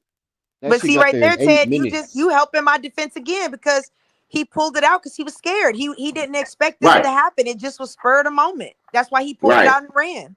Oh, that's He why he That's why I told did me what say he these did. Once kids. he saw what he did. he Yeah. told him he was gonna poke him though. I was the spirit of the moment. Well, he didn't say, well, okay. Well, no. He said, touch me and see what happens. We can't Yeah, speculate. touch me That's what again. he didn't say. I'm gonna stab you because then that would have been premeditated. You thought about it. He just said, poke me and see what happens, and he grabbed his bag, and it But was he just a never bad decision. exactly. Where you get Remember, that That's a poke threat, me and see though. what happened from? Who said That's a that? because threat. No, he didn't say poke me. He said, touch me and see what happens. touch He said, see what touch Right. happened. me And the Who again. dude, said that? look, and the dude and the white Carmelo. boy, then the white boy took his bag. The white boy never touched him. He took his bag and he threw it. The dude went and grabbed his bag and then poked him. If that's on the camera, that is Well, he crazy. stole my. You He went and stole my got your stuff. bag, He so you stole my walked away client's from stuff. the altercation. You Yes, get that's your what he bag, open your bag, and come back. and poked. Yeah, but y'all stole my client's bag. He stole my client's possessions. Right, you can't kill over your property, Look, especially when hey, you we retrieve finna the get bag. you. Hey, we I getting you don't know reckless about endangerment, stealing son. I gotta get you out in 10. We finna go Fuck all you, through the. Ted. Hey, he stole my client's possessions, and in Texas, you have a right to defend your possessions. He just took it overboard, Your Honor. He's a 4.0 kid, just bad decision making. Come on now, like let's give this man another chance. That's He how I'm stole playing. his bag. You think that's He gonna work? stole his bag, but Hey, then the hey, video hey, showed I you gotta throw the Hail going to Mary. get your I gotta bag. get him off. I gotta do a Hail Mary Right. here. He threw it out the tent. Like, get out of here. He threw it out the tent, probably. He did. And then he not only did he steal my client's possessions, he damaged them. He threw his bag. Wow. Shit, if you And paying then you went and GoFundMe, got your bag. hey, if I'm paying you But what GoFundMe, about you going to? better do it. What about you going to get your bag though? You went and got it. Now you're not even in the confrontation no more. Well, Yeah. my They client telling was you to blind with leave. anger. He was raged out because someone damaged his backpack and his stuff. Who are you to say what's valuable to a person? Maybe at So home he Right. doesn't get things, and so he values his things because he doesn't get them at home, and he takes it to heart. He has abandonment issues, rejection issues. so now you're going for crime of passion. So now in that Yeah, moment, he yeah, it's was better than it's better than murder one. I hire you, twin. Hey, you paying me GoFundMe money? I'm a Hail Mary it for you. We're gonna try to use everything as possible. you As better a hope child, they his mother used to take things out of his hand and punish him. And so when things get taken from him, he gets triggered and he was hurt. He has rejection issues. Dad's not in his life. His daddy used to grab his toys and throw them against the wall. He had a flashback to his childhood. His father wasn't good to him. You making him look dangerous now. That's my point. He needs help. He was raised to do this. Yeah, he needs help. He's a product of his environment. He needs rehabilitation. But he's also a great kid with a bright future. And I just feel like he just made a bad choice and he just needs, he has a diploma now. He can't really get financial aid, Your Honor. So he can't really go to college. No team will accept him. His life is pretty much over. I just think 25 is too much. And yeah, plus they charging him as an adult, right? Exactly. You're going to throw an 18-year-old in prison. We know what happens in the system, Your Honor. Don't do this to him. Just let's plea it down to 10 years and we'll make due requirements, anger management. What do they have? The little programs. We'll put him in those programs and he'll complete them. He can do them programs in prison. Yeah, in prison, yeah. Charleston White ain't even speak up on this nigga behalf. In the Because beginning, Charleston knows the nigga he wrong. did. Charleston White said that There was no knife. That's what he was Carmelo should have went to his parents and told them what was going on. Like, I'm having issues. If it got to the point to where you feel like you gotta have a knife on you at a school function to cover himself, he should have went to his parents and they should have went to the school to cover themselves. That part too, yeah. Well, did the mom say that he had prior issues? Right. Exactly. Right. No, Not so much he had. Did the mom ever confirm that? Like, he had already had issues before? But they ain't got no documentation because they never reported it. No. I'm asking, like, has the mom ever? Yeah, that's what I'm saying. Did the mom? Nobody's ever said that he had issues before, so maybe there wasn't issues. I'm saying the knife in the bag. Okay, it's only two ways to explain the knife. You was having issues and you brought the knife because of your fear of pre-existing issues, or like it's looking like you brought it just for this incident to do something crazy like this. Yeah, bro, the nigga he could be just a maniac, my nigga. That nigga, bro, my nigga, I met a lot of smart, crazy niggas. Nah, true. Like, just because that nigga's smart, it don't mean he ain't crazy. I mean, right. I could, well, okay, as an attorney, I could say, well, my client goes to work. He works a full-time job. He has to walk home sometimes. He keeps a pocket knife in his bag for safety. He forgot to take the pocket knife out, and that's why it was in there. He didn't notice until he got to the game that there was a pocket knife in there, and he just bad decision-making. He didn't mean it. It was an accident. Negligence on his part. He should have took the knife out, but it was an accident. Like, people bring guns to the airport. What do they say? I forgot it was in my bag. Okay, what you gonna say if it's a turkey knife? If it's a butcher knife, then I don't know what to tell you. At that point, we gotta change the defense. Knife. We gotta go back to the drawing board if it was a butcher knife. There's no little pocket knife going through his chest. I bet you that nigga pulled out a butcher knife, the shit you cut a turkey in a ham with. I bet you that shit gonna be bigger than some shit you seen off of Friday the 13th. Watch. A damn knife. It's gonna be a Rambo knife or one of them big ass butcher knives. Watch. My nigga, do you know how hard it is to poke somebody in the chest? You have to have a sharp knife, yeah. My nigga, we just watched Judd get poked in the chest and didn't die. That's why I said, what are the odds that you got him right there? One hit and it's over. That's because it's some big shit. That mean it's some big shit. My nigga, if it was some little pocket knife, that white boy would have tried to block it. I mean, yeah, Austin. He would have tried to block it. If it was a little ass pocket knife, he would have tried to block that shit. Bro, look, the knife that KP hit Judd with was one of them hunting knives. Yeah. You see what I'm saying? And he didn't kill Judd. Peep what I'm saying. Judd was able to take himself to the hospital. Yeah. What kind of knife was it? He pulled it out, and he pulled it out of him too. Yeah, and KP pulled it out. What kind of knife did KP use? A hunting knife. And oh wow! I thought he used the Waffle House knife. Hell no! That shit was a hunting knife, and the scar was long as hell. The scar long as hell. And that shit was right by his heart. Yeah, this was a perfect shot in the heart. We need to see this knife. Yeah, and that kid he got like 50 pounds on him too. 60 pounds. Big D TV said it was a shank. Don't crush you. I need to know what was in the bag and what the knife looked like. What else did you have in that bag? Fault, man. Yeah, what else was in that motherfucker? It probably was. Yeah, what else was in the bag? What was in that bag so important to make you do that? That nigga probably had walkie-talkies in that motherfucker.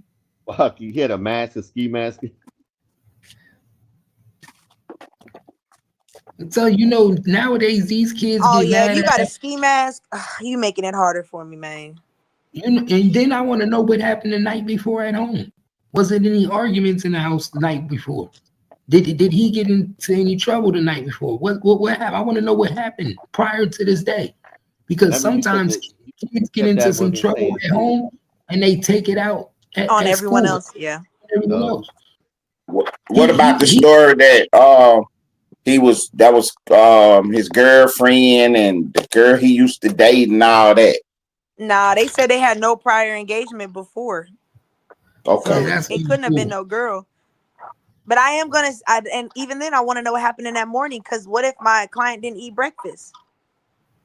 Man, your client Man, could have twin, woke up stop that it, morning. twin. Man, Stop it. your client could have woke up that morning and said, "Whoever beat me in the race, I'm poking him." Well, but that's what I'm saying. He didn't get his full breakfast, food, and fuel, so he was kind of, his mind wasn't there. Kids got to eat breakfast. For all we know, he went to sleep that night and said, "Yo, if I lose tomorrow, whoever beat me gonna get it."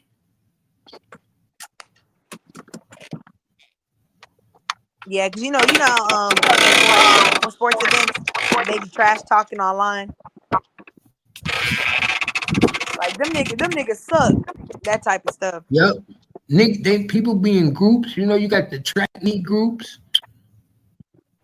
Yeah, they from Kids different be schools. They probably around raced talking against each other before.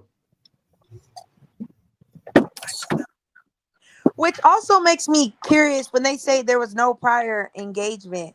I guess I need to go look up the schools that were involved, because if you both play football, you've had some type of interaction before. Yeah, and you both on the track team. Yeah, you've seen each other before. You I mean, definitely y'all may talk. have not be friends, but like I remember girls from other schools that we played. We weren't friends or nothing, but I sure was trash talking the shit out them and their mamas. Yeah, plus just because Definitely you don't played. go to high school together doesn't mean you didn't go to middle school, elementary. You know what I mean? Bro, they definitely played each other in football. That's what I'm saying. So they might, I guess it don't rule out. Maybe I don't know. And then with social media, they a little more. Everybody ain't as spread out as we was. Yep, they're more in tune with each other. That's why I said that they race each other that day, or they both in the same race. Yeah. That could give you a little bit more backstory. For all we know, they probably was in the little groups that we don't see. My kids be in groups that be a whole bunch of kids from on Instagram groups with a whole bunch of kids from different schools. We know they ain't got a track group on Instagram where it's all different track kids from different schools and they be talking shit. It would be just like if it was raining and everybody was told to take shelter. He got on the wrong bus. You get on the wrong. Yeah.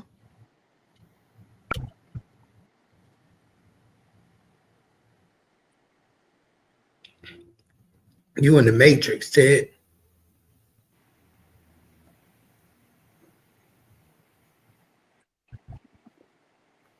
Yeah, you in the Matrix. Crazy. I told you once that video dropped, we'll know for sure. I told y'all before it came out what it was going to show. I told y'all video evidence. So who put out the story about the fight, the confrontation, and all that? Was that Carmelo or was that just social media saying that? No, that was in the police report. I think that was the cop. No, he didn't tell the cop that. He never told the cop that. I read the whole police report. He never told the cop that. That story came out before that. The police report was even released. And I believe the people who said that was the crooked dude that's working with the Carmelo Anthony. I think he created that narrative so he could get the patient. Trying to get those. Oh, okay. So that was the fake narrative that they got put out there in the street and just start running with it on social media. Exactly. So we could get people to feel sorry and start donating money so we could get a good defense. Well, see, one of the kids said that Anthony reached in his bag, said the whole touch me thing, and the witness said that Austin pushed like not pushed him but like grabbed Anthony, and he said that's what caused him to stab him because he got grabbed. That shit's cutting out. I can't hear nothing. You ain't here. But that don't go with the videotape as far as the bag being thrown, him walking to get the bag and then coming back to stabbing him. That don't go with the police report either. See, Well, I mean, that's what, no, but in the police report, they said one of the witnesses, they didn't give the name because it's an underage kid. That's what one of the witnesses under said. He said that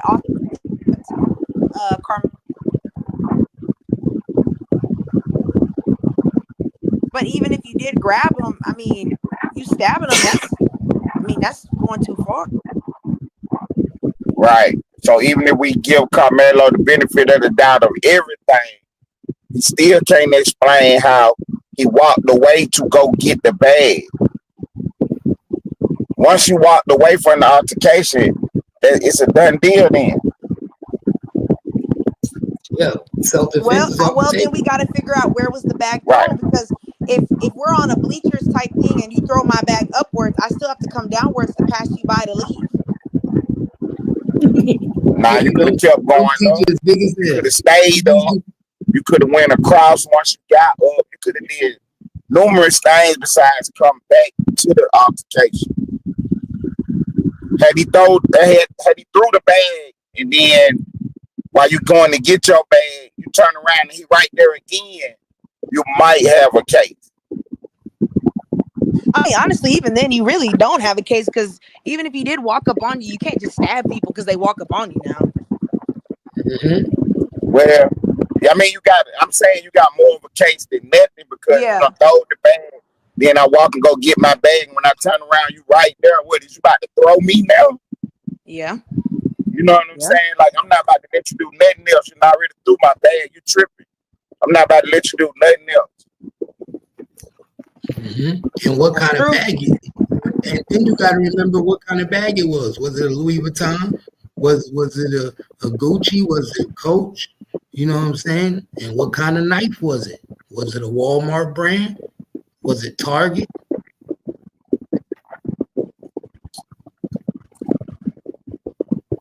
Yeah, that's gonna hurt Carmelo when they show that knife.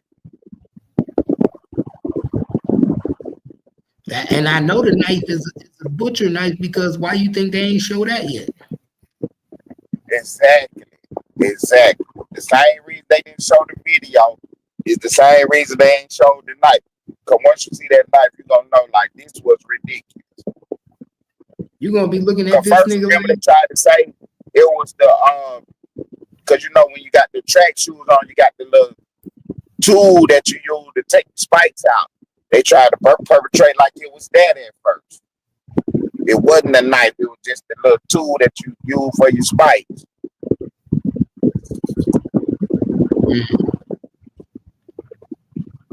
What they gonna do is, if they know when that knife come out, niggas will be looking at them like, we'll be looking at them like a monster. We'll be like, who the fuck? What the fuck? What? Trust me. Right? Because you know some boys had got charged with doing the pow-pow at a school, and moms and them got in trouble for buying the pow-pow. Now, is this one of them knives and mom done bought it for him?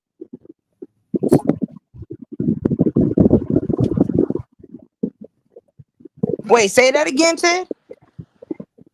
So some boys got charged with a pow-pow incident in the school, and the parents got charged the same charge because they purchased the pow-pow. As they should. Right. So that's one of the things they had started talking about over the last several years, charging the parents for the behavior of the children. And I was just speculating in this case, if it was some kind of hunting knife, did mom buy it, and could she be, put on the line for it? And if it was her knife or her husband's knife, they could still be put on the line for having it so accessible. Well, I think that I wouldn't say, first of all, I believe in charging the parent. I agree with that 100%. But I think that when it comes to guns and a pocket knife, I think that that's a pocket knife is to me is a little bit different. I would say just the kid. Now you bring in a gun to school that your parents purchased for you and have not locked it up accordingly, the responsibility portion, then yeah, you need to be charged. Because why is there a gun laying around your house for your kid to just access? Right. But a knife is But that's what I'm saying. Even with the knife, what if she bought the knife for him? And you see what I'm saying? Like, she got responsibility then. If she bought the knife for him and he toting it around in school, and then this end up happening.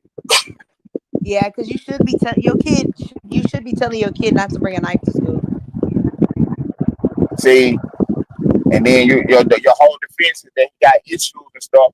Why is you buying a knife for somebody who got all these issues? Yeah, the mom better not try to play this. My son was being bullied shit, because then it's just like, so if he was bullied, why?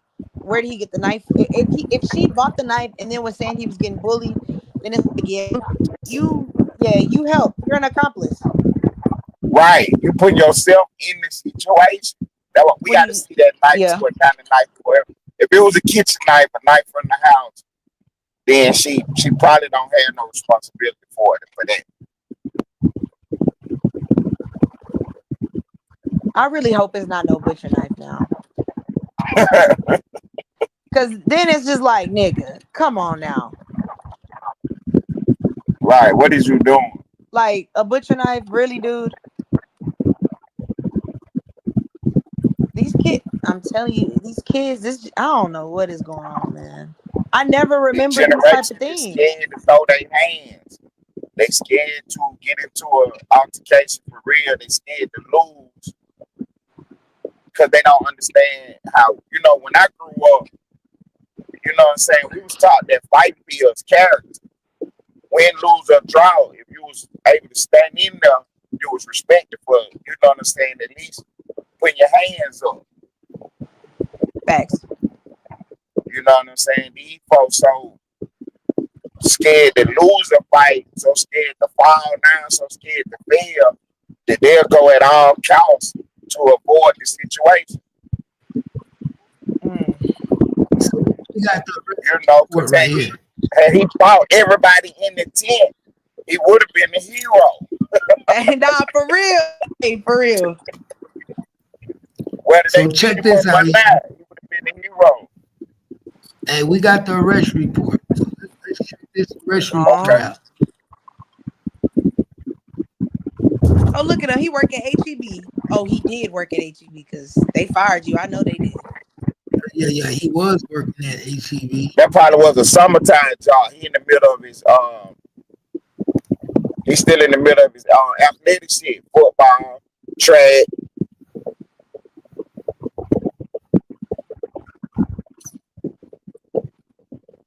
First-degree felony, murder. What was it? Say it again. First-degree murder. Oh, wow. Okay, so on April 2nd, Mel was taken in custody following a stabbing called on Frisco ISD property. So that it is. So we made that clear. It is school property. Yeah. Okay, the initial narrative. This is the initial narrative. The initial narrative was on 4/2/2025 at 101 hour. A Staley School Resource Officer, E. Cortez, heard over the radio dispatch call out a stabbing call at David Stadium. Frisco PD call notes indicated that an athlete was stabbed. The suspect was reported as being a black male wearing a gray hoodie and blue sweatpants. You hear that? Black male, gray hoodie, and blue sweatpants. I immediately left my office and ran across the Staley Middle School parking lot towards the southwest entrance into the stadium. As I entered the stadium, 2 high school age students informed me that the victim was on the north end of the stadium by the bleachers under a Memorial High School tent. I did not identify these students. Next, I proceeded towards the north end of the stadium, the visitor sides, on foot. As I got closer to the north end, I could see the Memorial High School tent with multiple individuals under the tent. Once I arrived onto the north side bleacher, an adult male who was on the track pointed out the suspect. Okay, so you see how people be lying? They told us that the kid, we was under the assumption that he went to the police officer and said, I did it. So now we know that not to be true. There was actually someone on the track that pointed to him to let the officer know that that was him. You hear that, twin? You hear that, Ted?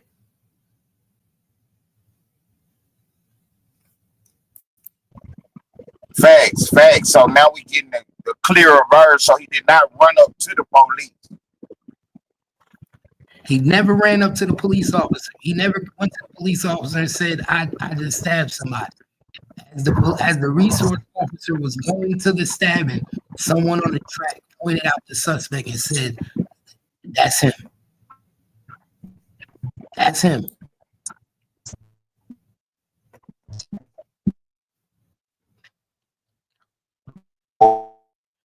So the individual that tried to go play it off and so they said the individual that was pointed out to me was a black the whole male. story falling apart. The whole initial.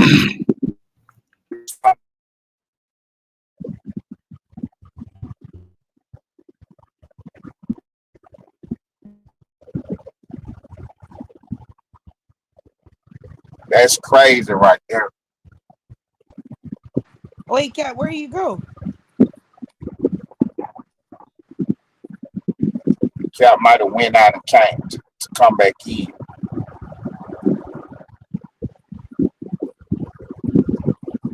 So everything they done said leading up to it has all fell apart. It looks like it. It looks like it. I said it from the beginning. Everybody need to be careful, be cautious, and let's get all the facts out. But I was always thinking that they should never take this to trial. They should try to play a deal out. Oh, Cat, where the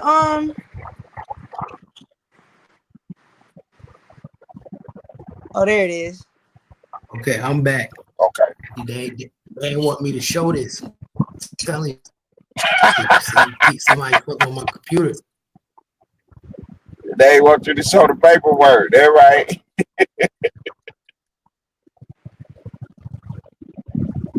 So they look. So check this out, twin.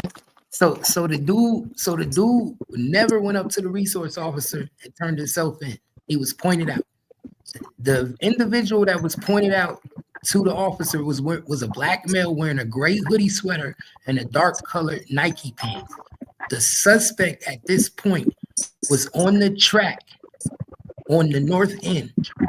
So the suspect, after he stabbed the nigga, he went on the track, y'all. He went from the bleachers to the track. There was a chain link fence that separated. So he went down the bleachers and went on the track. It said it was a chain link fence that separated the cop from the suspect. I gave the suspect instructions to keep his hands up in the air. During this time, the suspect said verbally out loud, I was protecting myself. So he immediately claimed self-defense. He immediately claimed self-defense. So that's where the self-defense come from. Exactly. He immediately said, I was protecting myself. Right? According to the police officer. According to the police officer. It said it should be noted that it said that it should be noted that I had not questioned him about the incident when he made that comment. asked him if he had any weapons. He said no. Patted him down for weapons while we were walking along the fence. I did not note or located any on his person.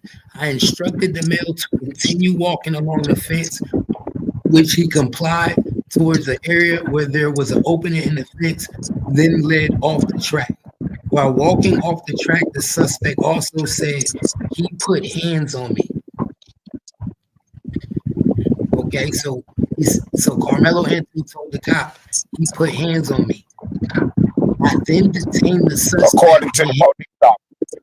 According to the police officer, he said I then handcuffed a suspect behind his back and had him sit down on the ground. Officer Ricci had arrived to the scene at the time, conducted another pat down of the person, then searched the person after he gave me consent. No weapons were located. While the suspect sat on the ground, I advised that I had the alleged suspect. The suspect then responded and says, "I'm not alleged. I did it." Ooh, yeah, you gotta be crazy. He told the cop was on the radio, said, "I got the alleged suspect." And Carmelo Anthony said to the cop, "I'm not the alleged. I did it." That's something out of a scary movie. Next, we need the body cam footage. Yep. Next, Officer Rucci and I walked the suspect to the patrol vehicle, which was on the northeast gate of the stadium. As we were walking to the squad car, the suspect was emotional and said he put his hands on me. I told him not to. I did not question the suspect. You know what that tell me right there? Didn't I tell you that the kid has problem with physical abuse? The suspect was emotional and said he put his hands on me. I told him not to. You see that, twin? Probably prior abuse.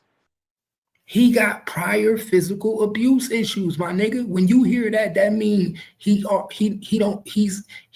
already got problems with people at home putting their hands on him. The last thing he is gonna let a nigga in the street is put his hands on him. He don't care if it's just touching him. He don't care if it's just pushing him. He's already emotional. Don't put your hands on me. Don't touch me.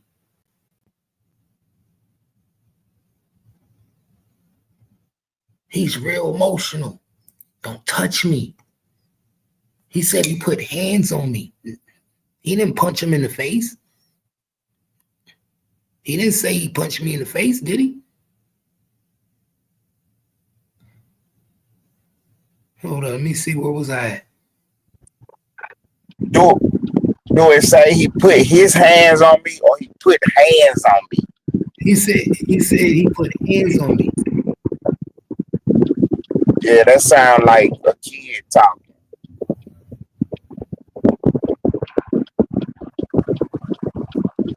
Okay, he said the suspect was emotional and said he put his hands on me. He put his hands on me. That's like me saying you gotta stand Ted because Ted put his hands on me. He touched me. I told him not to. I did not question the suspect about the incident while he was escorted to the patrol vehicle. I searched his person once again, and I had him sit in the back seat area of the driver's side of the patrol vehicle. While the suspect was in the back seat, I noticed fresh blood on his left middle finger. I verbally acknowledged that I saw the blood out loud so that it would be captured on the body-worn camera. It should also be noted that the suspect asked me, "Is he going to be okay?" while he was in the back seat. I then identified the suspect. He provided his name, date of birth verbally as Carmelo Anthony, black male with the date of birth of blah, blah, blah, which I ran through the PD dispatch. Officer Hancock arrived to the scene and remained with me with the suspect at this point. Carmelo was then checked via database of the student to also confirm his identity. The identity information provided the match the individual I had in custody, Carmelo Anthony. Next, I was advised by Sergeant Howland transport the subject to Frisco ID PD jail. Officer Hancock and I transported him to the jail. Again, I did not question Carmelo Anthony about the sentence. Upon arrival at the jail, Carmelo Anthony was escorted in the intake area of the jail, exchanged him into a jail attire. I remained with the jail staff the entire time that he was changed over. The clothes that Carmelo was wearing was placed into Frisco PD paper evidence bag. The clothes remained in my possession from this point on. Upon Carmelo being placed into the jail cell, I continued to keep possession of his clothes. I returned to the patrol along with Officer Hancock, which was in the FPD. Sally Port placed Carmelo clothes in the back trunk area. I provide patrol vehicle. Sally Port parked the squad car in Frisco PD patrol parking area. Carmelo clothes remained in the trunk area of the vehicle. Frisco PD crime scene technician Dillard then took possession of Carmelo's clothes. I added body-worn camera to the case. I had no further information to the report. Okay, this is the other nigga that arrived to the scene. Okay, we don't need to hear what he said. Okay, now this the arresting. This the arresting report. Okay, I got that. I want to see if he got a statement. See, that's what I'm saying. This okay, no. This hold up. Okay, this is what we need to see. The Sergeant Otis. Sergeant. Okay, it says Sergeant Otis walked up to the visitors' bleachers and observed the victim being treated by Frisco Fire Department personnel and also the athletic trainers. The weather began to turn and began to heavily downpour rain at this time. Some of the Frisco ID staff moved the memorial tent to cover the victim and the firework PD personnel.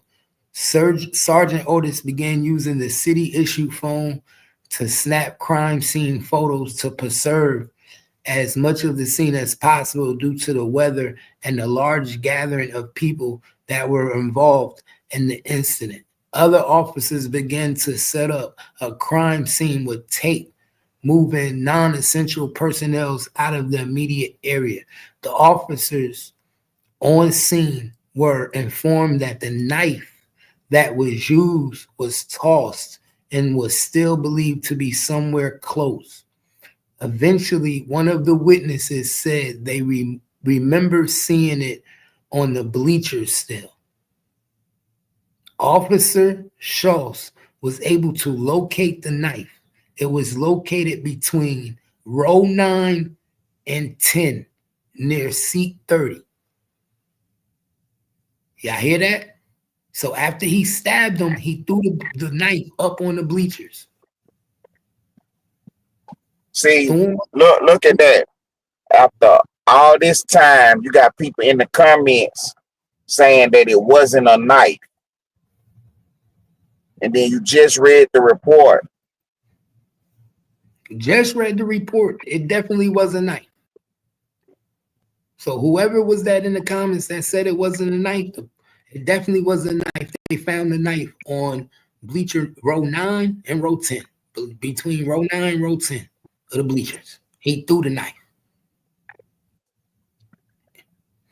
But see, you want to know something too, bro? He could have probably got off this case if he would have never said he did it. That's why I was saying about the politics. When the incident happened, after the police get you under control and stuff, especially if you start talking, they supposed to say, hold on for a second and read you your rights. You had the right to remain silent. Anything you say will be held against you in the court of law, blah, blah, blah, blah, blah. You got a right to an attorney. They're supposed to do all that. Now, with all these rights in mind, do you want to speak to me? The fact that they didn't do that, that's why I was saying there's politics involved. They told them to get that boy out of there, get him to the station, get them clothes off of him for evidence. You know what I'm saying? So they can do their chain of custody protocols correctly. But yeah, And somebody was supposed to talk to him on the scene. because it's raining.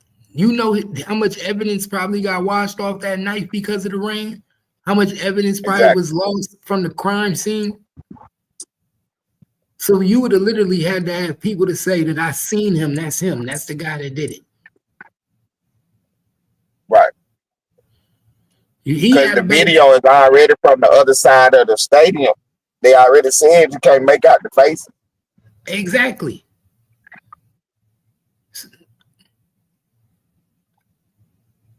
Damn. He probably could have had a better off chance getting off of just keeping his mouth shut. But I don't know what you talking about. Facts, not saying anything. Then this police officer who got this, who done made all these statements, it better line up with that body camera. Now let me ask you this: Do you think it make him look bad the fact that he threw the knife?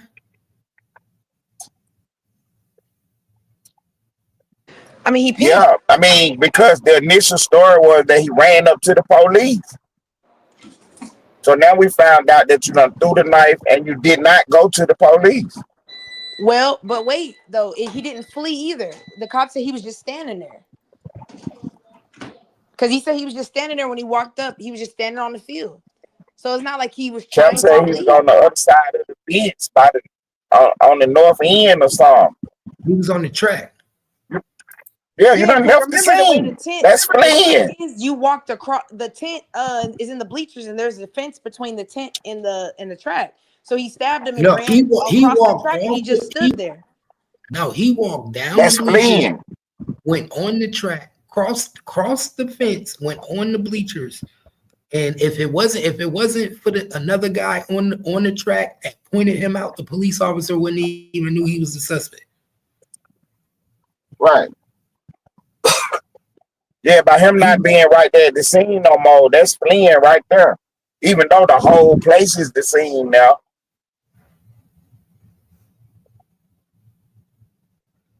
Like, so it don't look good. Now he didn't run, he didn't get on no good foot and started running, but he casually walked away like ain't nothing happened. Right, almost blending in with the crowd.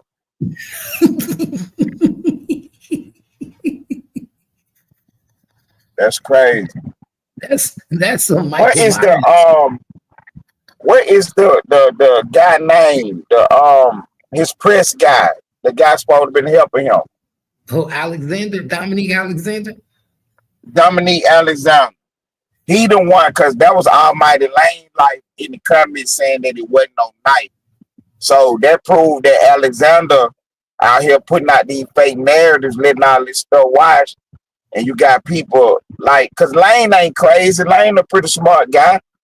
And he didn't know that it wasn't, that he didn't know that it was a knife all this time. That you end up typing in the comment section of a video that we talking about. It wasn't no knife. That let you know Alexander narrative is working. He got people out here. Exactly. That mean Alexander doing a good job, y'all. He doing a real good job. Facts. But remember, I told you in the beginning, man, when we found out who he was, you don't hire a man like that if y'all niggas ain't doing some scammy shit. Right, because if they had a good case, Crump would have been there. Like, you don't pick guys like that to represent your child in the midst of a murder case. Unless your ulterior motive is getting money and not defending your child. Jesse Jackson would have been there. Jasmine Crockett would have been there, because that's her state right there. She's in that state. We ain't seen another protest. We ain't seen nothing after that press conference. That was it. And what we heard at the press conference, send more money. We need more money. We need more money. Pay attention. That's why I said this shit is crazy as hell. So now we know. So now we know. The sergeant said out his own mouth that they had to put the tent over the little dude because it was raining. The rain was taking up was washing all the evidence away. Oh, the tar. Right. Mm-hmm. Let's see what By else. the time the Okay. ambulance got there, it was already over with. So they located the knife on row 9 and 10 near seat 30, closest to the aisle, partially open. The rain began to come down again heavily, and it was determined that instead of moving the knife, the officers would cover it with a large blue tarp. So they decided not to pick the knife up, just cover it with a large blue tarp. Sergeant Otis assisted in preserving the immediate crime scene as such as possible while the other personnel attended to the victim and reported him. At around this time, Officer Wetzel had the crime scene logged and began logging the individuals of the call to the best of his abilities. Lieutenant Crawford relieved the Sergeant Otis at the scene. Otis went back to the police department to download the body cam and the photos he took with the city-issued phone. Sergeant Otis' city-issued phone had a total of 33 photos that were used to document the incident scene. During the download, the initial photos formatting was incompatible with the crime scene folder. He re-downloaded the photos that he took, and they were able to be saved promptly, preserving the evidence at the time. There is nothing further to add to the report. Okay. So then you got Wetzel's statement. Let's see what he said. Hey, go that way. I'm gonna go down this other way.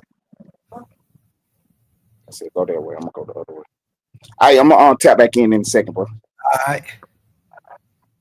Dude said, when I arrived on the scene, I grabbed a roll of crime scene tape from the trunk, proceeding to the visitor's bleacher where dispatch advised the victim was. While I was walking towards the visitor's bleachers, I was approached by a witness who identified himself. Ooh, so one of the witnesses was a boy. And began telling me what happened. I asked him where the stabbing occurred. He advised it happened under the Memorial School pop-up tent in the visitors' bleachers. I immediately informed Sergeant Otis where the witness stated the stabbing occurred and gave him crime scene tape to start securing the scene. I then had such and such move to the walkway under the visitors' bleachers out of the rain to further speak with him. The following is a summary of the contact with such an advised. He was sitting under the Memorial School pop-up tent with his team. Okay, so this dude that's snitching right here goes to Memorial High School. Not snitching, Cap. The nigga snitching. Say he approached the police. They didn't even ask him. Huh? No, this dude. No, they said the cop said he approached him. He didn't even ask the kid. The kid came to him and told. Yeah, he came to him. What you mean? He's snitching. The first snitch is from his team. The dude, but I expect them to snitch though. You know what I'm saying? I expect them to snitch. I feel that. I mean, he probably traumatized shit. Yeah, I ain't gonna lie. Yeah, I expect them to snitch. I ain't even surprised. He like, hold up, let me tell everything. This crazy though. This crazy. So the first snitch is from Memorial High School. He said his team and was near the victim. So he was under the Memorial tent, pop-up tent with his team and was near the victim. Austin and the suspect, who was later identified as Carmelo Anthony from Centennial High School,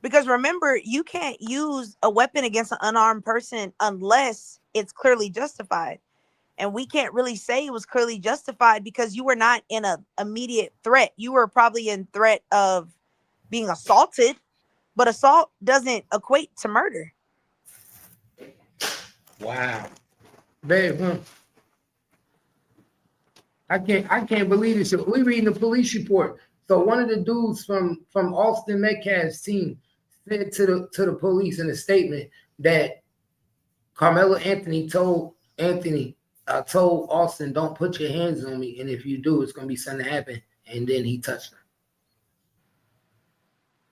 Oh no, keep reading, Cap. He's antagonizing too. Write that sentence right after. So the victim Austin and the suspect was later identified as Carmelo Anthony. Anthony was a Central High School student, was sent under the Memorial High School tent.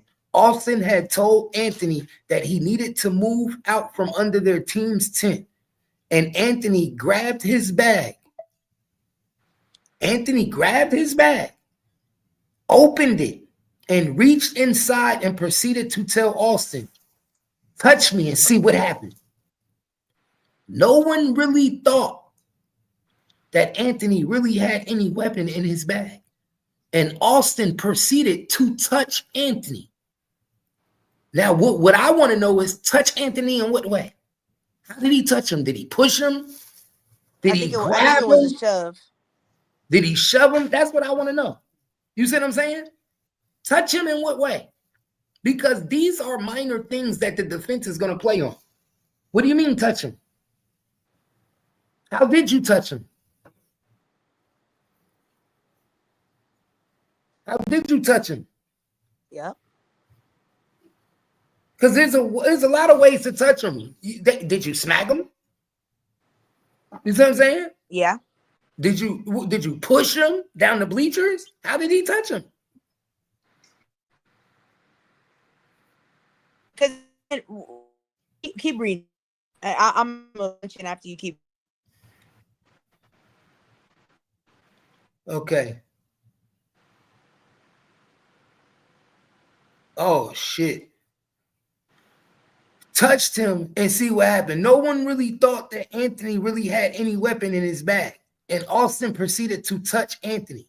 And then Anthony told Austin to punch him and see what happened. Okay, boom. What made him specify and say punch? What conversation was going on to make you say that? Out of all things, you could have said, why didn't you say hit? Why did you specify punch? And then Anthony told Austin to punch him and see what happens.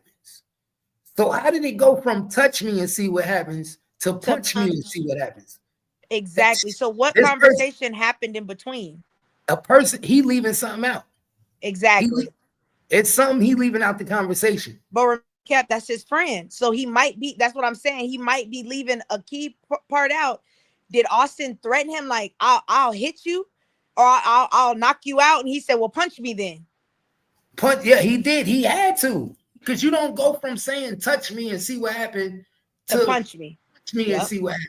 There's something that's being left out of that. Now, did the cop deliberately leave that out?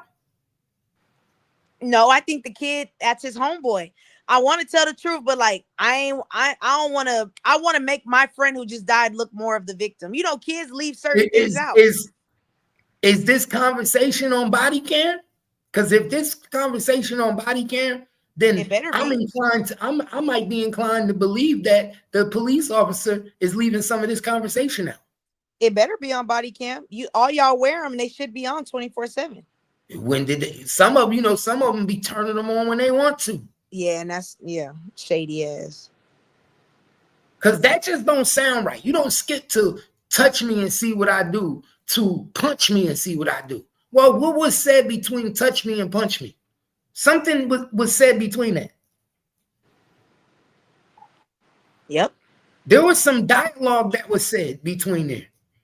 How come you remember everything else that happened, but you don't remember the very important dialogue that happened between touch me and punch me? Twin, you know we some bad motherfuckers. Nah, for real. But think about it, you know, Cap, as a kid, he's probably panicking and he probably was like, look, you know, Carmelo said, touch me. And then he was like, punch me. And then like he touched him and then like he hit him and stabbed. You know, kids rushing through, you know, the officer probably didn't take his time to say, okay, what happened? You know, he's like, I'm going to leave this to the detectives. I'm just trying to get the initial statement. Everything in this statement is very articulate to the bone until you get to touch me and then punch me. That's why I said I think the kid's leaving. He definitely leaving something out. I think it's either he either left it out or the police officer did. Yeah, somebody. Remember, they protect themselves to make their case look good too. They don't want this black man to walk away with a free body. Yeah. You think they want this black man to walk away with a free body? Nah, especially at a school. So they don't want him to get a free self-defense charge. What you think, Kimmy? What? You hear what I just said? No, I came down. I said this nigga literally in the police report, the white boys tell that went to school with Austin, he's the witness telling them, he the first person telling the police what happened. He goes and says that Austin telling Carmelo Anthony, you got to leave him under our tent. Carmelo Anthony stands up and put his hands in his book bag, said, "Don't touch me." And then all of a sudden he go from "don't touch me" to "don't punch me." And me and Twin saying that they're leaving something out in between that. You don't go from saying, "Yo, don't touch me," or something gonna happen to you, to then saying, "Don't punch me." Right. What was said in between that? No, conversation, because I seen something earlier today where they were talking about certain people were able to review the footage. You know, I guess the footage of like the fight. I guess something was, I don't know if it was captured or how it was captured, but they were saying that the people that were able to review it were describing it not as a big brawl or fight, but you can see that a tussle took place. So definitely a conversation between them that I think probably went back and forth, got a little bit too in depth. I still can't fathom the idea of how he got to pulling the knife at a game and stabbing someone. He already, you know what I'm saying? Because we've been to games plenty of times, seen plenty of fights. Like, don't understand the mindset so fast, because they said it wasn't very long. Because he already had, because from what they saying basically from the report, once the conversation already started, he already grabbed his bag and put his hand in his But bag. that's what people are saying. People are not, they said it wasn't a mob, so it wasn't like it drew attention of people that were over there, you know what I'm saying, seeing what's happening. It was something that was quick. So whatever transpired in this time was definitely some missing conversation between these two, from punch to if you put your hands on whatever, you know, the first one. I think so. I think this was actually something really quick. Two voices going back and forth, and then it turns into something else. Because if it was, you know, something that was so huge, it probably would have gave people time to run in and diffuse it. Yeah, definitely. And that's my thing is, like I said, if it ain't what was I about to say? My point I was about to say, if he already had his hand in his bag, how you gonna say self-defense though? As soon as they started talking to you, you was already ready to stab somebody. That's what's not looking good either. So the prosecution got a lot of points and the defense got a lot of points.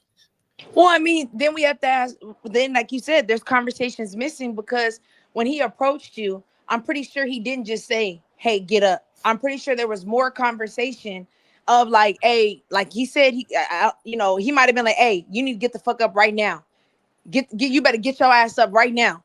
And so he grabbing his bag. So that's why I said we missing some conversations. That's for sure. Yeah, a lot of it. Yeah, we can kind of fill in the blanks with that, because we didn't all had interactions with people. So, you know, conversations just don't go like that. He's probably like, "Hey, you can't sit up underneath here." And then Anthony said, "I can sit whatever the fuck I want. And then he's like, "No, you got to get up." You know what I'm saying? You got to get the fuck out. Picks up his bags and throws it. Then you get up and get his bag, and he's like, "Yo, touch my shit again, it's going to be a problem." So we understand this. But the interaction and how far it went to someone losing their lives is what's at stake here, because we have to really judge. Did this boy fear his life, and that's why he did what he did? or is he just intimidated, trying to make a point? Yeah. I think he was intimidated trying to make a point. Or he was a gangster trying to make a point.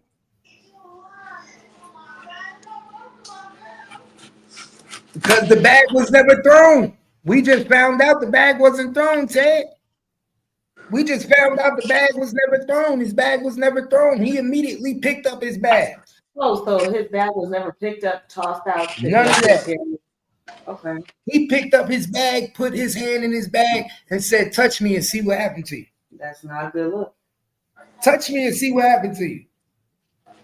Then that means this kid never touched his property. Never touched his property at all. But they did say in the police report that he touched them. And after he touched them, that's when he got stabbed. That's crazy, though. That's like 0 to 100 real quick, though. Zero, you get what I'm saying? That's why I say at a game. This is not the park or party or that type of vibe. This is at an event. That's why I said he had aggression issues. I think he really had something going on at home because that was too fast. That's what somebody telling you to move. You grab. That's like me sitting on the tent. You say, "Yo, homie, you gotta move." Then I grab my back and you like, "Yo, don't touch me." Right. You know somebody's got. And everybody like, "Man, he ain't got no touch." No, I say touch me and see what happened to you. Well, Cap. But what if the conversation is, if you don't get the fuck up, I'm gonna make you get the fuck up, and you grab your bag. Hey, nah, if you touch me. Then you fight. Then guess what? Guess what? These are the things that Carmelo, I hope, said in his police report. Everything that they leaving out, I hope he said. Because guess what? A defense attorney is going to say, why is these things being left out? Yep. Why is everything being said that pertains to help Austin, but nothing is being said pertaining what was done and what caused the situation? And my client may not be right for what he did, but why are we leaving out what was said? Everything, because y'all remember everything that my client did, what he said, everything, but nobody put in this police report what Austin said. It's mighty funny to me. Yep. I believe Austin said a little bit more than just move from under the tent. They didn't even go into detail what he said about moving under the tent. I don't think he just said one word, move from under the, you got to leave from under the tent, yo. He didn't. So why are they not going in? Why is this person who's snitching not saying what Austin did? Well, that's his friend, Cap. It's his homeboy. You're not finna tell on your homeboy. That's not good. Especially if your homeboy just got stabbed. You're not finna say what your homeboy did. You're gonna say what the person did to your friend. Now he's dead. That is not good right there. I don't like that. I don't like that, twin. I don't either. I don't like that because I don't like to look at it with one eye. I like to look at it with two. So he said, touch me and see what happened. No one really thought Anthony really had any weapons in his bag. And Austin proceeded to touch Anthony. That's where Austin fucked up. Yeah. You never put your hands on nobody. And your mother and your father should have told you, keep your hands to yourself. Hands to yourself. Yep. Just like we told to keep our hands to ourselves, what made that white boy think that he had any right to put his hands on that black boy? And I'm not trying to make it a white and black thing, but what made Austin think he had any right to put his hands on Carmelo? What made you Fort Worth Frisco ISD chairman to tell people where they could sit and where they can't sit? When did you become the coach? See, Austin took a lot of things into his hands that he wasn't supposed to either. Yep. And one of them was putting your hands on Anthony.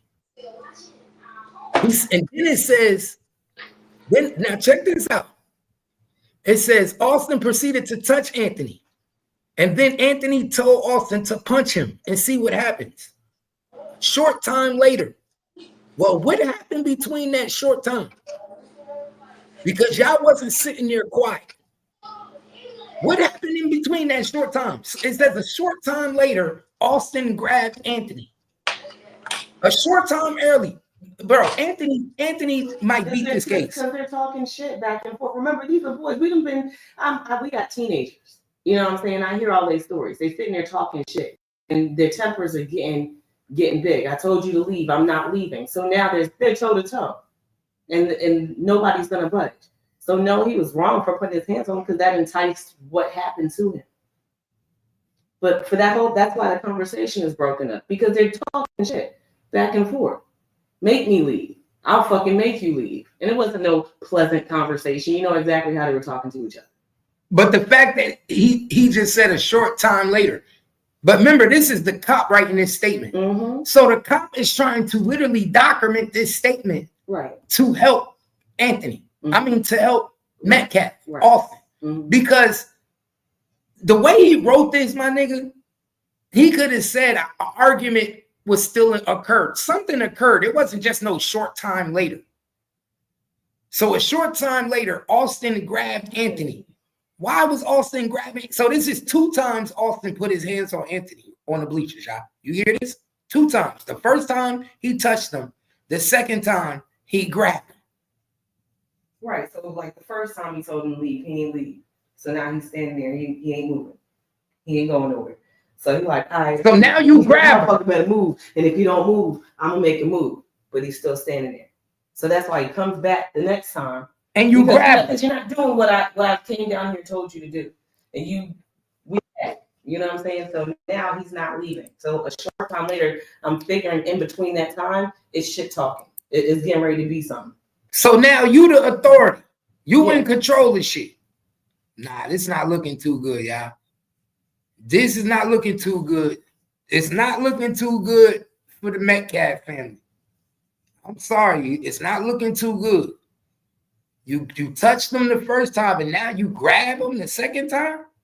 That's 2 times you put your hands on this man. So you stabbed him in the chest and then ran away.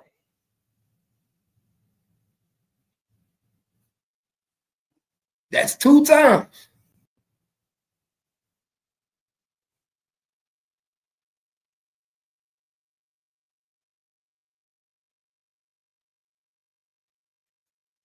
Yo. So a short time. Yeah. Oh yeah, now keep going.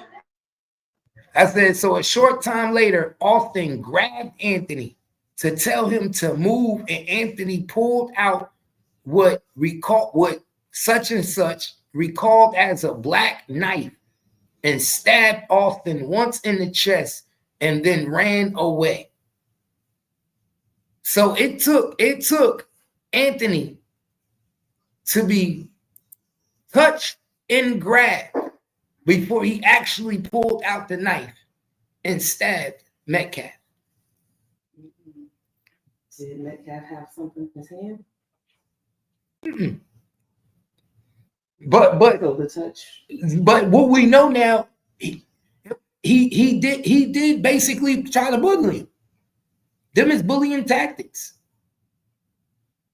You touch me the first time, you push me and say, yo, move, get the fuck away from my tent. We still in a verbal altercation. Then the next time you grab me. How did you grab me? I'm saying, did he grab him by his neck? Huh? Is this going to be enough justification? You don't put, bro. And I say that because this is a situation that happens. That's what his lawyer is going to have to do. No, I get it. They're going to argue both sides, but we see it all the time. That you don't just get to blast somebody because a nigga punched you in the face. Bro, you know what I'm saying? Right. So that happens. So if he didn't have anything in his hand, then we fight. Then we fight in excessive force. Right. So then we're overcharging him. We need to be charging with manslaughter and not murder one. Right. Because as we seeing, and what we hearing from this police report, and I'm going off of black and white. From what I'm hearing in this police report, I hear the boy telling the man, "Do not touch me." He's touched. He's pushed. I'm hearing him tell me, "Yo, do not put your hands on me. I don't got to do nothing. You don't own this stadium. You can't make me go nowhere." I'm just imagining what I'll be saying. Who you think you is? You a regular track person like me. Mind your business. Then he comes over to me again. This time he grabs me. Oh, it's on and popping there. The average person will start fighting. He went in his bag, grabbed his knife, and stabbed him.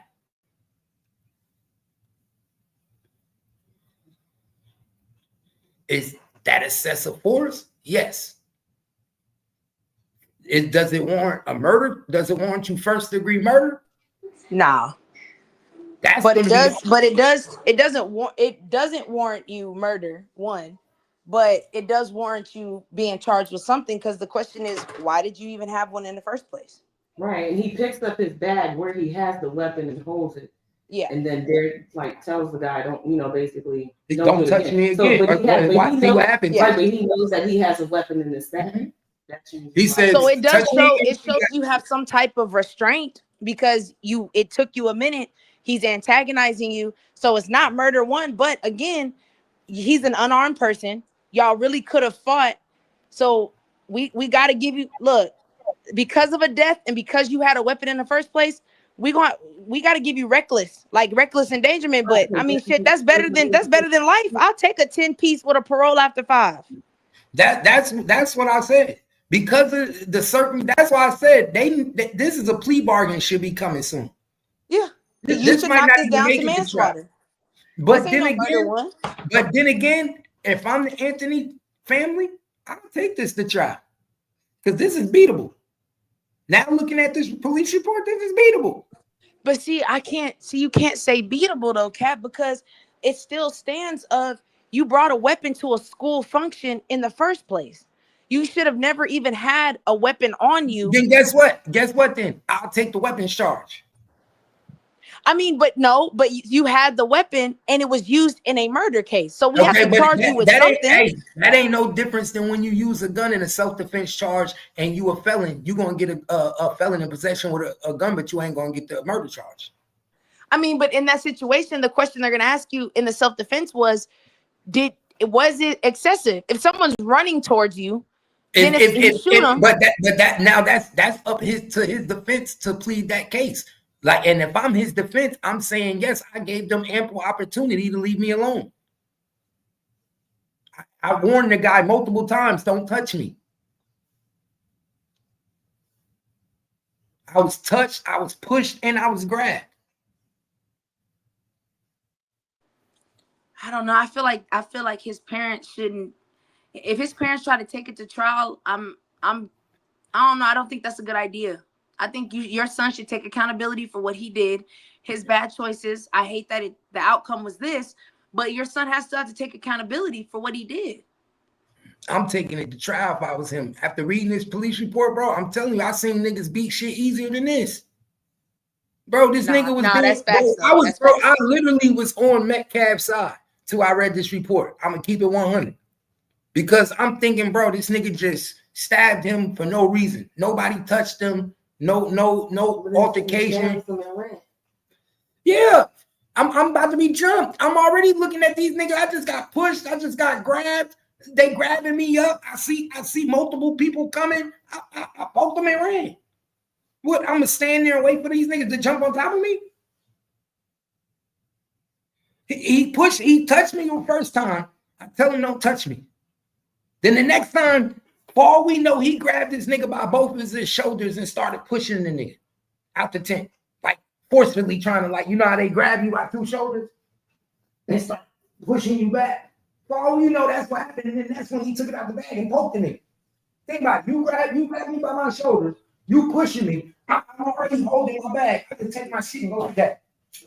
That's exactly what happened. But look, Cap, then the question is this. If you did not, let's just say you didn't have the weapon and this stuff transpired, you would have got into a fight. It wouldn't have resulted. Are we going to say that fight, that one-on-one fight would have resulted in death? So, but we can't call that. People die from fights. We can't call it, but the possibilities of it don't matter. Being the case. You don't know. People die from hand-to-hand combat. They do. They could have beat him to death. He could have got one punch to the head and died and hit his head on the bleacher and died. Yeah. Defense is defense. That's why I said, if anything, charge me for the knife. Charge me for having a weapon on school grounds. But let me ask you this thing, Cap. If you're Austin, on his standpoint, could he have said he grabbed his bag and he had his hand in there? I got scared. I thought he had a weapon. That's why I pushed him. That's why I hit him in the first place. I put my hands on him because he reached in his bag and I thought he had a weapon.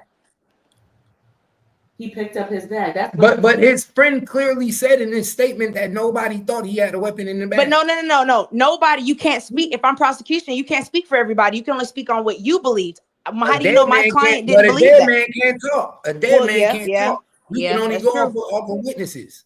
See, that's the best part when the dead man dead. All right, Cap.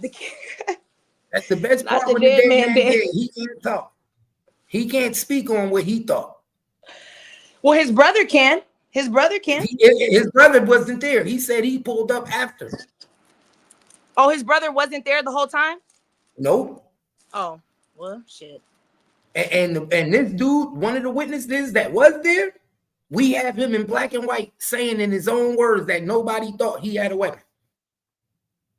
And because nobody thought he had a weapon, guess what they thought they could do? Keep bullying him, keep pushing him, keep grabbing him, keep taunting him, keep talking shit. Pay attention. How many times you gonna keep poking the bear before he poke you back?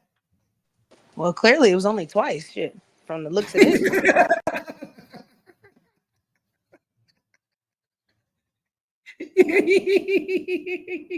Shit, I guess all it took was two.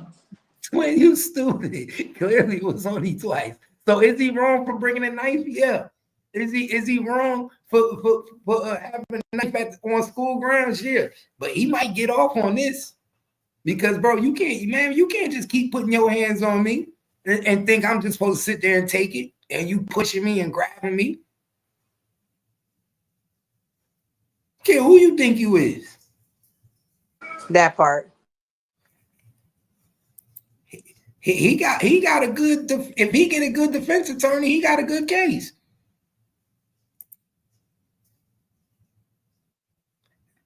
Especially if you get some, well, he ain't gonna get no black people on that jury. I'm gonna tell you that now. He ain't gonna get no black people on the jury. Ain't no black people in Frisco. Very few. So you out of there.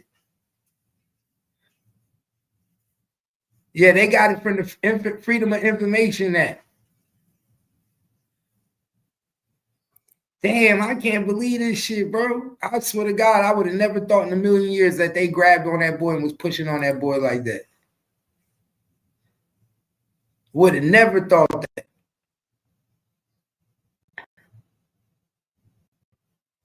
Never.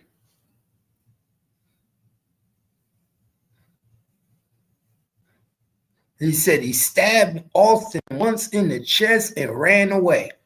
Where's this leaked video?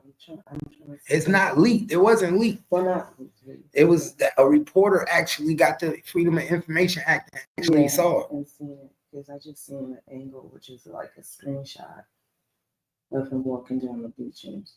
He said Austin began grabbing his chest and tell everyone to get help.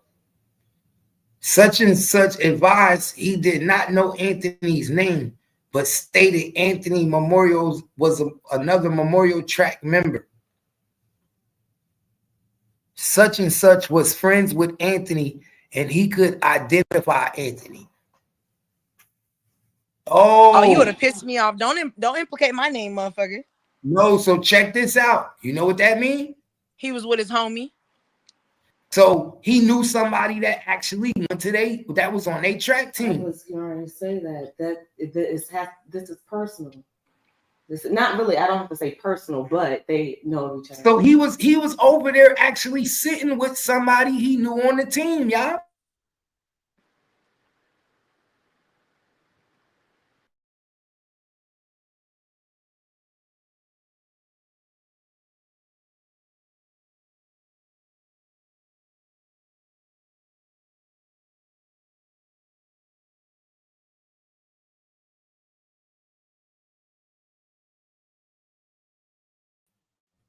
My bad. See, they don't like when we breaking down the case. They don't like that when we breaking down the case. They like, oh, hell no, he doing too much.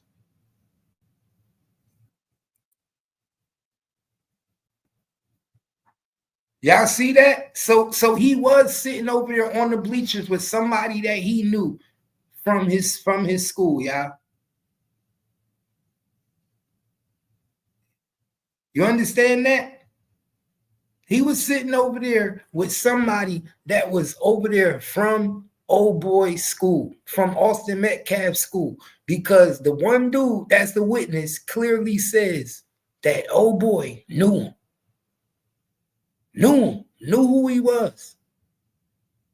Such and such knew who he was. He will be able to identify him. Such and such is one of them track members on Austin Metcalf team. So please believe it. They looking at him like you the reason why he was over here in the first place. Because of him. You had him over here with us. Pay attention, y'all. Pay attention. You see this shit, twin? Nah, I see it. And I'm wondering where the friend statement at. And it says Anthony's name was stated. Another Memorial Track member was friend such and such was friends with Anthony. You see that? And check this out. This is how dirty they is. Look how dirty the police is, y'all. You see how they didn't blank out the whole person name? They left the front E and the P so you could figure it out. Who Austin Metcalf friend is that go to Memorial with Austin Metcalf? You paying attention? Y'all paying attention to that, right? Look at that, man. Look how they do with black people. They spike everybody else's name out so you couldn't see it. Mm-hmm. But there's one person that's friends with Carmelo Anthony. Anthony's name, but stated, look. Hold on, watch this. Everyone to get help. Such and such. This is a kid from Austin Metcalf School. Advised he did not know Anthony's name, but stated another Memorial Track member. Mm-hmm. Such and such. First and last name, but gave you his first initial and last initial. Right? Was friends with Anthony. And he could identify Anthony.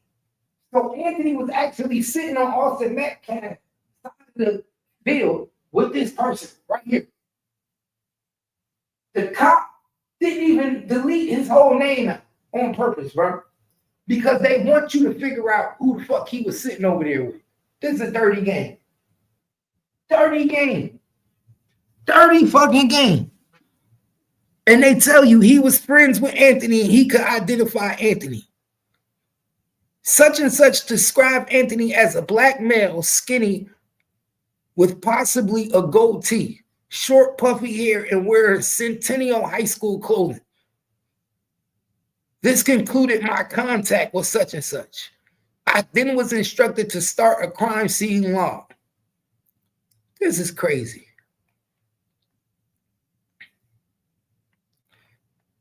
This is crazy.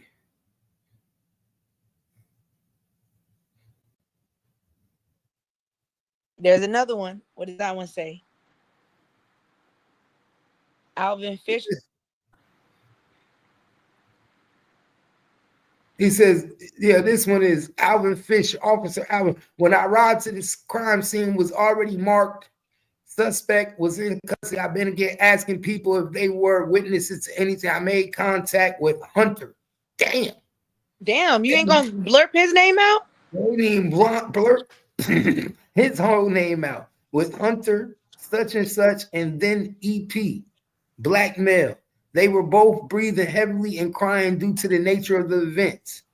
They were with coaches on the field and was pouring down rain. We made the decision to relocate to the locker room just to the east gate in the rain. I'm trying to see what the fuck was said. Oh, that Hunter's the brother. Oh, okay.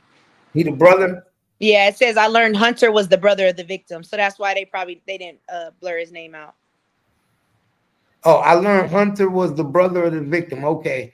I Sent to ask them both what happened. I could not really get anything out of Hunter, but such and such stated he wanted to speak. I asked him what happened, and then he stated that they were all sitting on the bleachers under Memorial High School tent when another male who he did not know walked over and sat under the tent. Such and such then said Austin, the victim, told this male that since he did not go to Memorial, he had to leave the tent. Austin and the male went back and forth, and then Austin stood up and pushed the male to get him out of the tent. See what I'm saying? You don't put your hands on nobody. Such and such then said, during this time of arguing, the male was reaching around in his bag, and he had. It was at this time the male took out a knife and stabbed Austin and then left the scene. This was all such and such remembered. And then he remembered when he talked to me. After this, I then stood by the athlete witness until CID arrived and interviewed them. I was then relieved. Yeah. Mike.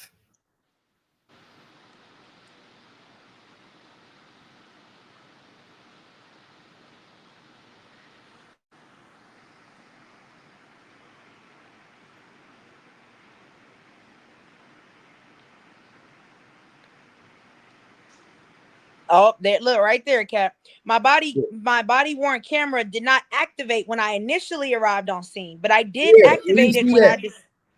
Right there, the next page.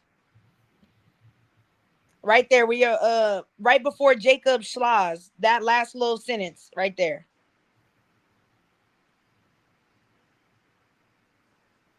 Oh, from this point forward, I worked the coordinated response. I took no other actions on the scene. My body-worn camera did not activate when I initially arrived on the scene, but I did activate it when I discovered it wasn't recorded while waiting with the witness.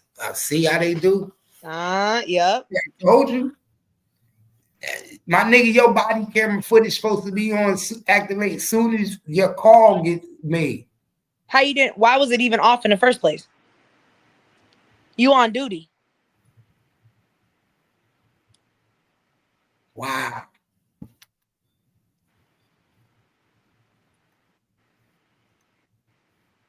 He don't even got nothing important in his shit.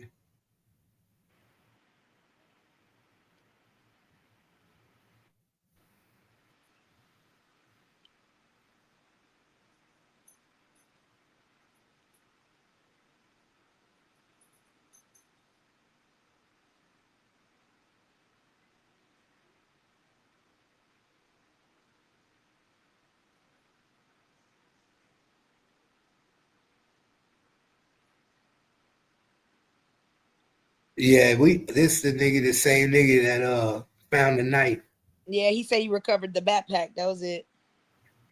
Yeah, he ain't saying shit.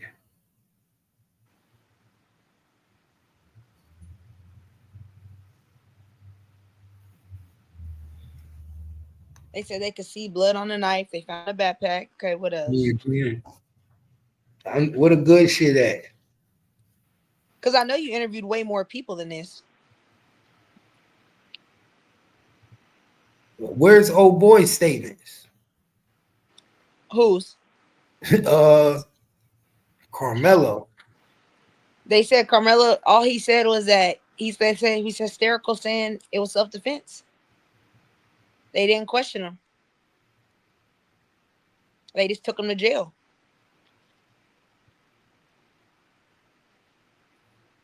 Okay, here we go. I responded to help. The officer went to the hospital. I responded to Texas Health Plano assist with the case. I was tasked with meeting the ambulance at the hospital. I arrived prior to the ambulance and waited for them to arrive. They arrived at 10:06 hours. The victim, Austin Metcalf, who was brought into the trauma bay treatment at 10:53 hours. This happened in the morning. Dr. Choi pronounced Austin deceased. Damn. Once He was pronounced staff stopped treatment and disconnected cords and tools from the machine without removing anything from the body itself. While on scene, I took possession of the clothing worn by Austin, maintained possession of his items until CSI Dillard took them from me. While on scene, Officer Land requested assistance lifting the sheets off the body to take photos. Damn, they're gonna have the photos in court. That's not gonna be good for the jury. It's not. Or the parents. I then placed the sheets back, then complete. I then stood by the room for security while Officer Land and Officer Hernandez CSI Dillard took additional photos. At one point, they rolled the body. Damn, they rolled the body and removed shorts. Damn, they removed his shorts. Man, what the fuck you doing? They need for evidence. And removed shorts from Austin, which were bagged and stayed in my custody until CSI took them. Family was allowed into the scene to view the body. I was informed by staff and officers that they would be allowed to touch the head and feet of Austin, which they did. Damn. Oh, so they was allowed to touch his head and his feet. Damn, that's fucked up, man. That's fucked up, bro. The nurse from the hospital bagged Austin in a body bag. Damn. Transport service, the medical examiner arrived, took possession of the body. So he was only there for 2 hours and 17 minutes before they took possession of the body. This shit ain't no joke. You understand what I tell y'all? When that shit ain't no joke, that ain't no joke. You a lot. This is why they say, man, keep your hands to yourself. Mm-hmm. You go for 1 minute bullying somebody and pushing them and telling them to get the fuck out of here, da-da-da-da-da, to next minute being stabbed.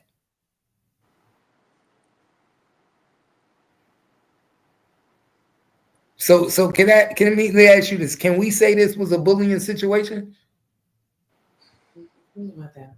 I don't want to say bullying because it wasn't a there's not a pattern of it. It was just a isolated incident. I'm just saying, after reading this police report, is that the definition of bullying? No, but I will say that Austin was the aggressor. Right. I mean, I don't know who gave So I thought bullying was when someone is telling you to leave them alone and you won't leave them alone. Not really. These are teenagers. What the fuck? Like, you don't even know. That's what I'm saying. Because to be bullying, you'd have to say this was a repeated or habitual situation. This is an isolated one-time thing. So it's really just you were the aggressor in the situation. And I mean, Texas doesn't use involuntary manslaughter, so you just going to have to get charged with murder with crime of passion. Or what is it, murder with passion or something like that? Sudden passion defense or whatever it's called. Crime of passion, sudden Yeah, passion. they call it murder. Now they call it they don't call it involuntary anymore. They call it a murder with sudden passion or something like that. Yeah, they got a whole bunch of different names for it. Yeah, I don't know why Texas changed that, but that's stupid. That's why I'm saying that's because remember, they're pleading self-defense. Their argument is going to be my client was being bullied. The defense argument is going to be that he clearly was telling this guy, leave me alone. But he's telling him to stop. But just like you walked over there, why you wouldn't get up and leave? That's what I'm saying. In order, pushing alone is not in Texas, pushing alone is not considered a threat. It's just assault. So if you're being pushed, the first thing they're going to say is, could you have walked away? He could have.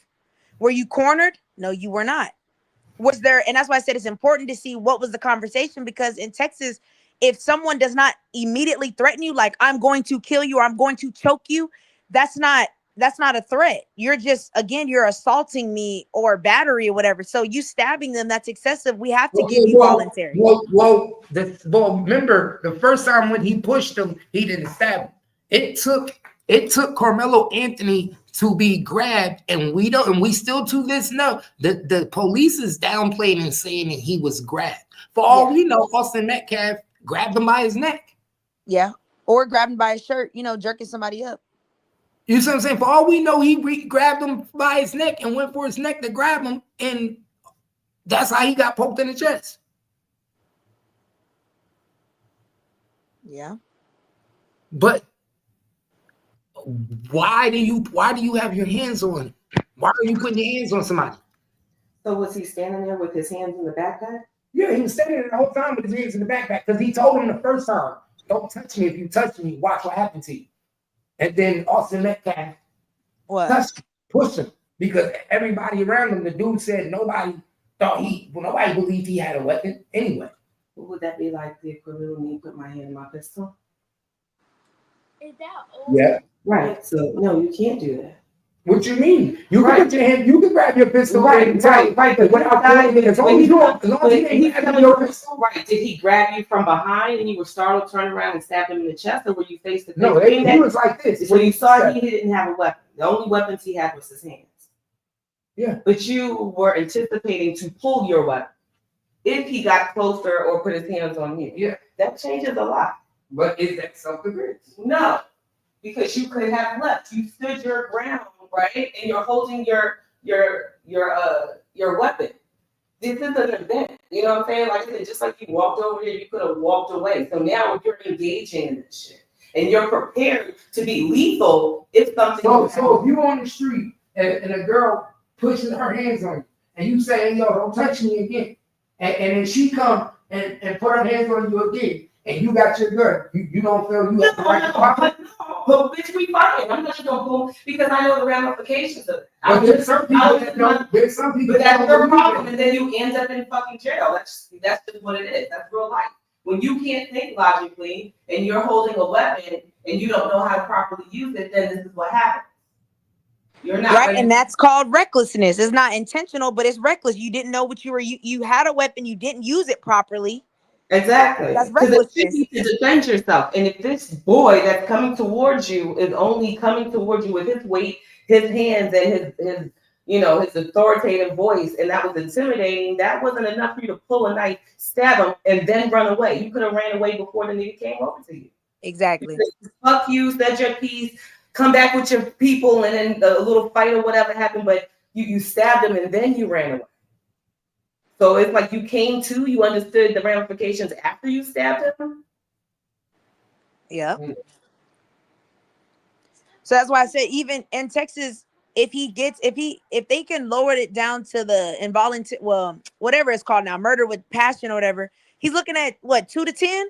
That's not bad. 2 to 10 with parole. If they give you 5, you out in 2. I mean, someone died. There has to be some level of accountability on your end, because what are we setting on message that if we fight a fight, it's okay to stab people in a fight? In our minds, it's like, well, shit, you shouldn't be fucking with me. But if that's your kid and your kid is pushing someone and someone stabs your kid, like, yeah, you're going to look like, damn, I wish my kid didn't push him. But at the same time, like, damn, you're going to stab my kid? Right. They didn't deserve to lose their life because of an altercation gone back. Because of a push. Because you want to be a little asshole. You want to be an asshole, you get killed. Come on now. We done been assholes plenty of times. Right. And so if everybody was running around with that mentality, a whole lot of us would be fucked up out here. Yeah, I would have been stabbed dead, man. Yeah. Yeah, that's what I'm saying. Yeah, no. Terry, keep it real. A lot of niggas have got fucked up in that same situation in the street. Right. Yeah. Right. It's fucked up. You can learn. It don't, that doesn't change the game, because it's gonna be somebody else to put their hands on someone and get into a bad situation. I think niggas on the block tell the nigga, don't put your hands on me. Put your hands on me again and watch what happens to you. And the nigga put his hands on him and get popped. Oh no, I've seen people get poked a lot. So I'm just saying.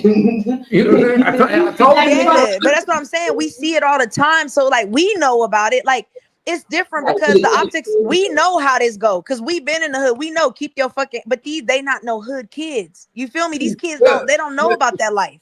See, even Ted said, fuck it, I'm leaning towards Carmelo Anthony now. Oh, I am. Listen, I've always said I don't think he should be charged with murder 1. I've been and said that. If you touch somebody and they stab you, it is what it is. But in these circumstances, he's overcharged.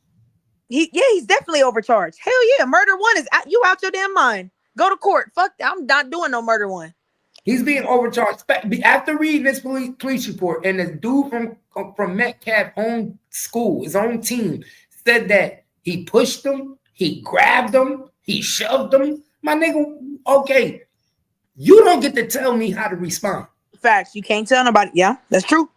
And let's remember, if it was the other way around, and it was a black boy pushing the white boy, grabbing on the white boy, and doing all that, and the white boy grabbed out of his knife and stabbed the black boy, they literally would be saying the total opposite.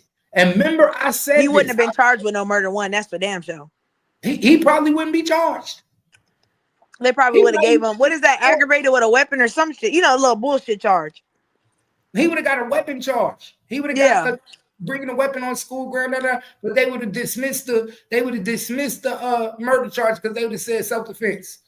They would have said witnesses said that the black boy was pushing on him, grabbing him, and he felt threatened and he was circled. Yeah. This is true. He said many people said that the black boy put his hands on him before he stabbed him. Ain't no difference. So Kimmy Cat, I'm saying 5. What y'all giving him? If he has to do jail time, what years you giving him? I say give him 5 with parole. What y'all saying? I'm saying I think they need to set a deal and give them. They need to, if they were smart, they do a plea bargain and give them 5 years and give them another 15 on probation. I'm cool with that. Well, I don't know, Cat. 15 on probation, that's a long time. No, it ain't.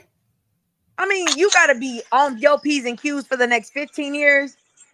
Bro, I'll say a 5 and 5. 5 years in, 5 years probation. Someone is dead. Yeah, someone is dead. Someone lost their life. He made this decision as a young man. But the person you killed is the aggressor. So I'm saying, give me 5 years in prison, 5 years on probation, and let me leave.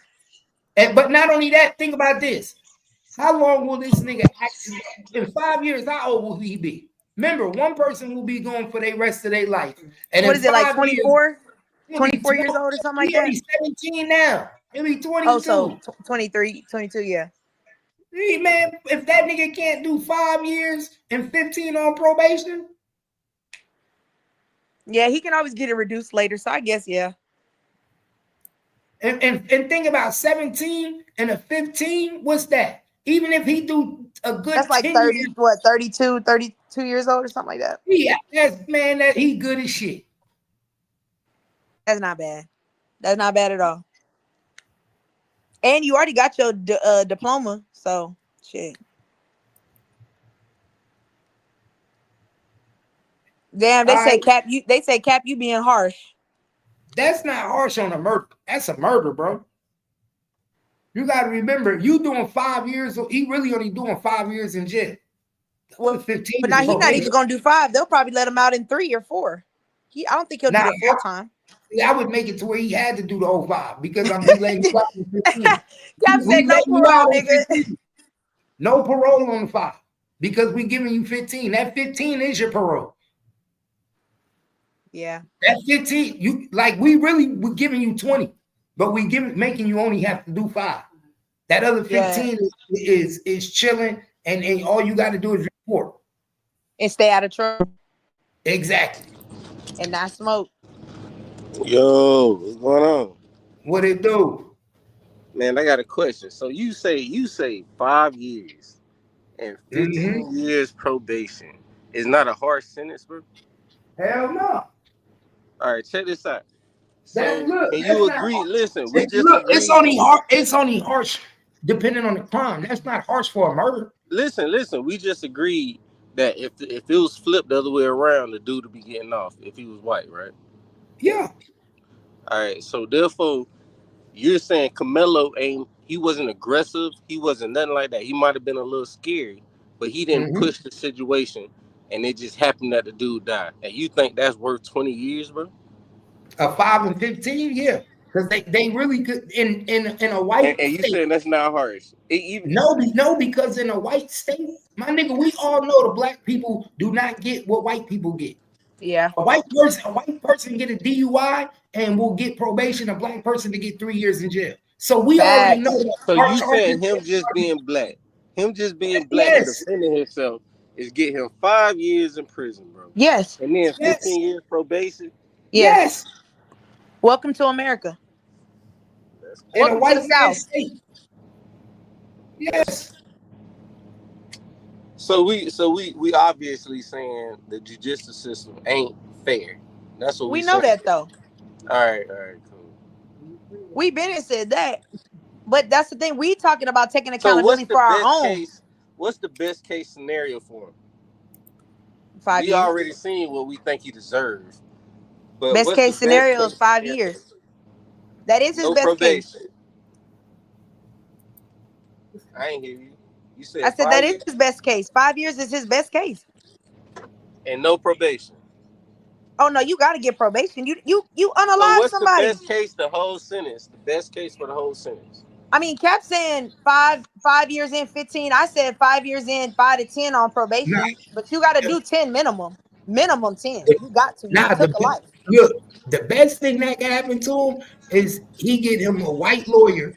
He takes some of that money, get a white lawyer, right? And he pray that he got a black person on a jury trial if he take it to trial. That's the best case scenario. A mom too. A mom at that. A black mama. So they Yep. ain't saying no bullying or nothing in this case. It can't be bullying. It's an isolated event. Bullying is habitual or repeated offense.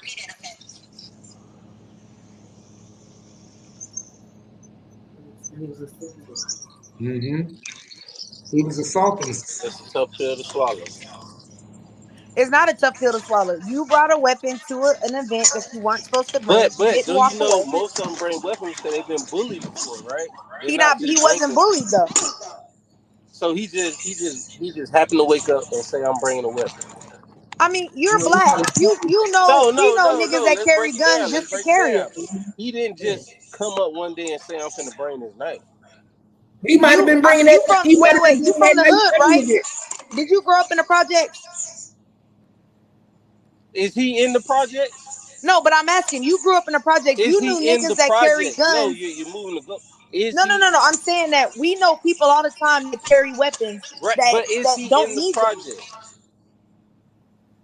No, I'm not saying it's not. What I'm saying is, if you grew up around black folks, let's not say But projects. you bring We in all grew logic up around that niggas. doesn't have nothing to do with the case in there, though. It do have something to do with it. As black people, we all know somebody that carries a gun with them that don't need it. In black culture, we carry weapons all around all the time. Why do you need a Glock switch? But you carry one. But do you need it? No. You just carry it for the aesthetics. Carrying a weapon that you don't need is not abnormal in the black community. We do it all the time. So what if he felt that he needed it because he was being bullied? The media is only gonna tell us what they want to tell us. Say it to the Do end. you think that's the first time he pushed that boy? Oh no, I was saying that wasn't just a one-off with him carrying the knife. He has to be. This must be something that he carries with him often because when you're going to an event or participating in one, you're an athlete. You're putting all the shit in your bag that you're gonna need for the day, especially because these events are all day. So if a knife gets picked up and thrown in there, that's not your normal option. He carries this shit. He makes sure that he has one with him. It's not a water bottle. It's not a towel. It's not, you know what I'm saying? Right. It's not athletic wear or a change of clothes. You grab the knife and you threw it in your bag. That's not just for this meat. You're not just picking this meat to be like, you know what, let me make sure I got something on me just in case. That's your normal grab, just like you grab your wallet and your cell phone. Because what would be your intention to make sure that you had that at the meet? Unless you're anticipating confrontation or having to be in a position of defending yourself. But like I said, this is a meet, an event amongst high school, not the neighborhood corner store or the park. So why you have it on you? What do you think about that, Quinn? I agree. I mean, there really was no need for you to have it in the first place. Robert, what up? What's up, Cal? What's up, Twin? What's up, everybody? What's up? What you think about this? I think you girls are right about about that guy not having something on him that he shouldn't. I think that's always the best place to start with their scenario as far as a school or something. But then it's like yeah, that's how it's supposed to be. But what really happened? Like what kind of people are involved? Like what kind of people are those really? So when we get into that, it kind of goes like how the one guy was talking about, like maybe he just got around to carrying one on him, right? So then in that case, because that's what really happened, so it's like, well, okay, he has one. It's like, well, was he allowed to use it? That's what I get around to. But I don't, so it's like, what's really the law and what's not, if and considering what that would be or isn't, that for me that would kind of give everything as to what there is to talk about and what there isn't. Yeah. Yeah. So you think what you think he gonna get, Robert? You think he gonna get off? What you think, Robert? You think it's self-defense? What you think? You think it's self-defense? You think the dude had a right to put his hands on him at the track meet? No, I don't think that guy had a right to mess with that guy at all. But and then in turn it's like, okay, does someone get to reach in his bag and stab somebody with a knife after that? I don't know what the law is. But yeah, I don't know what the law is, but it's like what if the law was, no, somebody can't do that, but this guy, for whatever reason, he really sizes somebody up like that, or he underestimates himself, so that's why he's the guy with the knife. Well, what do people do about it? Hey, good point. Good point. You know why? Because the defense is going to use that, the size. He's going to say that my client is small, skinny at stature. He's scary. He's scary. That's why he keeps him. That's why he keeps a knife. Sure. Most scary people what? Keep weapons. He said most scary people. Yeah, keep weapons. Well, no, he was scary because his ass he picked up the backpack. He didn't want to get his ass whooped. Yeah, he didn't want to engage. Else he would have engaged. Yeah, I'm scary. That's why I keep me a knife. Right. Bro, I know. I keep me a knife. I'm scary. I've been nigga. What? I probably would have did the same thing too. Right. Bro, there's a lot of people that do that. Bro, I swear to God, that's why I probably. So I'm looking at it now like, if I'm on the street and a nigga fucking with me, you think I wouldn't slice the nigga up? Right, but you're on the street. So you think he would have got away with it if he was on the street? I think completely different situation. You on the street, a person walks up to you that you don't know, you get into some shit, and you have to stab somebody and save your life. So there we go, twin. So let me ask you that, twin. So let me ask you that, twin. There we go. Let's ask that, twin. Is it a different situation, being that it was at the school than if it happened on the street? Yeah, because the school's in a controlled environment. There were adults around that you could have fled and told what happened to. Right, and he's engaging from the first time the boy told him to leave, and he didn't leave. You're trying to create a conflict because you could have been like I said, F you, whatever, walk off, and told the teacher. You could have said, when he pushed you, you could have been like, bet, I'm finna go tell the coach. You would have been called a pussy, but I mean, at least you wouldn't be in prison. Right. He stayed for it. Because the problem is there's so many adults and there's there's a SRO, the little student resource officers, there's trainers, there's a lot of adults on scene. And that's why it's like you had an ample opportunity to just do what you like, to do something different, but you chose to engage off of your emotions That's why I said we have to give you passion because you were in the moment. Cool, you're upset in the And moment. that's Y'all what I were was just bickering about back to and say. forth. He was in the moment. That's where the passion come at. Because if I'm in the moment and this happens, sometimes shit happens so fast. This could be something that we looking at it like, oh, this is something that we could have thought about. You had time to think about this. This could have been something that happened in a matter of 2 to 6 minutes. Yeah, and yeah. a matter between that 2 to 6 minutes, it happens so fast. Now you're dealing with emotions, little kids, your kids' And emotions. it's two boys. It's two boys that are at puberty. You know how it is. Yeah, you know how it is. I'm not gonna let you tell me what to do. I'm a grown ass man. Boys at that age think. Girls under But the didn't tent. you say that he picked up the bag, had his hand in his bag, and told him, "If you hit me one more time"? No, he picked up his hand and he said, "Touch me and watch what I do to you." Then the first time he then and listen, because I think people forget. He picked up the bag when they was first arguing, had his hand in the bag. Everybody watched him. Nobody believed he had anything in the bag, so nobody took him serious. But he's holding his bag the whole time. He already had his weapon in the bag. He's holding his bag. He had his hand in his bag, like how people had their hand with the gun. No, he didn't. But he was making his mind up when he warned them the first time, "Don't put your hands on me." Austin didn't believe he had anything in his bag, so he pushed him. Right. So now he's making the black boy feel like a punk. He's making him feel like he's low. He already live in a racist town like Frisco, where there ain't too many black people. So who knows how much racist shit he already dealt with. So now he's making him feel like a punk. So he pushed him. Then after he pushed him, he still didn't get stabbed yet. So now he's still got his hand in his bag, taking the. And who knows what else is being said? Who else is laughing? Get your nigga ass out of here, whatever's going on. And then he goes again and grabs Anthony. This time, not push him, he grabs him. So now you grabbing me. That's just like if I'm grabbing you. Now he take it out his bag and poke him.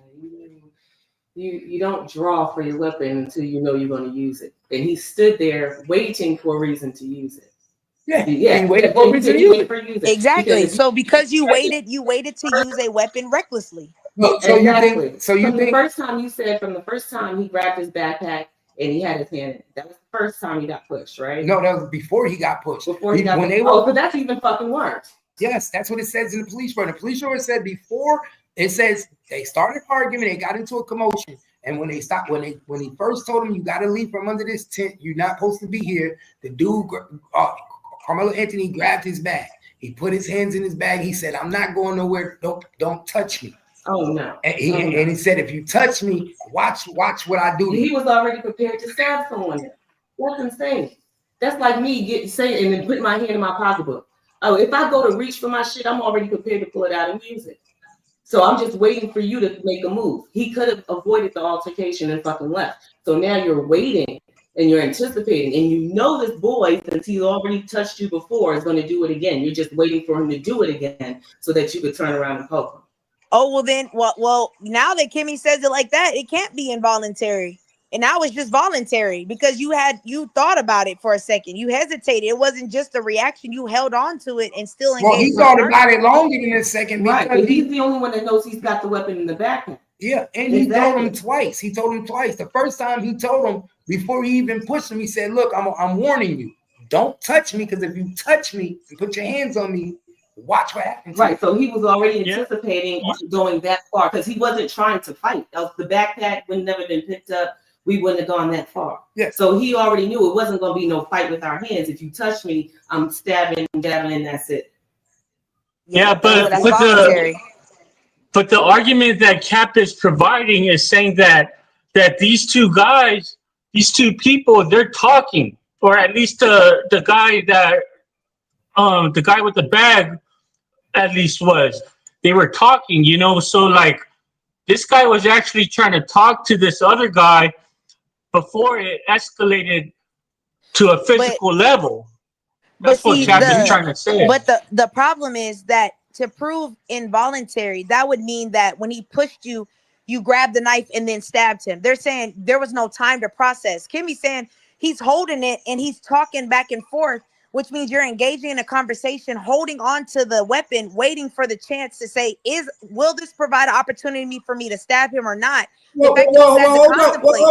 Well, check this out. KP was holding on to the knife in his pocket when he stabbed Jut. Yeah, and he should have been. And he should have been charged. I've been and said that. You see what I'm saying? Like KP didn't get. If KP didn't get charged for stabbing Jut, then this boy shouldn't be charged for stabbing. Right, but this is a commonplace that these folks. That was a whole completely anticipation of a different kind of story. Well, but it's the same similarity. To his workplace, but listen, completely different. They're both at a common school function. But listen, what I'm saying. Waffle House is a common function. It's a public place. He can go to Waffle House. He went to Waffle House. They engaged in an argument. They were at a track meet. They engaged in an argument. One person pulled out a knife and stabbed another one. One person pulled out a stabbed another. Right, but the other one has a history of engagement before he even got to Waffle House. These kids just had this one-off engagement here with this nonsense. But and one is dead. One is dead, and one is not.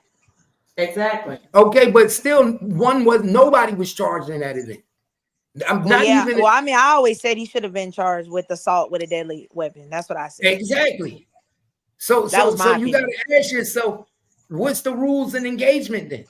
The history that they had, they were going back and forth. That's why they had this. Like I'm talking about far as self-defense, because if Austin PD, which is it's still Texas, it's all Texas law. If Austin PD can deem that as self-defense and no one and he don't get charged, what's the rules and engagement? What's the difference? Because Jut swung on KP to force KP to do what? Right. To stab him. They were, like I said, they were having a history on the internet of back and forth. So and they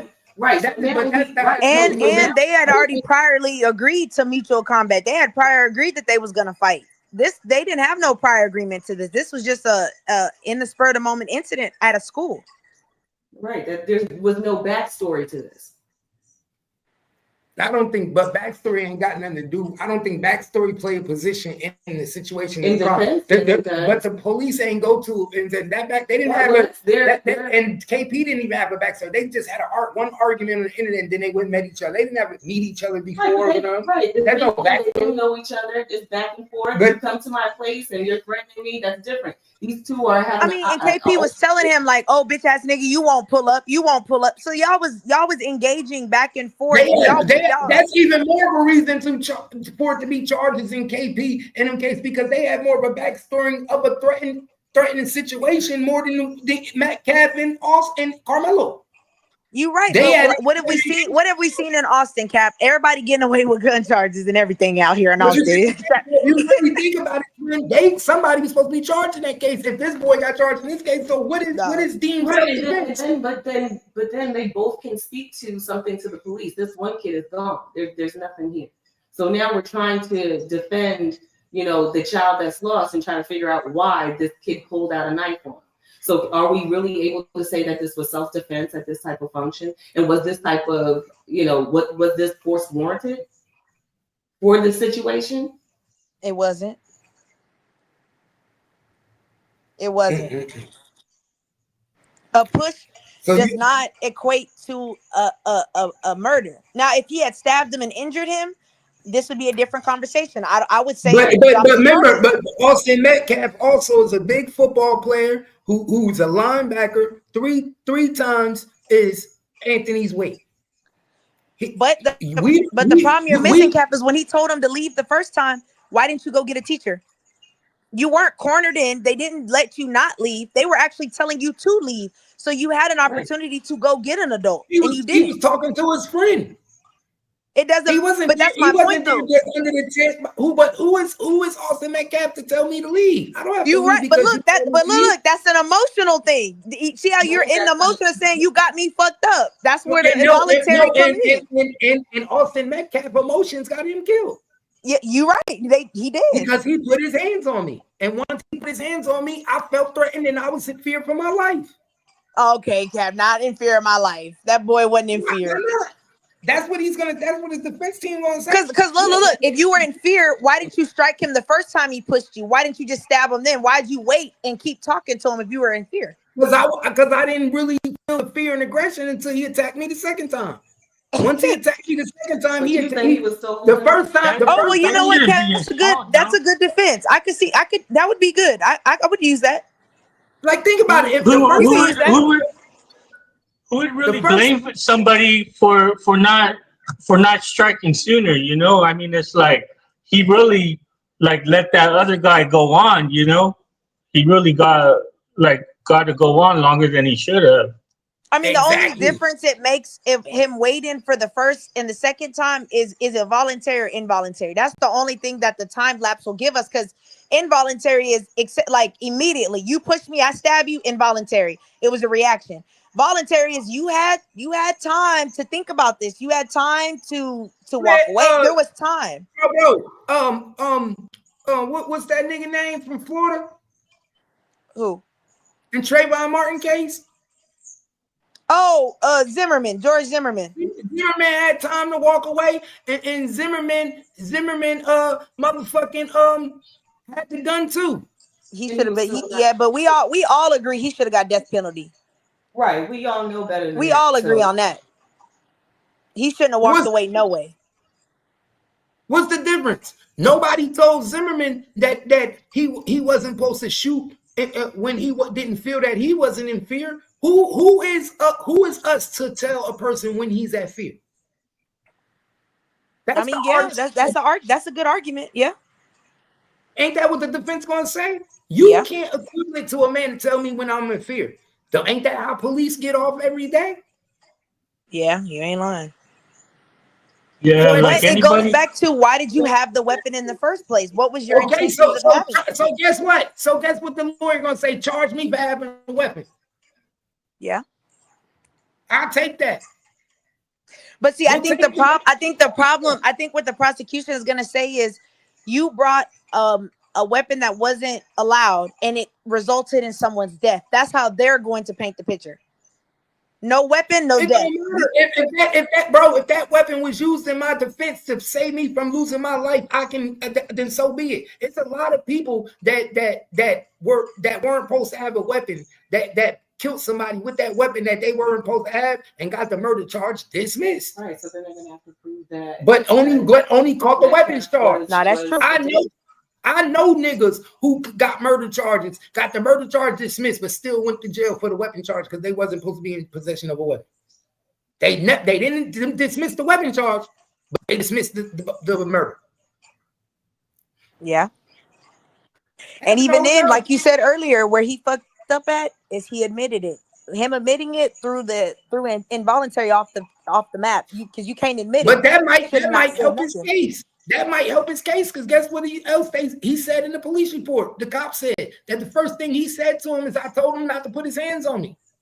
No. But when he said ain't no alleged, I did it. That you fucked up. Yes, but he also is adamant that he told him, "I told him not to put his hands on me." This is all a result of him putting his hands on it. So the defense, that helps the defense. I didn't do it because of anything other than he put his hands on me. Well, then let me ask you this. When you stab someone, what are your intentions? I don't think his intentions was to kill him, or he went. But I know, but think about it. If you stab somebody, what is the outcome? Like, let's be real. If you stab someone, what is the if you hear somebody got stabbed, majority of us are gonna be like, oh damn, they probably died.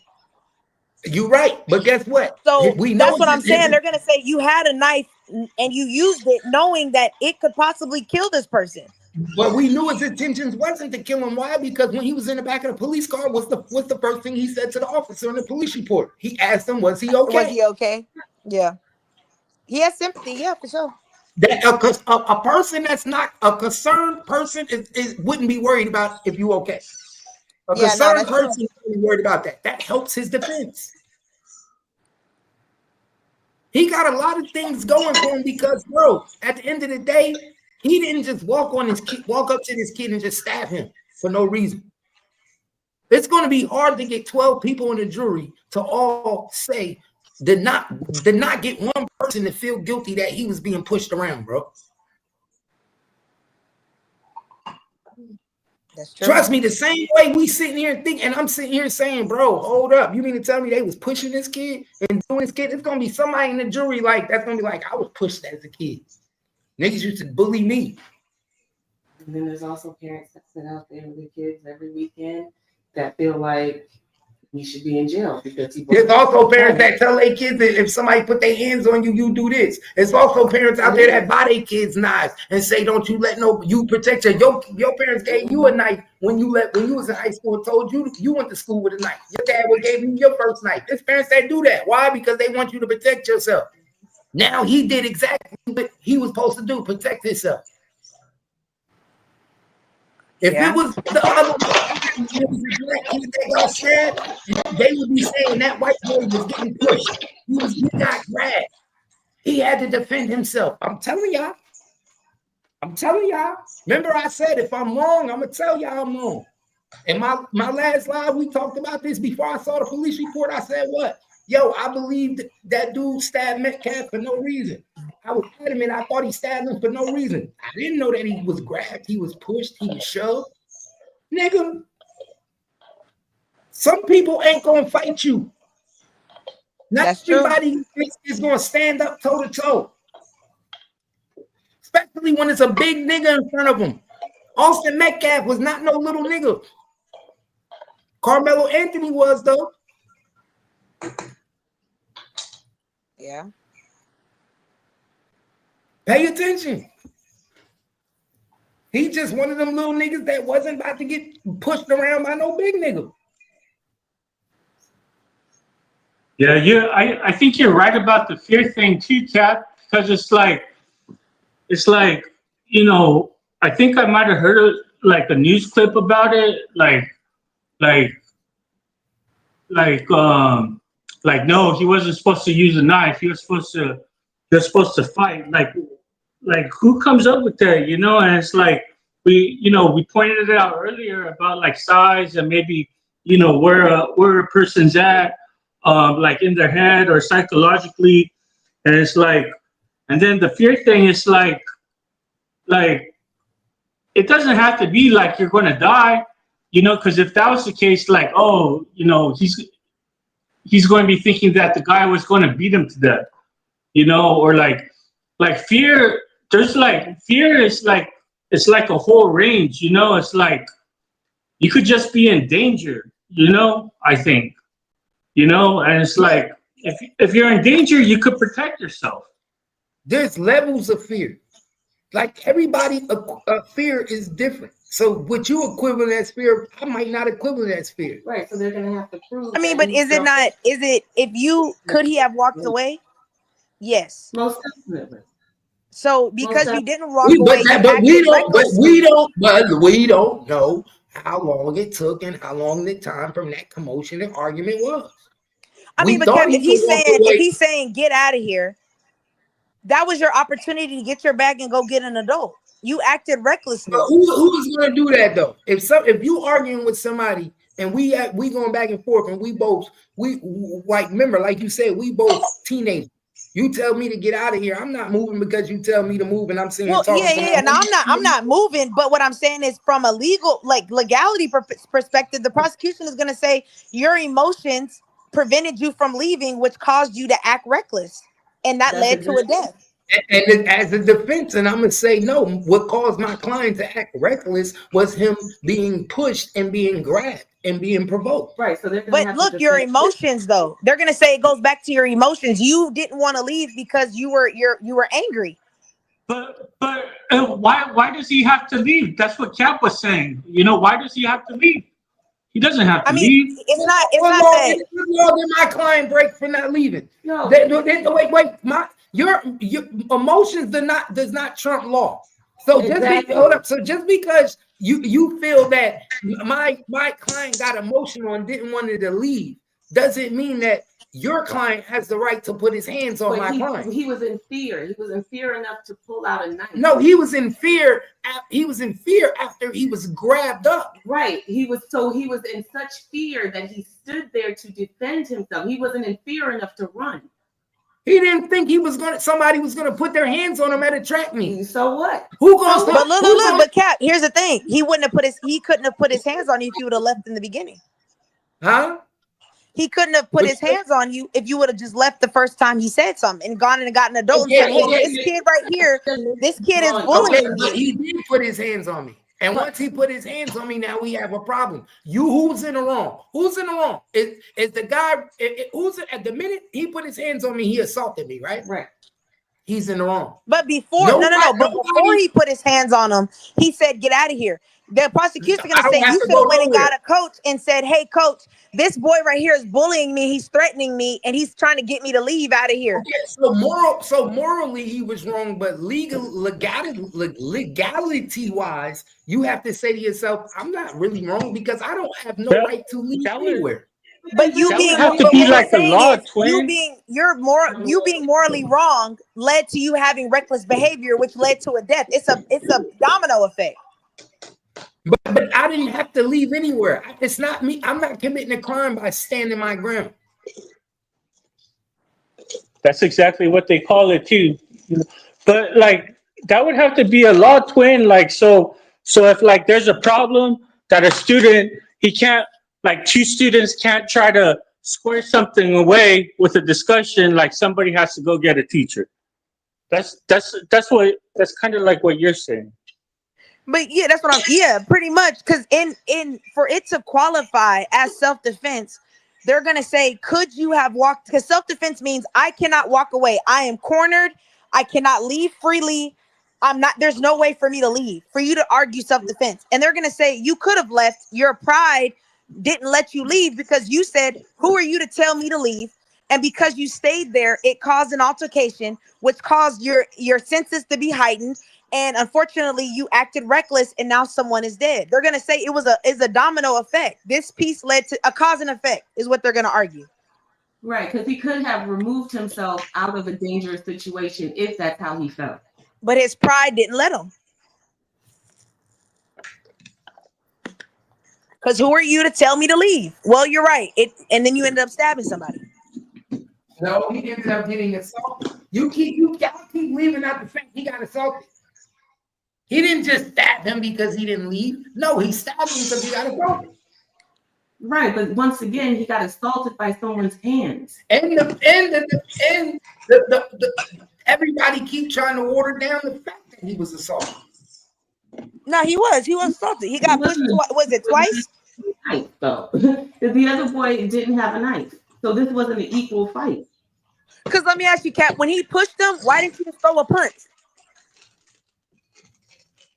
Right, you grab your backpack that has a knife in it, and only you know that the knife is in there. Well, he was holding on to the knife when he first got pushed.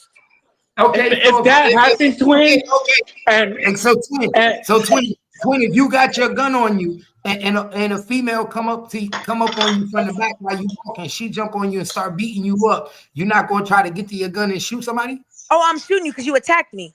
But if you come up, if I got my gun on me and you come up and push me, I'm throwing a jab. I'm hitting you in your jaw. And we just gonna get to fighting.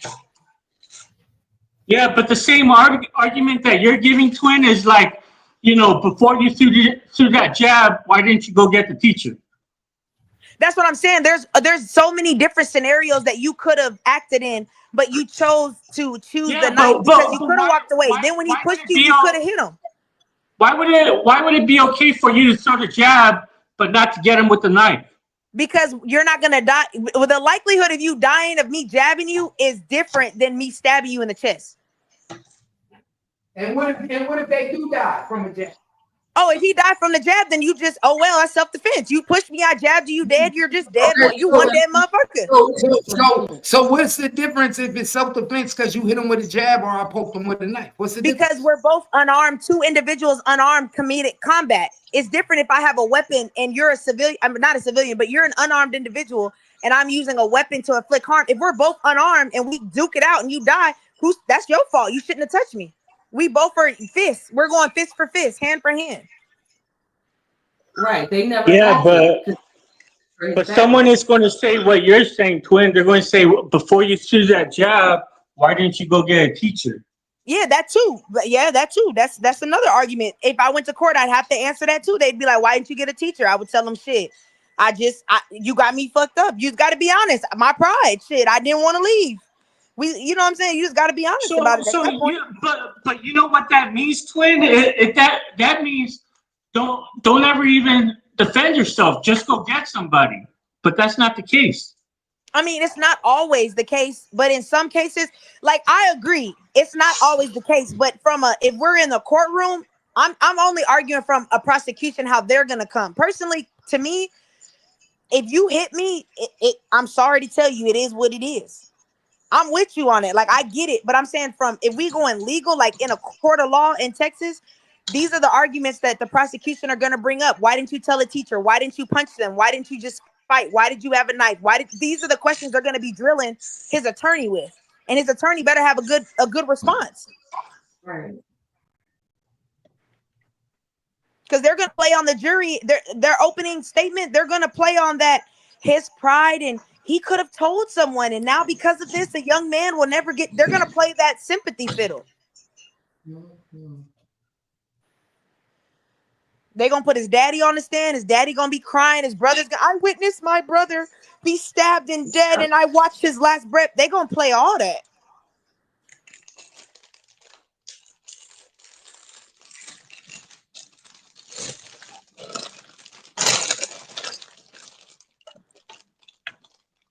That's why I say, honestly, I would give him 5 and let him out in 2.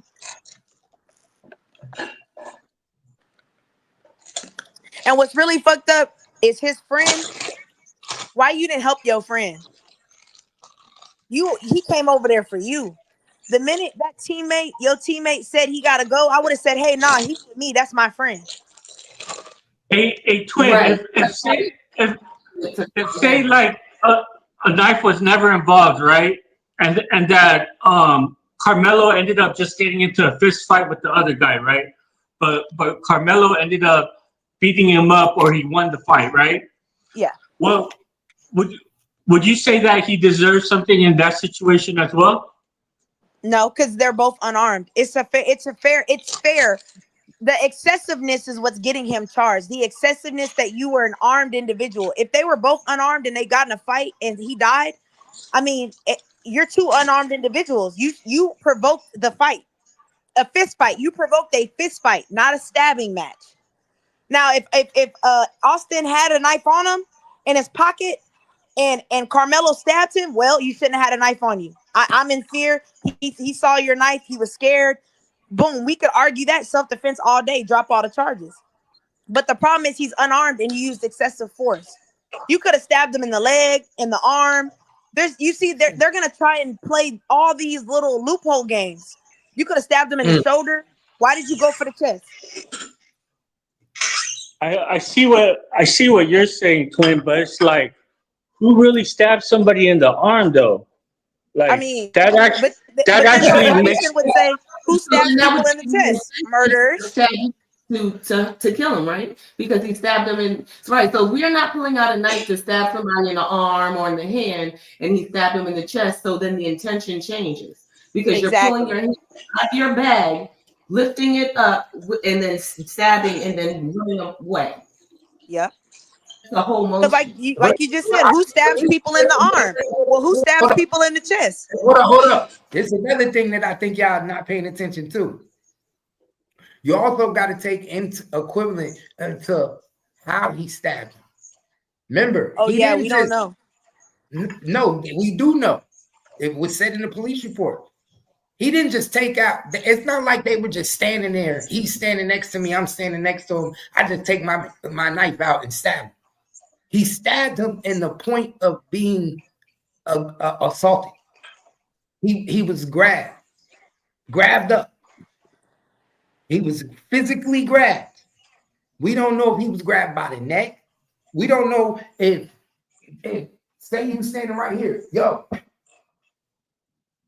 get the hell out the tent. You're supposed to be in this tent. Got the tent. You holding your back. You tell me don't touch. No, you said don't touch me. Don't touch me no more. Right? I'm looking at you, man. No, man. Get out the tent. I push you. You like, you sit over here. Don't put that hands on me. Watch what happens to you. Yeah. Next time I come at you, I'm like this. So now I have Now to you get say, it. you say that, and you know. Right, but I have to grab when you touch it, right? It's already in there. You have to pull your hand out and you grab them like this. All right. Yeah. But they were most of it because they're going to demonstrate the same way you did in court. But either way, he did it in the midst of the defense. He was being assaulted. Right, but do we know that the second time Metcalf actively had his hands on Anthony when he was stabbed? Yes. It says it in the report. But then it goes like this, Cap. What is a knife used for? Why a knife? You're not when you use a knife, your intent is to stab. And when you stab, your intent is to kill. Now, if his attorney says, well, no, it was an accident because he wasn't gonna stab him, he was just gonna use it like throw it around like to get him away from him, then we have a different argument here. But if you're saying, well, what was your intent to grab the knife? Well, I was gonna stab him. Oh, so you knew that he was gonna die. Because we know stabbing that's not, like you said, who stabs in the arm? Who stabs in the foot? No, you stab to kill. Now, if you're an attorney, I would say you better tell him that you were going to wield the knife to just get him away from you and you accidentally stabbed him. Okay, well, then we got a different argument here. Right, that he ran up on you when you were pulling it up, but then it's still a motion towards his chest. Well, we know he can't say that because he already admitted that he did it. And it wasn't allegedly. He already see, and that's why I said he fucked up when he said no. It's not allegedly. I did it. That's where you fucked up. You know what I'm saying? So he said a lot of things. Now, can his lawyer get them statements suppressed because his rights wasn't read? Maybe. You know what I'm saying? But wait, he's 17, so he don't need an adult, do he? I don't know. No. I don't know how 17 years old. I know 18, but 17 is that? 17 I know is adult. 17. Oh, is so he don't need. But he's still in high school though. So don't he still need a parent? Nope. Damn. Hell no.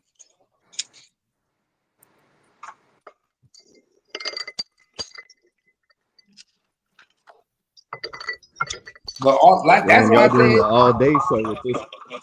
Play into this shit, my nigga, because if somebody got a clear video of Austin Metcalf grabbing him up in the midst and then him stabbing him, watch what's going to happen. That's the only thing that'll save him.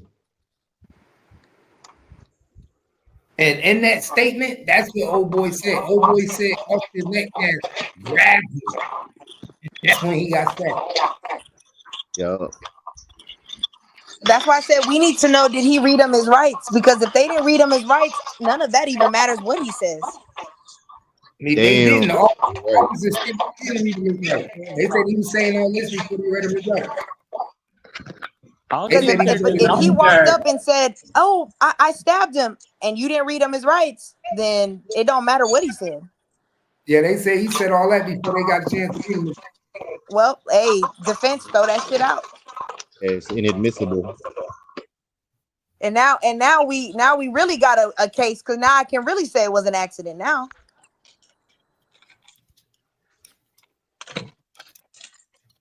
I think they're gonna keep trying to play the self-defense role. Well, I think they'd rather go to self-defense role than play the accident role.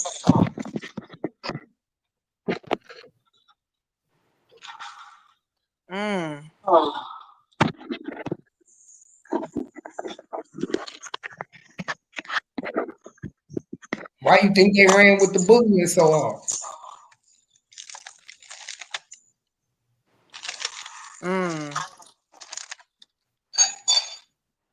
Now, y'all say that's not bullying. I say he was bullied that day. Well, hey, he did. That's what it seems like to me. That day, he was up He was up against a motherfucking linebacker, my nigga. I don't know if y'all seen a Texas linebacker before. Are they? They Is Austin significantly bigger than Carmelo? Yeah, like 80 pounds. Austin was like 220. They said. Yo, Mike. Oh, let me see if let me fix your mic. You know, not saying like what really happened. You know, it could go either way. You know, I think that guy was mean. You know, well, mean is kind of small compared to everything that transpired. But like, it's like, there is a version like. I guess someone could put together a version of the linebacker story, but it's like, like why do you get around to getting physical with the other guy? Why did he go get somebody? Why wasn't he the one that went to go get somebody? Yeah, but you remember in high school when two people get into a fight, they suspend both of them. What do they say? You should have went and told an adult. You know how it is in school. Both of y'all going to ISS. Both of y'all gonna get suspended from school for fighting. Well, he hit me first. Well, you should have told the teacher. Or at least I don't know. That's how it is in Texas. In Texas, they suspend even if somebody punch you first, they will suspend both of you. Can you hear me? Yeah. Hey, Ted. Oh, nah, I just wanted to clear it up what they were saying about the reading of the rights. The reading of the rights is to protect Carmelo Anthony if the police is asking him questions. So his statements is still admissible. Oh. Because they are on body cam and they were overheard by the law enforcement officer. Them statements going in. Oh, well, shit, he out of there. Yeah, he can only wag if he being questioned.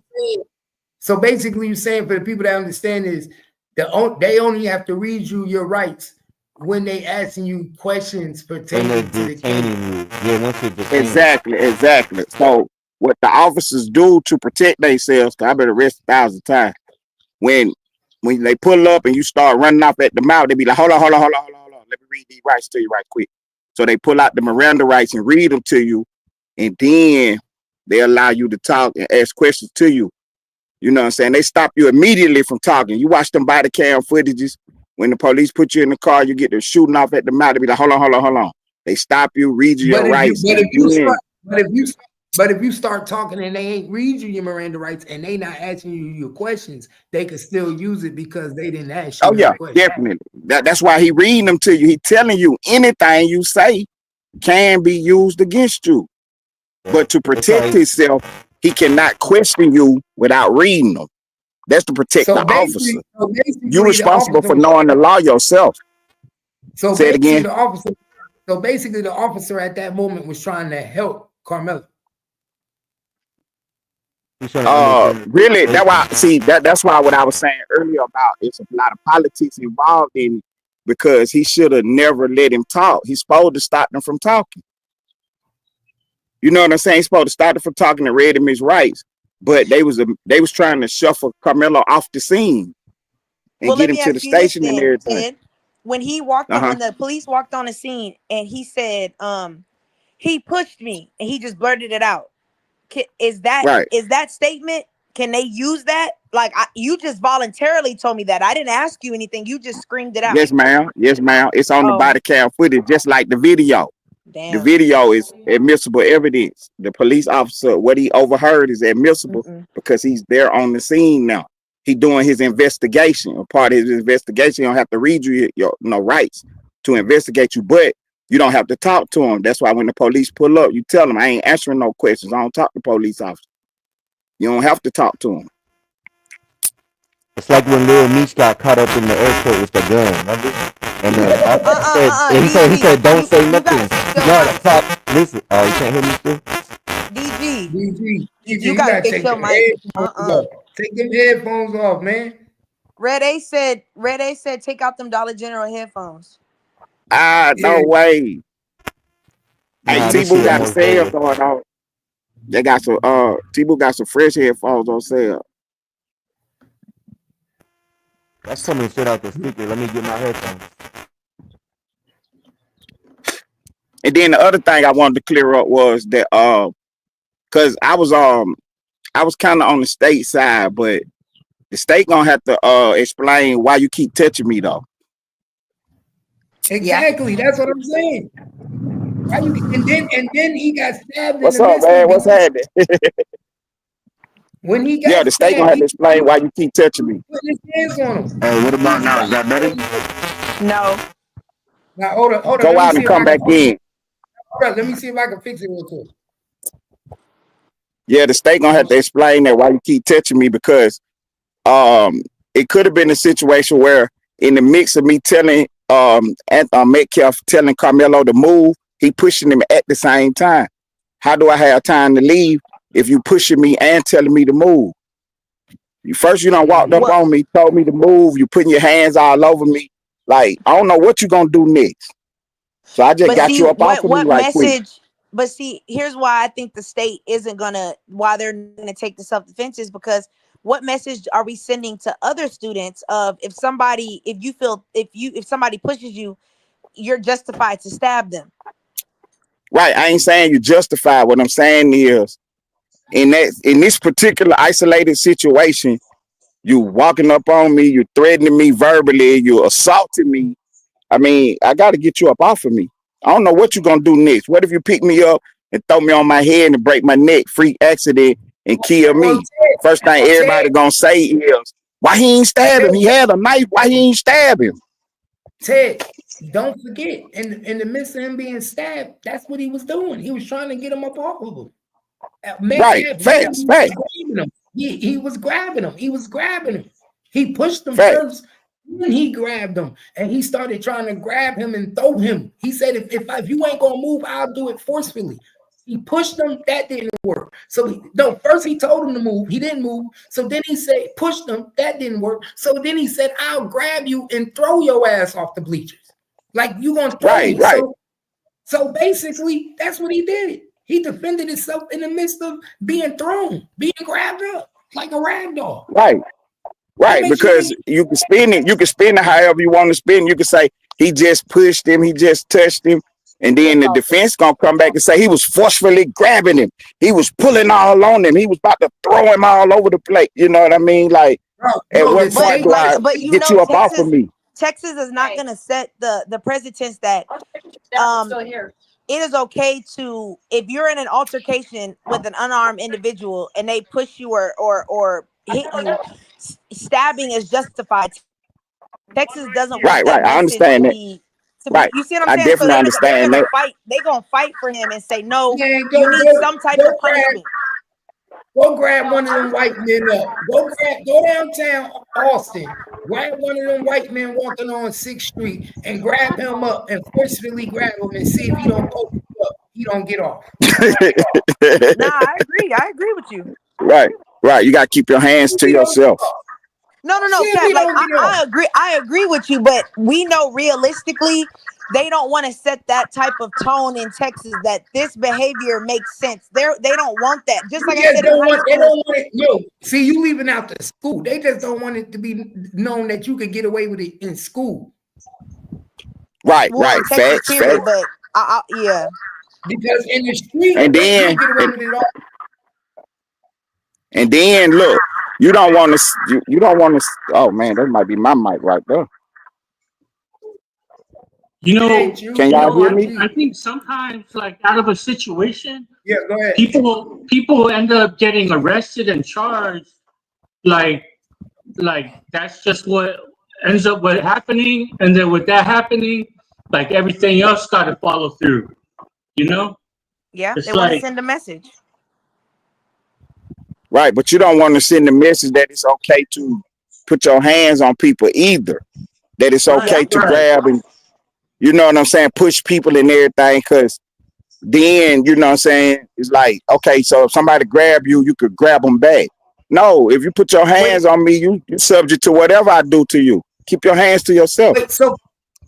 So Carmelo Anthony was supposed to let them just throw him off the bleachers, and he was supposed to break his Exactly. neck. He was Exactly.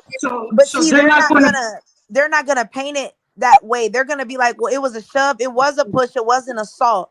But we do not want to encourage, especially because this happened in a school. I think that's the biggest problem, is that it happened at a school. If this was in the streets, it's the environment that's making it more severe, because this occurred in front of a bunch of children, a bunch of kids and minors, that Texas is like, we don't want this to be like, this is something we allow in our school districts.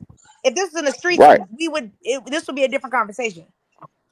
Right. The lawyer is gonna play it exactly how you said it. The defense is, he assaulted me. You know what I'm saying? He's not gonna say grabbing and pushing. He's gonna say he's assaulted Carmelo. So at what point do Carmelo have the right to defend himself from an assault? Yeah. And he was grabbing him, trying to throw him off the bleacher. Okay, Cap. Right, No, yep. he ain't. See, they ain't saying. No, look, it's in the police report. Cap gonna paint the picture. No, he Hold up, ain't. no, listen. Hold up. It's in the police report. The homeboy that's friends with Austin Metcalf said that Austin Metcalf pushed him and then he grabbed him. What was you grabbing me to do? He probably he grabbed his shirt, but you saying slung him off the bleachers. He was grabbing him to forcefully move him from under the tent. Exactly what he told him he was going to do. If you don't move from under this tent, I'll do it for you. Right. We're not on level ground. We on a incline bleacher. Anything could happen. You could lose your foot, and I could lose my footing. Like, yeah, it's raining, it's slippery. Too much. Yeah. See, Come on, you done walked up on me unwarranted. I was not talking to you. You walked up on me unwarranted. Then you putting your hands on me. I didn't ask for you to touch me. Like, how long I'm gonna keep sitting here? What you gonna do next? You gonna choke me? You gonna put your knee in my back? I mean, I don't know what you got going on. He tried to DJ Jazzy Jeff Carmelo. Yeah, I was on the state side at first, but now I'm leaning more towards Carmelo because that boy ain't had no business putting his hands on him. Twice. See, and it's all in the police report. So we can't get around it now. It ain't the narrative. It's in the police report. That's going in the court record. Okay, but Ted, let me ask you this. Whenever he told him to get up and leave, and that's what I asked Cap, why didn't you just go get a teacher? I don't have to. You see what I'm saying? But look, because you felt you didn't have to, and you still engaged in an altercation that escalated. It kept escalating because the emotions ran high, which caused. I'm saying the minute he told me to move, the next thing happened was he grabbed and started pulling all on me. Like, it happened so fast. I didn't have time to get no teeth. He started assaulting me. Right, he started assaulting me. The minute The minute he pushed me, I would have gave him one of the Mayweather jabs right in his jaw. He would have had a broken jaw. He wouldn't have been dead, but he would. I was trying to, and I was trying to do all that. Then he started grabbing all over me. The only thing I could do is get this thing and get him up off me with this banger. Twin, he 220. I'm 135. Oh, he that big? Yeah, this nigga's a linebacker. Football. See, so then the Carmelo should have tapes of him crushing the quarterback, pushing there. Look, like this man is cock diesel strong. If he's that big, then I'm gonna say, here's the thing. I don't think he should be in getting charged with murder, but you got to be charged with at least having a weapon. Because why did you bring a weapon to school? This man is he on his way to college. He's a good linebacker. Like, this what he do. He is physical. Hey. He was about to tackle him off the motherfucking bleacher. Right. Ain't no referee here or nothing. So I had to get him up off of me. So I jabbed him and got up out the situation right quick. My intention wasn't to kill him. That's his defense. If it's gonna work, I don't know. Well, then if that's the case, then I say charge him with a 3rd-degree felony for having a weapon. Give him 2 years because he brought a weapon to school, and be done with it. Yeah, but it's not even a weapon. It's a fucking weapon. Check this out. The dude that just shot up the Mesquite school, they gave him 6 years. Yeah, I said give them 2 years for bringing a weapon on campus because they have signs everywhere that says no knives, no skateboards, no liquor, no guns. The dude Every that just school shot has up the that sign. Mesquite school. Think about it. The dude that just went into school and shot up a whole school got 6 years. The dude that shot up the school in Hutchinson, Dallas got 3 years. Oh, that was it? If he let go of the murder, I don't think they're gonna care anything about a pocket knife that was in the backpack. Oh no. You can't carry in Texas, you can't have no pocket knife in no backpack. You will get arrested for that on campus. They don't What he's saying is if these schools ain't going all out for a nigga bringing a gun and shooting niggas and coming to the school shooting niggas, this nigga was defending himself with a knife on school ground.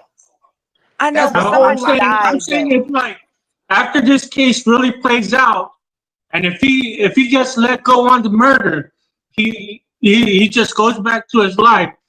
They're not doing anything about a pocket knife that was in the backpack. At least that's what I would think. You know, or possibly. Yeah, he already graduated. Hey, my mic working or not? No, it works. Yeah, you working. All right, yeah, that shit was talking about But Dollar I Tree just headphones, feel like head he ass. still has to get some type of someone is dead. You have to get something. You can't just get off scot free. Like we got to give you something. He's gonna get charged for the knife. Yeah, and charged with the knife is a 3rd degree. That's 2 years. Hey, but look, twin. Hey, when you look at the police report, Being that he's a good kid, he might get probation. I mean, or if they bump it down to a class A, he can get 1 year. I mean, I'm cool with 1 year, 2 I don't years. think he's gonna ever see, if that's the case, he don't see no jail time. He get probation.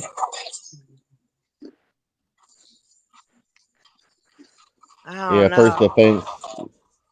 If that's the case, he won't see no jail time.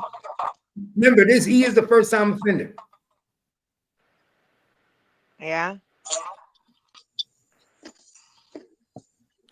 He gonna be a felon though. One way or another, he gonna be a felon. I just said what I said because I seen like charges drop in the case, my own cases, because of the other charges that were on the case. But with considering this case, the situation that they might, that might really not be the case with this one. But I've seen it happen. Nah, for real, Robert. Nah, it's true. I really hate that for him. The state might not even take it to trial, man. Oh, they'll plea him out. The question is, is the plea gonna be good enough? If they smart, they take it to trial. I'm taking this to trial if it's me. If they give a bad deal, hell yeah. I'm echoing off somebody. I'm telling the jury that he was trying to throw me off the bleachers. He was trying to whoop my ass.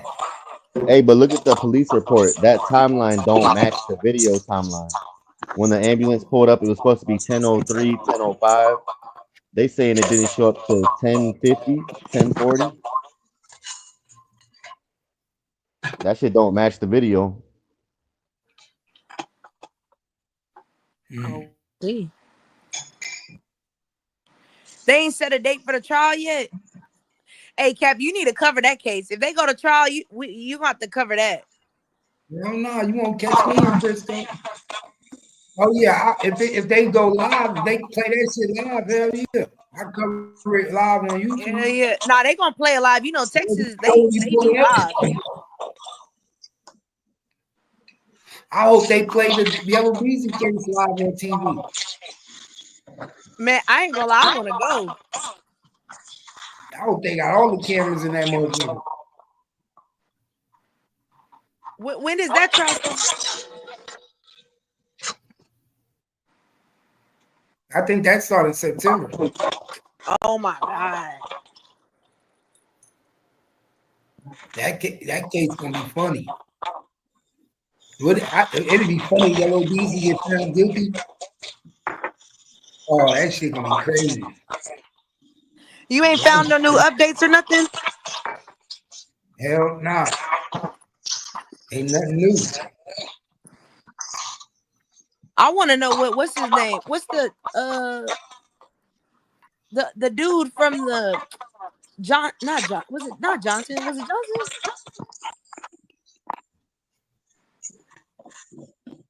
Jerry Jones or whatever. Jerry Johnson. Yeah, I want to know what the hell what they got with him. Shit, I don't even know. I thought he was locked up already on the GRC RICO. He was, but he's participating as a witness in there, but they didn't tell us what he witnessed. He probably was one of the niggas that received the money. Man, Yellow Beezy better wrap his ass off and go to as many shows as he can.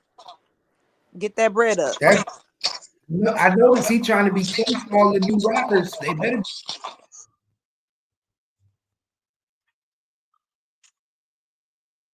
You said he what?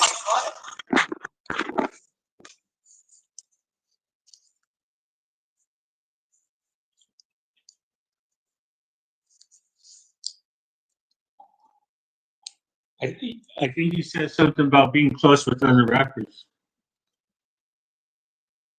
Man, if you're a rapper, you better stay away from that man. You better stay away from that man.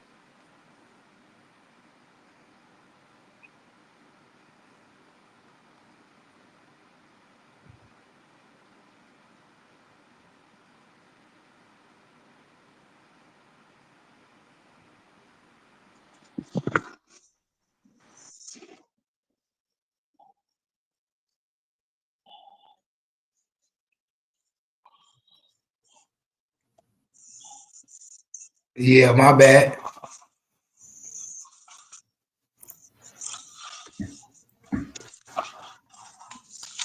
Yes, sir.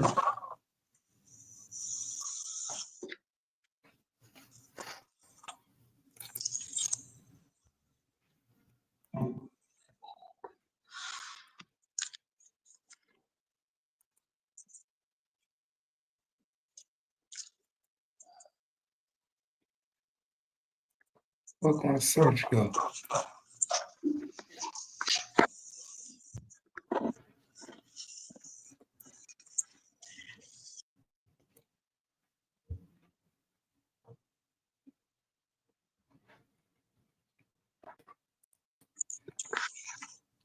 Y'all hear me? Yeah.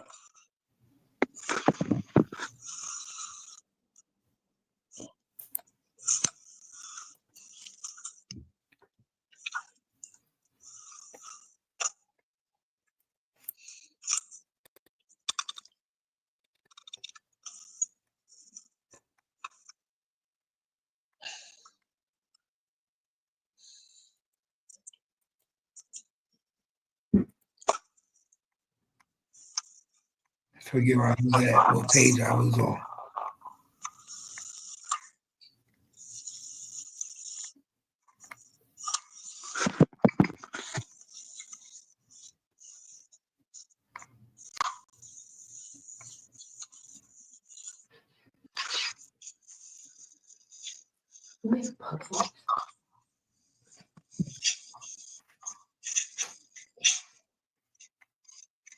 Okay.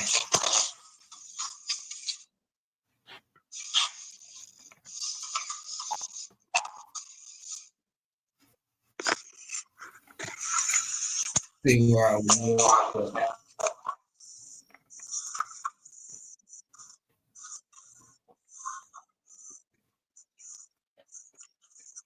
Okay, I was right there.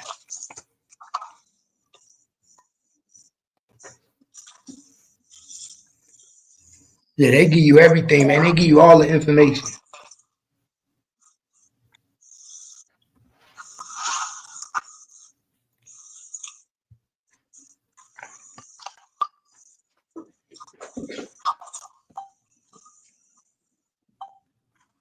Everything you need.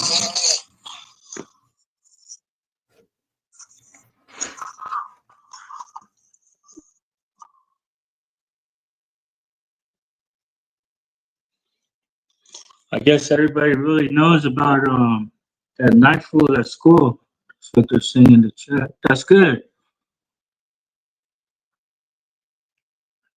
Texas has a solid policy.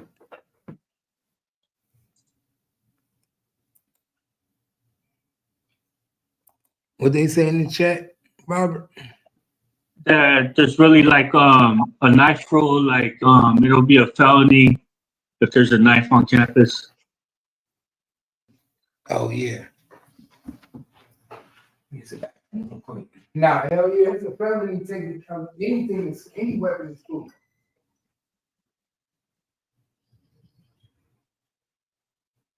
Nah, babe, tell her to get a tell her. I give her the money when she get it.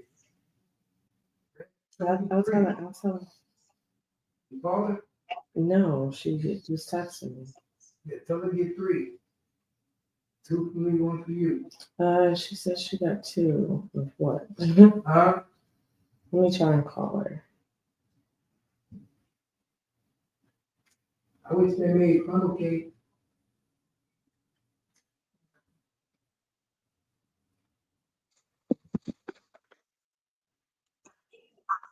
Yeah, this shit is crazy, y'all. Hey, twin, guess what? What?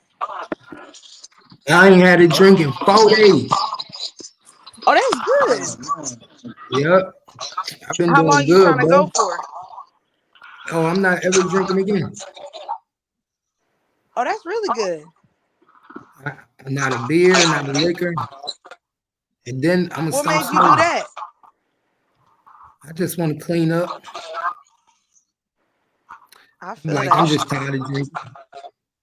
I'm like, shit, I done drunk so long. I'm like, fuck it.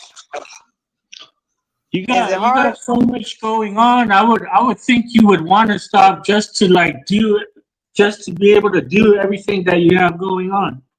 You know? You already That's know. so good. I just stay clear, man. To see what it do. See how big Yeah. I can get. I'm about to be a bodybuilder, Robert. Oh yeah. All right. They, you know, I was King Tut in my past life.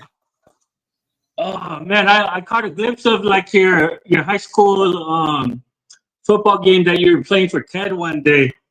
I really didn't catch nothing else, but I'm gonna have to check that out if you ever put that out there.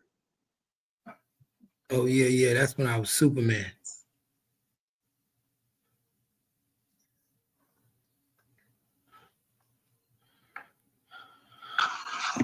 They got quiet. I'll make sure to catch up with you later, Cap. It was nice getting into this case with all of you. I want to be want to head off to my DUI program that I have going on. DI, what the hell is that? DUI.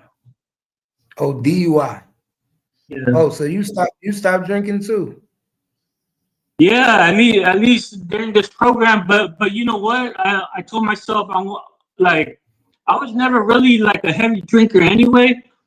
But you know, just to like, you know, just to really be there, because like, you know, when I do drink, like 3 or 4 will mess me up, you know, and Yeah. you know, so it's like, you know, like why not quit drinking too? You know, I quit smoking like sometime last week.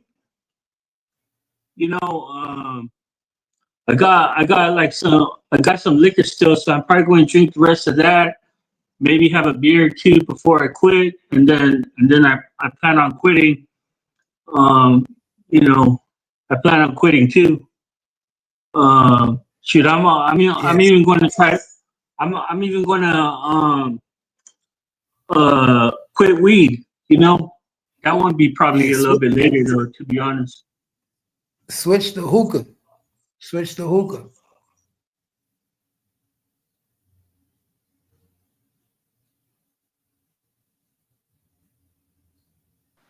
Now, hookah good. But Get you a whole pack. I'm gonna let you go, Robert. All right. You guys push the like button for Cap. I'll check everybody out later. Yeah, hit you a hookah. That's the way to substitute. You want to stop smoking weed? Smoke hookah. Smoke that fucking hookah. This shit crazy though, y'all. This report crazy. They had everybody in this motherfucker. Yeah, nah, that's a lot of shit going on.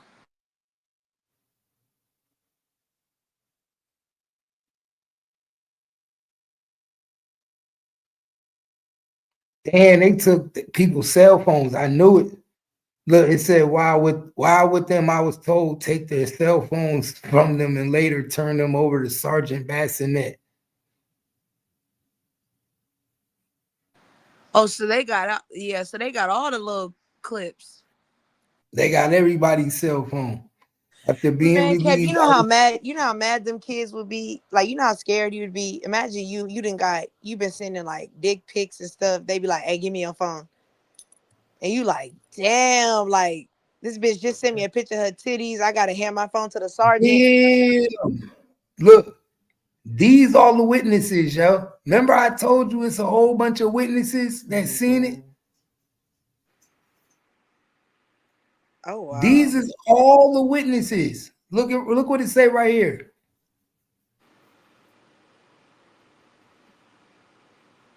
Damn. Oh wow, so mad people was out there. I see it.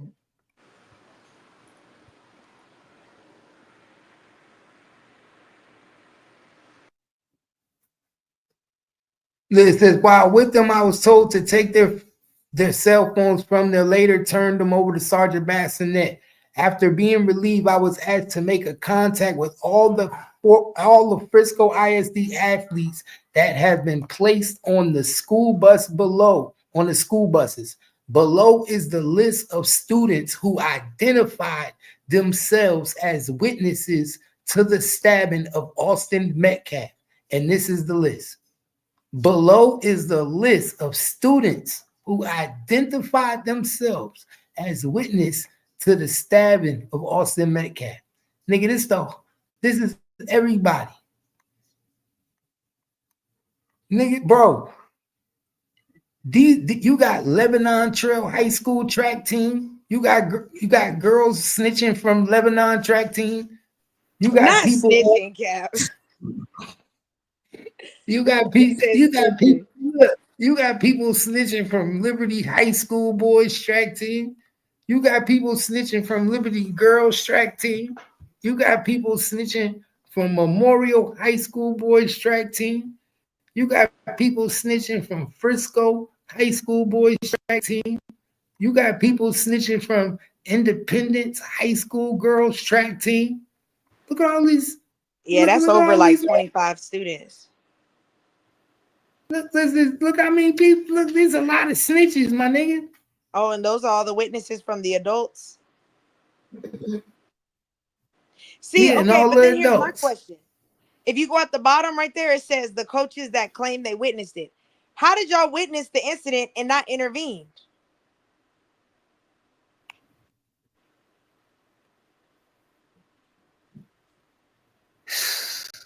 And where is the Memorial coach at? Memorial coach said, I ain't got nothing to do with this. High schools witnessed the incident. So y'all witnessed it and did what? Yeah, the Memorial coach said, I ain't got nothing to do with this shit. Man, niggas, I wasn't even there. And that's the problem. Ooh. And that's the problem. Why wasn't there an adult of any kind underneath that tent? And look, it tell you everything that happened. Look, witnessed the incident. Mindy witnessed the incident. This person, Lakeisha Collins, she black. She witnessed the incident. She says she witnessed the whole thing. This one from Heritage High School, her suspect confessed to stabbing victim. And then the other one, her suspect confessed to stabbing victim. Whoo. Damn. That's what I'm trying to understand. How do you witness that? And I don't get it. And nobody did nothing to stop it. And nobody on administrative leave. Lakeisha gonna say I was on the other side. Lakeisha said, y'all not fucking up her pension and bills. I got bills to pay. I'm surprised Lakeisha even gave a statement. I don't think Lakeisha had a choice. Lakeisha can't come back to the hood. If she snitch on Austin Metcalf, Hey, Cap, she in Frisco. She don't even give a fuck no more. She made it out the hood. She like, y'all not putting me back. if Lakeisha snitch on Austin Metcalf, she can't come to the hood. Man, she said, I made it out the hood. I'm not going back. Bro, if they get a black, if Lakeisha get on the stand and work for the state, oh my God. Oh, she gonna have to get on the stand. She witnessed the incident. They gonna call her. Bro, they gonna use her as a star witness. She gonna probably be the only black person.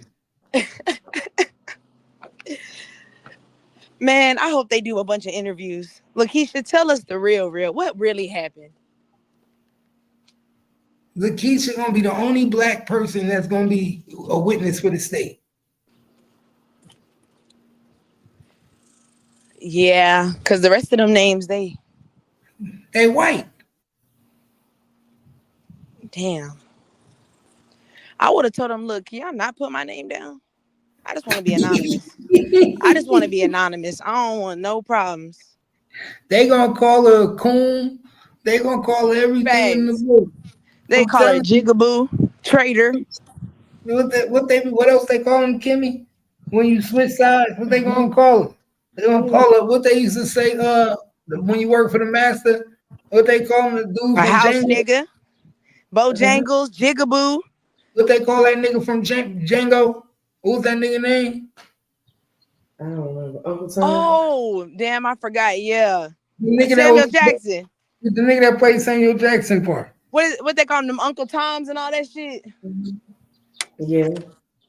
You want him? What was his name though? Damn, they was calling people that name for a minute. That shit was funny. His name in the movie. I'm telling you, the nigga, the boy. That's how they gonna get her. She trying to do this to come up, further her career. That really does suck. Because you saw what they did to the judge for just lowering his bond. They was doxing her and sending her death threats. Mm-hmm. So Lakeisha finna get it times 10. They finna dox poor Lakeisha. Soon as she get on that stand, she better not have did shit before she became a teacher. Shit, her testimony better be good. She better be in favor of him, because if she say anything against him, you know how niggas get. That's what they gonna bring out, all her past. She better not went to no strip clubs. She better not was in no freak offs. She better not have did nothing. She better not have no baby daddies. Nothing. Oh, Ted said Steve. Yeah, it was Steven. Yeah, Steven was the slave. Stevie. That's funny. I'm telling you. Crying over his master like that. That nigga was like, master. Yeah, he's about, nigga, you talk to my master like that. Boy, if you don't sit down.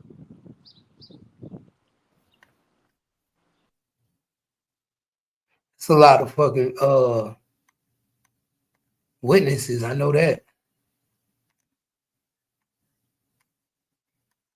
God damn. That's a lot of witnesses. Not it is. I wonder how many of them is they gonna call to the stand. I hope not all 25. All of them.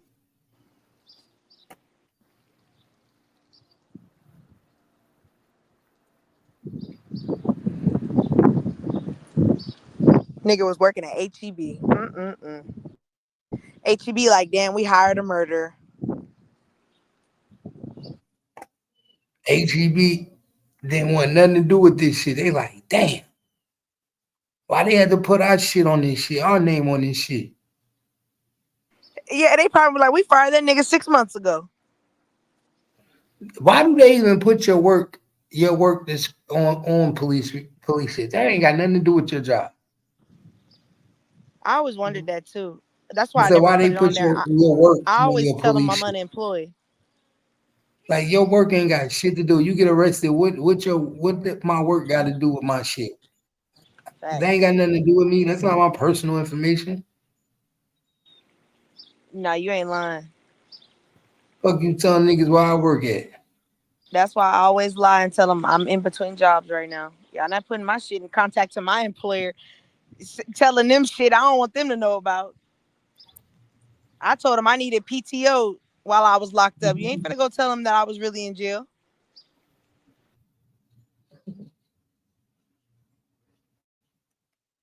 Niggas tripping. These niggas tripping.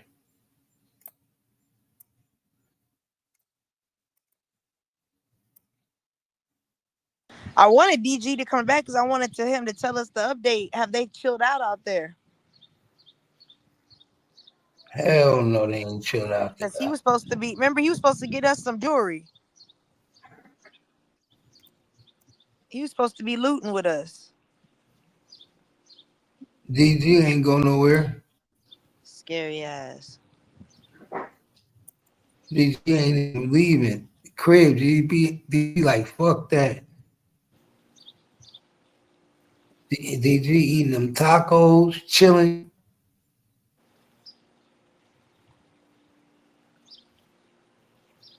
Yeah, I need me one of those. I might have to go get me one. I got me a churro coming right now.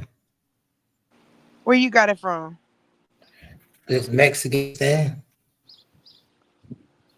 The taco spot. They be making churros with what they put in the middle bag. Oh, like Caramel little cream in the cheese middle. and stuff?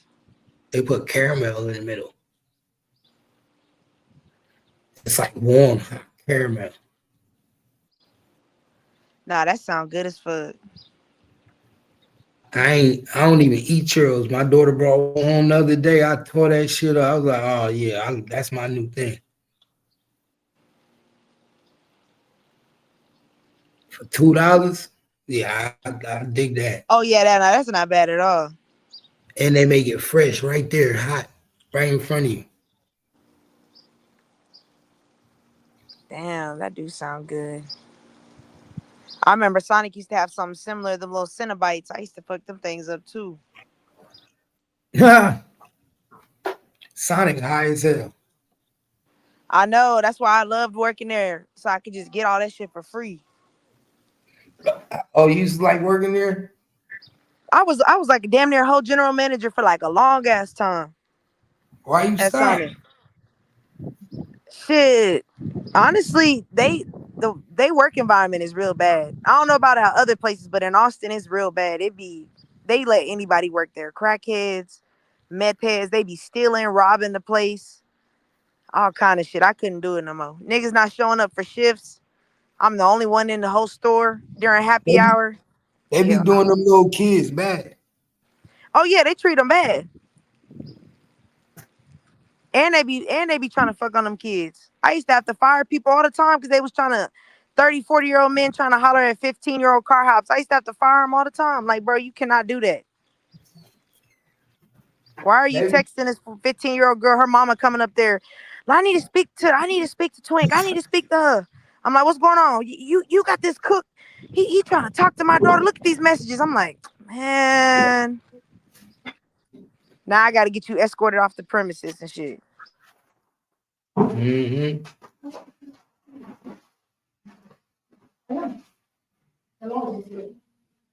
Disrespectful. Yeah, nah, they be stealing from each other. Them car hops be fighting. It be all kind of shit I couldn't handle. You never get nobody touched. I thought y'all service is slow. Can I get one bite? Hold on real quick.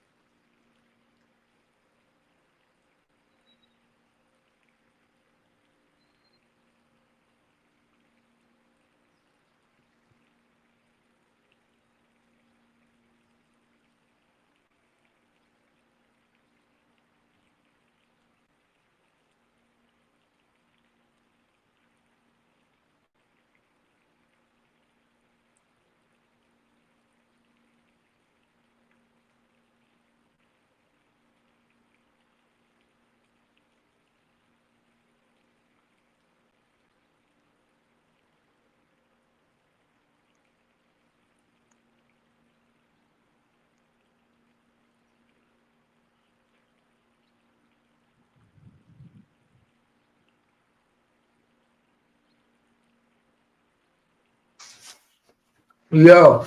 Oh, Cap. Yeah. Trump just declared Israel and Iran have now ceased fire. The war is over. Hell no. Yeah, he just announced it. He said by the next 6 hours from now. Hell no. Where you see that at? On Twitter, he just posted it. He ain't even on Twitter. Yeah, he got Twitter. He back on Twitter? Yeah. I thought him ever since him and Elon was beefing, he wasn't on Twitter. No, he back.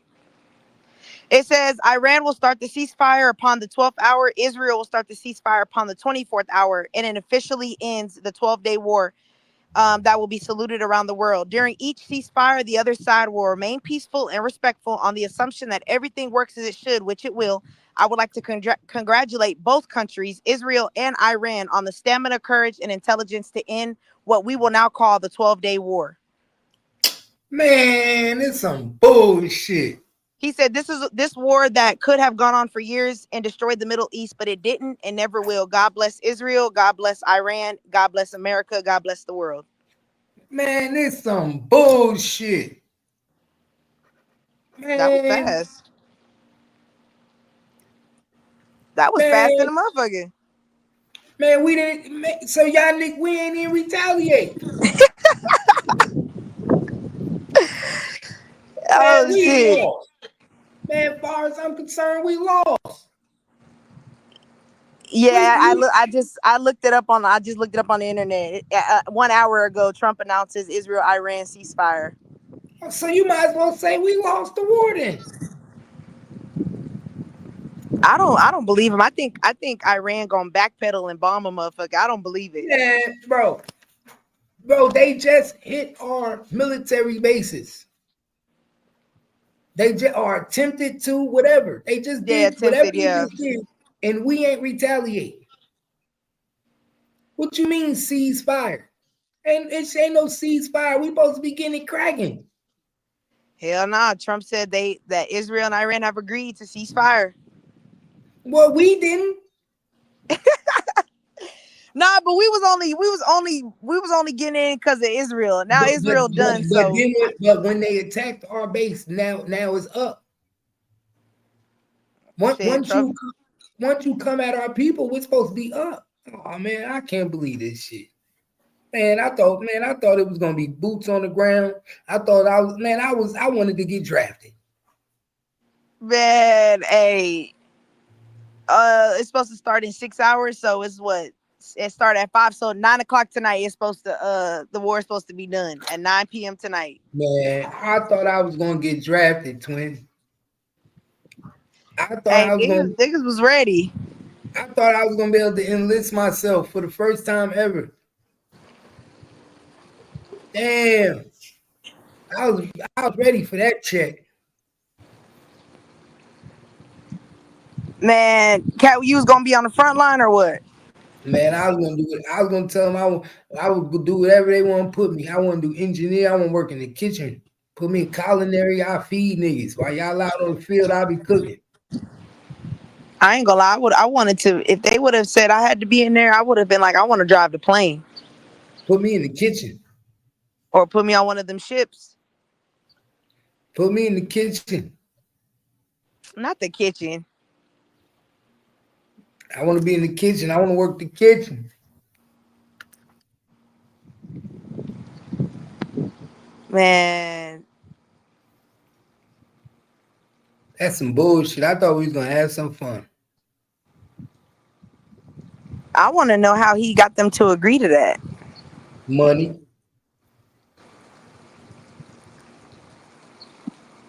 Another money pack, another severance package. It's always money. I wonder how much they had to give Israel for them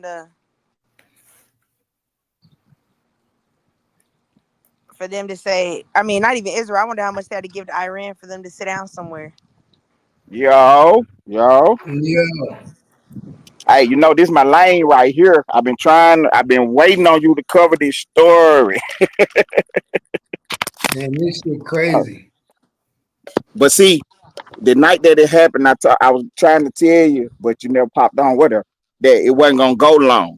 We dropped six 30,000 pound bombs. They never dropped nothing that big in the history of the warfare. They didn't want no more after that. And Trump said there's more to come. Keep playing. That was Saturday. So to wake up Monday today and find out that they ain't want no more fighting, it makes sense. I think the fact that when they sent the missiles this morning and we intercepted them, I think Iran was like, damn, maybe we not as good as we thought we was. They already knew that, man. Everybody out here, they were pump faking.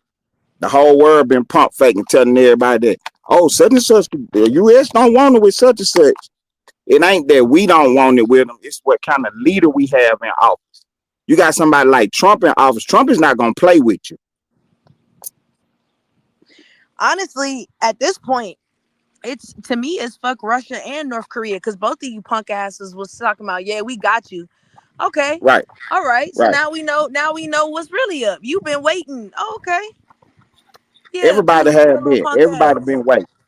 Everybody been waiting. They was hoping that we got sucked into a war with Iran, so it'll they can get their lick back.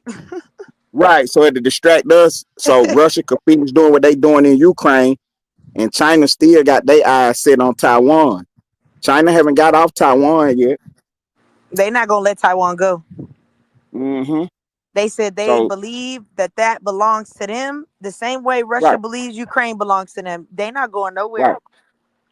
So the Russian prime minister was on yesterday or this weekend, and he was talking about how they done conquered that part of Ukraine, Crimea, and they're not giving it back. Yeah, they not. They said that ain't even part of the negotiation. We ain't even talking about that no more. So, you know what I'm saying? Like, they basically what they were saying was Ukraine should have never let them folks trick them into going to war, because Russia done redrew the boundaries now. And they not moving back from where they at now. Honestly, they said we can stop fighting. They say we can stop fighting, but where we at, that's where we at now. And I agree. This is our land now. Mm-hmm. I agree with that. Because didn't nobody tell you hoes to link up with the United States in the first place? It wasn't you knew what the agreement was. We made an agreement. We'll let you do your own thing because you didn't want to be Russian. Cool. You want to do your own thing. Cool. But do not link up with the ops. That's the only thing we asked of y'all. And y'all went and did it backdoor, behind closed doors, trying to be funny. Facts. That was the whole. You remember when they impeached Trump the first time? Yeah. That's what it was all about. Trump was uncovering that bit of information about, because he said he made the statement that Joe Biden was over there. This was before Biden was president. Trump was president. He was saying that Joe Biden was over there and took money from them. His son. He put his son as a president of one of the companies out there. Exactly. He put him on the board. We know what money. We as niggas, we know what money laundering look like. Right. And so Trump was uncovering all that. So that's why they were making a big deal about it and trying to get Trump to be quiet and get him out of office. Then the coronavirus hit and everything. So all the news went away. Then Trump lost the election and then the war started. Trump was trying to prevent it from the beginning. but they were so hell bent on getting it started that's what they had to do. Yeah, because Ukraine basically told them either y'all gonna help us or we telling. It's big money in weapons and stuff, and Yeah. it's just like anything else. If I'm selling you hamburgers, 12, and you ain't selling them or using them, I can't continue to sell them Thank to you. you. So I got to make some kind of reason for you to sell them or something. So they Yeah. start the wars up so they can use up the ammunition, the rockets, and all that stuff so they can resell them. So that's what that was all about. That's why Iran was shooting off all their rockets. They got to get rid of them so they can get more in. Yeah. Trump said, okay, I'm about to stop all of this. Yeah, ain't no more getting Shoot, nothing in. You talking about right, shoot another rocket off. especially the ones they you setting off certain missiles. I thought you ain't have those. Remember, you told us Exactly. you didn't have them. So where these motherfuckers coming from? Lying ass. See, they built that one installation. It's called Fordham. They built it up under a mountain. That Oh was the yeah, yeah, difference yeah. that we was trying to hit. It's 300 feet up underground. Our bombs go 200 feet. So Trump sent 6 of them in there. See, that killed the whole thing. Them things weigh 30,000 pounds apiece. He got 2 of them on each stealth airplane. He sent 3 airplanes in there. He sent a total of 6 of them stealth airplanes over there. He sent 125 other. Yeah, no, I'm talking about the stealth bombers. He sent 6 of them, and then 125 total airplanes was over there. You know what I'm saying? Because we hit other sites too. They went over there deep. For real. Trump said, how can we do it without losing no people and do it quick to let them know that we're not playing? They came up with the plan. Trump okayed it last Saturday. He had a meeting in the G7 convention was in Canada. He was at the G7 convention. They passed a letter around for everybody to sign to say stop the war or whatever. And Trump walked out of the meeting. They kept it out of the news as long as they could. But, you know what I'm saying, I followed the shit, so I saw it.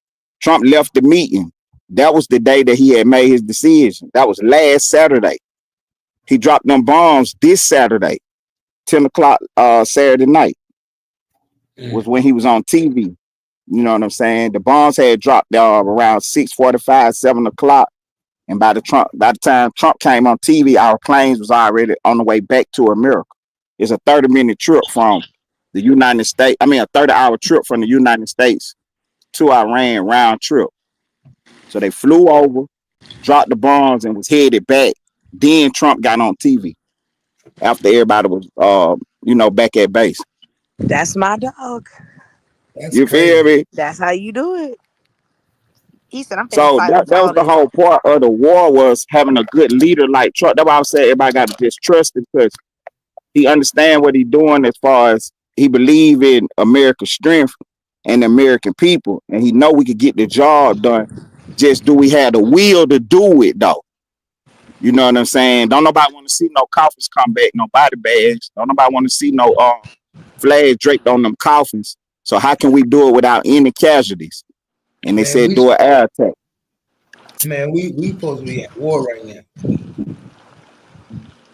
They didn't want no war, man. They was pump fake, because even after the bombs dropped, they said they was gonna retaliate and hit United States sites and targets. And Trump said, "You better not." Yeah, they was talking that big. Oh, we got sleeper agents. We about to activate. And little do y'all know, Right. y'all ain't gonna play that shit over here. Y'all activate if y'all want to. Y'all be the people. I be telling people like, we had a whole civil war where we fought each other. Nigga, you Right. think we wouldn't come together to fight another on this soil? See, I don't know if y'all might not be old enough to remember, but when 9/11 happened, after the Twin Towers fell, we was running up in Arab stores. Not for real. You feel me? Like, they was getting up out of our neighborhoods. It was a wrap for that right now. You know what I'm saying? So the American people don't play around. You blow out one of them bombs in the United States if you want to. Ain't no Muslim gonna be safe in the country. Folks gonna be going on the rampage. Yeah, I told you. That's why I said them sleeper agents, they think that they safe over here. You not.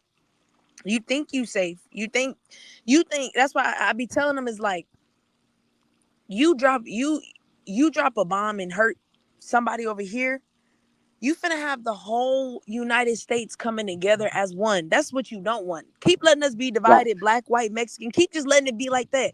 But when Exactly. you get us all together, it's not gonna go good for nobody.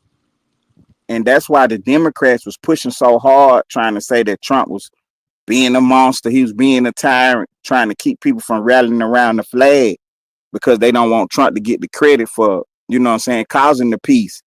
But sometimes you got to slap the shit out of somebody to get peace. Yeah. Because You sometimes know what you I'm saying? To make them stop. like your badass kid. You keep on, I'm gonna spank you. You keep on, Right. oh, okay. You keep on. All right. Exactly.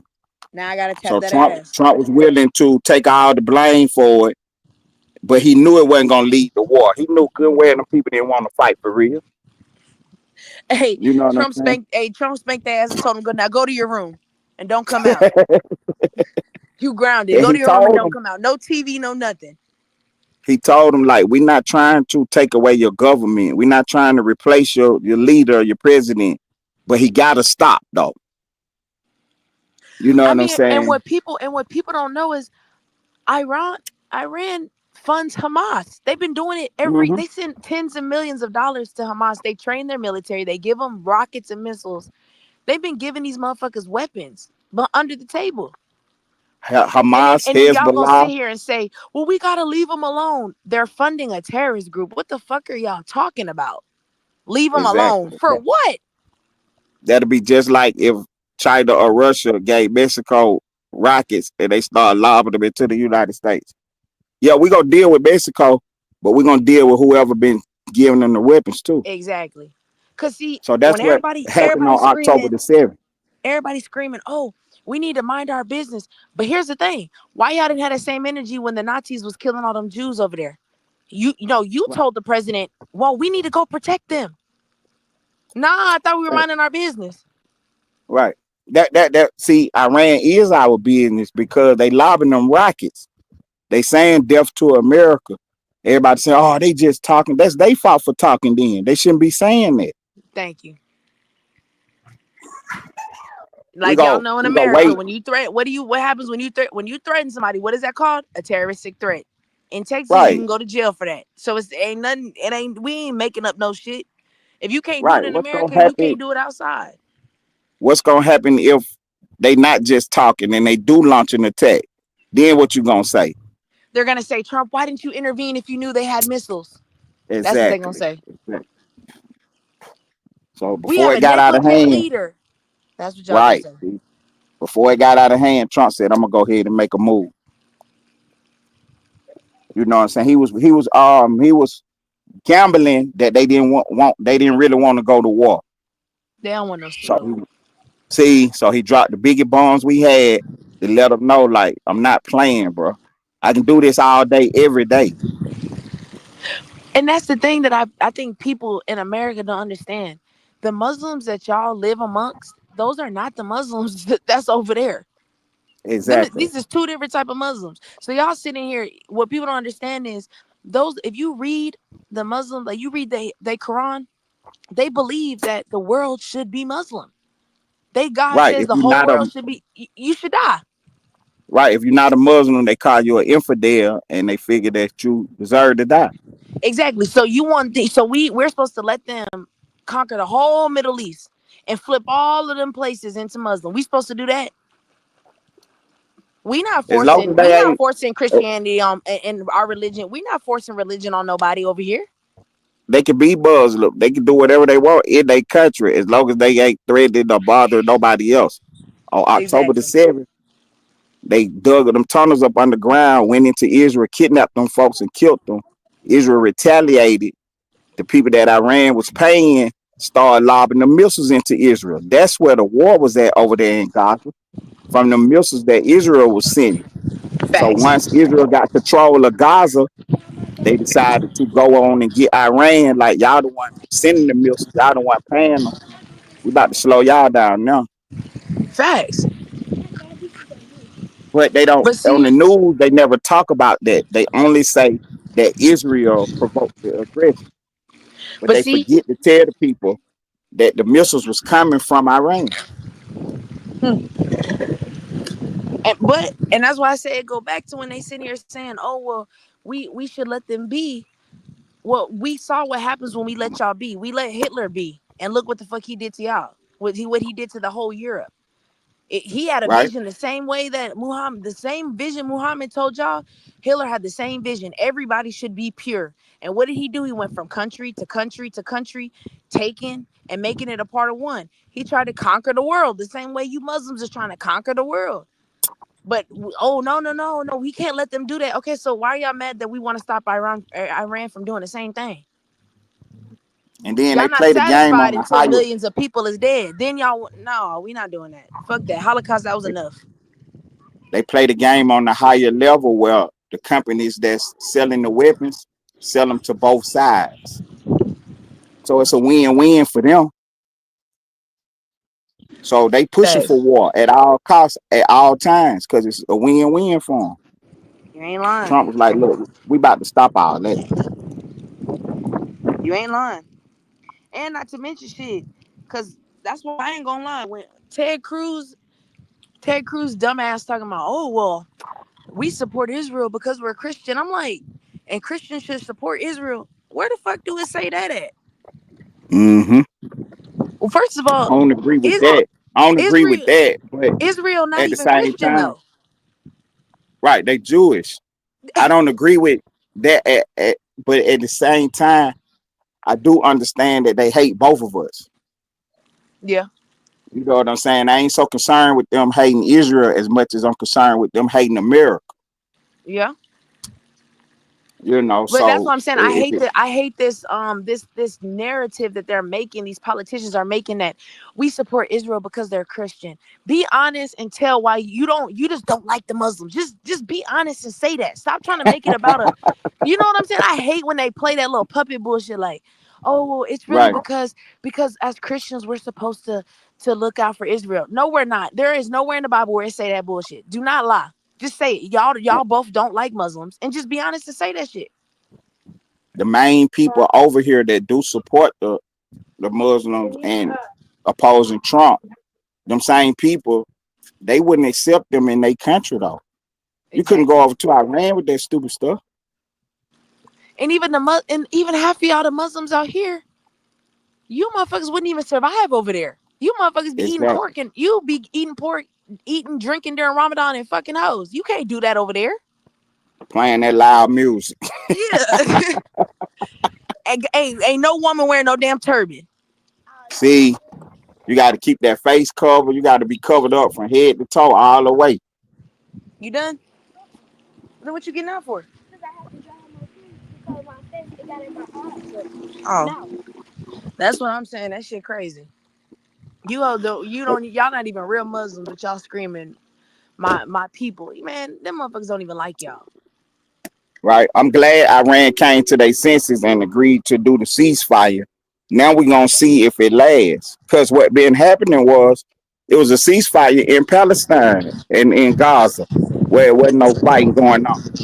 They broke the ceasefire by going up under the tunnels on October the 7th. Israel didn't start the Who broke war. the ceasefire? They started. The Palestinians did when they went up under the tunnels and started kidnapping the people and stuff. What the fuck? That was during Joe Biden administration. Biden didn't do nothing about it. They kidnapped some American hostages. They still got people kidnapped to this day that we ain't got back yet.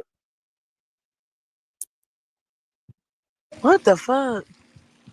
Yeah, that's what's really going on. That's the truth of the whole situation. It was a ceasefire in place. They broke it. So now we got another ceasefire in place. We're going to see who break the ceasefire now. But you got to be careful, though, because Israel slick. They'll go over there dressed up like Arabs. Hell yeah. And blow something up and make it look like they did. Nah, so you know what I'm saying? See, but listen, right. that's why I be saying when they be like, oh, we gotta support Israel. I be like, bro, Israel they be throwing their rocks and hiding their fucking hands. They be doing all kind of shit. And then when the shit hit the fan, then they be like, America, come save us. Now, why'd you go bring your ass over there in the first place? The fact that October the 7th happened and everybody was so quiet about it, we didn't ever get to the bottom of it. because now the reports is coming out that Israel knew it was gonna happen and let it happen. You see what I'm saying? So they didn't even get into all that. Israel started they fight with Iran 2 weeks ago on a Friday. Thursday, they had a vote in their Knesset, which is their government, on replacing their president, which is Bibi Netanyahu. He won by 2 votes on Thursday, and Friday he started the war. So the play was already in place, because you can't just start, you know what I mean? You can't just take off the next day unless you already got the plans in order. So his plan was already in order. He won the vote so he could stay in office, because they was trying to impeach him, get him out of office. But he won. The next day they started the war. And that's where we at today. They keep all this out the news because they try to keep the people misinformed. And you know what I'm saying? Because there's money involved. It's just simple as that. There's money involved. So my thing is, for the people that's paying attention, no matter which side you're going to be on, it's money involved. So if you support Israel, don't do it for free. They giving out money for you to say that stuff. Go get you some money and say it. Don't just be saying it for free. Don't just be repeating what they talking about for free. They paying everybody else to say it. At least go get you some money. See, and I think that, and tell me what you think. You know, with this whole Gaza issue with Palestine and Jews, this shit goes all the way back. What was that? 1948, when Israel they declared independence. Because remember, Palestine, that area, was controlled by Britain after World War II. And remember, all the Jews were persecuted. The Holocaust, they pushed them all out. And so they're living amongst the people. And the United Nations is like, well, look, we're going to split it up so that the Jewish people have some type of land. And Israel says, great, we'll be independent. And it's like, the Arabs are sitting there saying, no, we don't want Western civilization over here. And so now they fighting and bickering. But my question is like, so where was the Jews supposed to go? They came from... What the fuck was they supposed to do? I mean, I get it. They came from Russia. Them Jews, the original Jews that settled in that land, came from Russia and Germany. That's where they originally came from. So they was kicked out of Russia and Germany, and leading up to the Holocaust with Hitler and everything. That's why I'm confused. Russia, why you not helping Israel? Them is your dudes. Exactly. Fucking still, you gonna side with the oppressor. Fucking dummies. Russia is a Christian nation, though. That's what what's his name? Vladimir Putin is trying to tell the world, that we're a Christian nation, and the reason that we was really fighting against Ukraine is because they was taking over all the churches, kicking out the Christians, the Russian Christians from Ukraine. They speak Russian in Ukraine.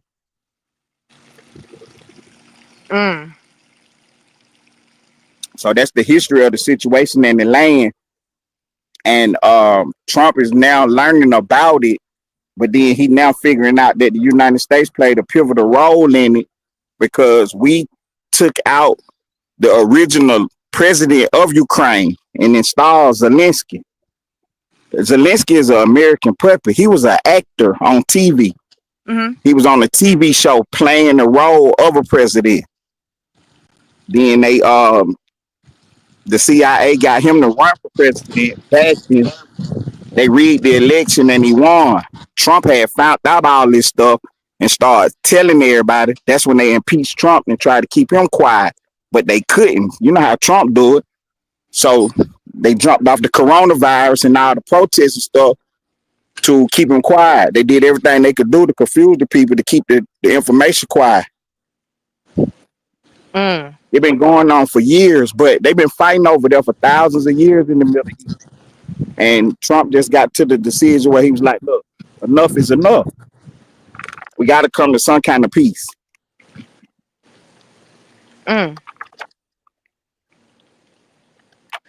You know, he was like, he don't want you to make the women cover themselves and do all that, but that's your country. Do what you want to do in your country. but you cannot have a nuclear weapon though. Which you don't need. What do you need nuclear weapons for? See, because ain't nobody trying to take over your country. And not You even know what I'm then. saying? That's my point though. Nobody's trying to take it over, but you trying to take somebody else's shit. Right.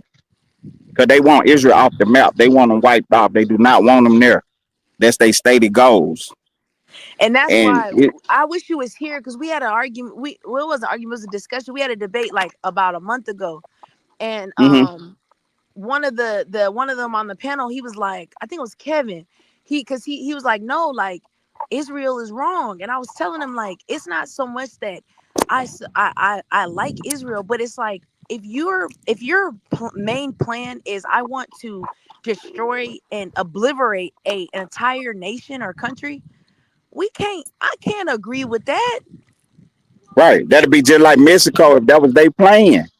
We're not gonna just sit here and just let them do that to us, living right next door to us. Fact. That's why he was like, I told him, I said, I can't. Anybody that goes against Hamas, they get my vote. Because you're holding, like, literally, I was telling Kat the other day, I said, bro, the polar bears in Antarctica could cause war on Hamas, and I'll side with the polar bears. Right. I mean, they was anytime October the you believe 7th. in killing a whole nation of people, like, bro, you're what kind of Hitler shit is? Hey, you're out of control. You need to be stopped. On October the 7th, they got tunnels that they had made underground to go across the border. They popped up on the other side, and they was kidnapping people, bringing them back. They popped up into a little village, a little town that was across the border. They called it a border town, and they was killing women and children. They was talking about horrific crimes they was committing, picking babies up and smashing them on the ground. They was doing the worst. They was doing the most, man. Wait, where was this at? This was that's how the war started in Gaza. That's what started. Shit. October the 7th. They launched an attack on October the 7th, and Israel responded and flattened everything. What the fuck? They flattened everything. Yeah, they flattened everything. They went in and flattened everything. They had found out who the leaders were, and they had found out that they was communicating through pagers and beepers. So they sold them some pagers and beepers with explosives in them. And at a certain time in the day, they blew all the pages up and killed a lot of the leaders of Hamas. I can't believe y'all didn't hear none of this. Nah, I didn't know about that part. I didn't know that. Yeah, this what been going on. So while they've been in the U.S. talking about free Palestine, this is what they talking about. See, and that's why I said I noticed that because everyone in America, well, not everyone, but there's a large portion of people in America that just are so anti-Israel, but they're anti-Israel because they seen, the stuff that was happening in the Palestine with the people. And I was telling them, I'm like, but that's the propaganda. Like, we throw rocks, hide our hands, wait for you to strike, and then say, oh my God, look what they're doing to the babies. Right.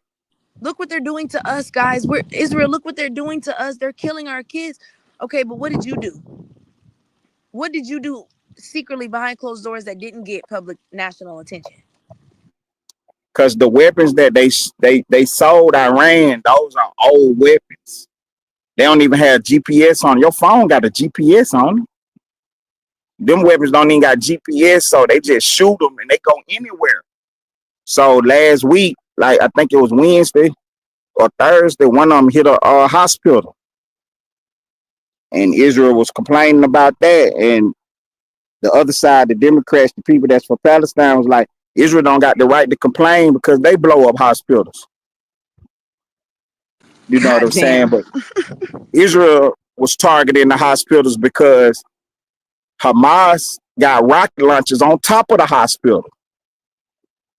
They got bases up under the hospital. But see, that's that propaganda bullshit I be saying. That's that shit. Mhm. They literally will do that. They'll literally have a whole headquarter meetings in a school, elementary Right, school, and then when you bomb the school, right. then they be like, they look at all the kids they killed. What was you doing in the school? They literally have women and children standing in a circle around the truck because they launching the rockets from trucks. They would literally have women and children standing in a circle around the truck and launch the rocket. So Israel can't hit it back.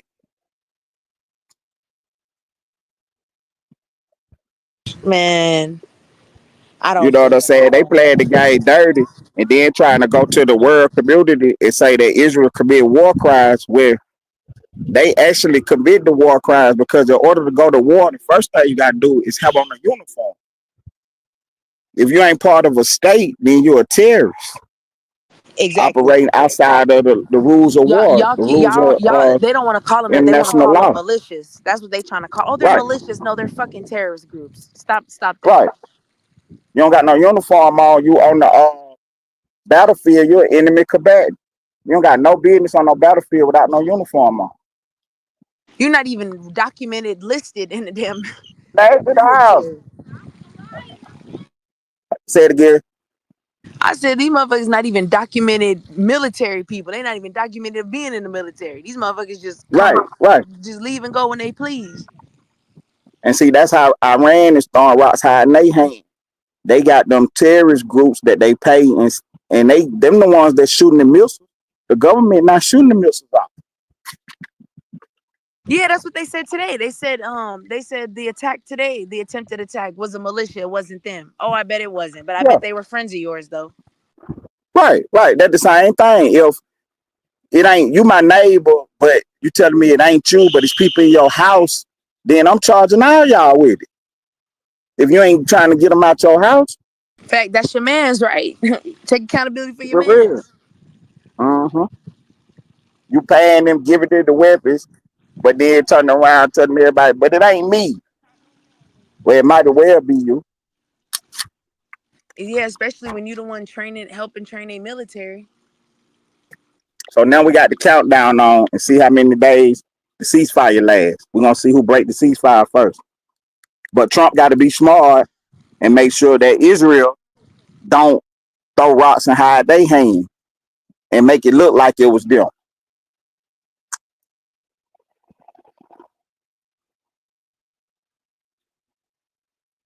But this is they move every time though.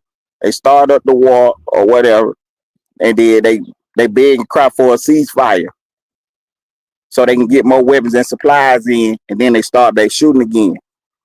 So Trump and Israel said we're not doing that this time.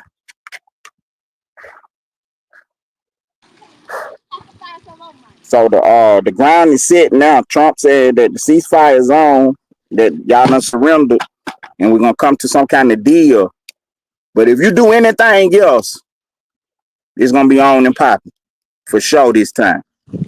But see, that's the thing. Like, that's why I said I was. That's why I was saying, telling Cap, we'll see how long this lasts because it's a ceasefire for now for y'all to do this deal. But let's be real, I don't see Iran compromising.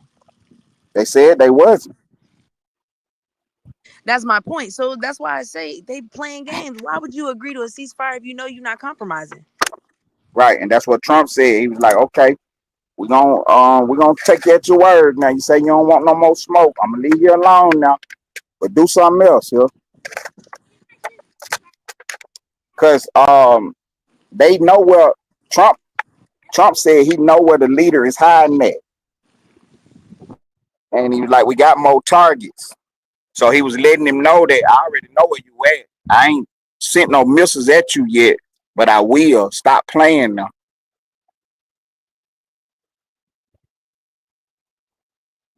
The man is 85 years old. He don't want to leave his country in ruins, but he done put himself in a rock and a hard place where he gonna lose control of the whole country if he don't knock it off.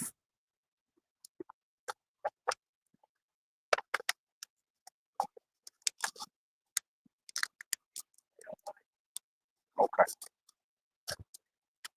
Another 80 on the board.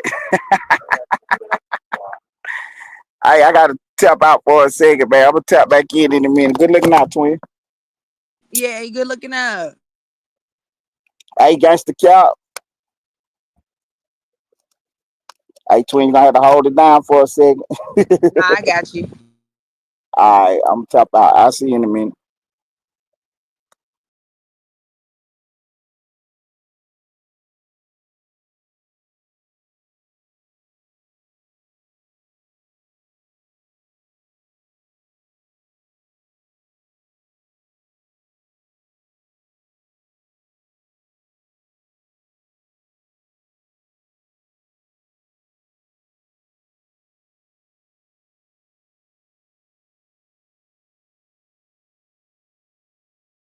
Shit, and Rocky, I don't even know who Booty Jury is.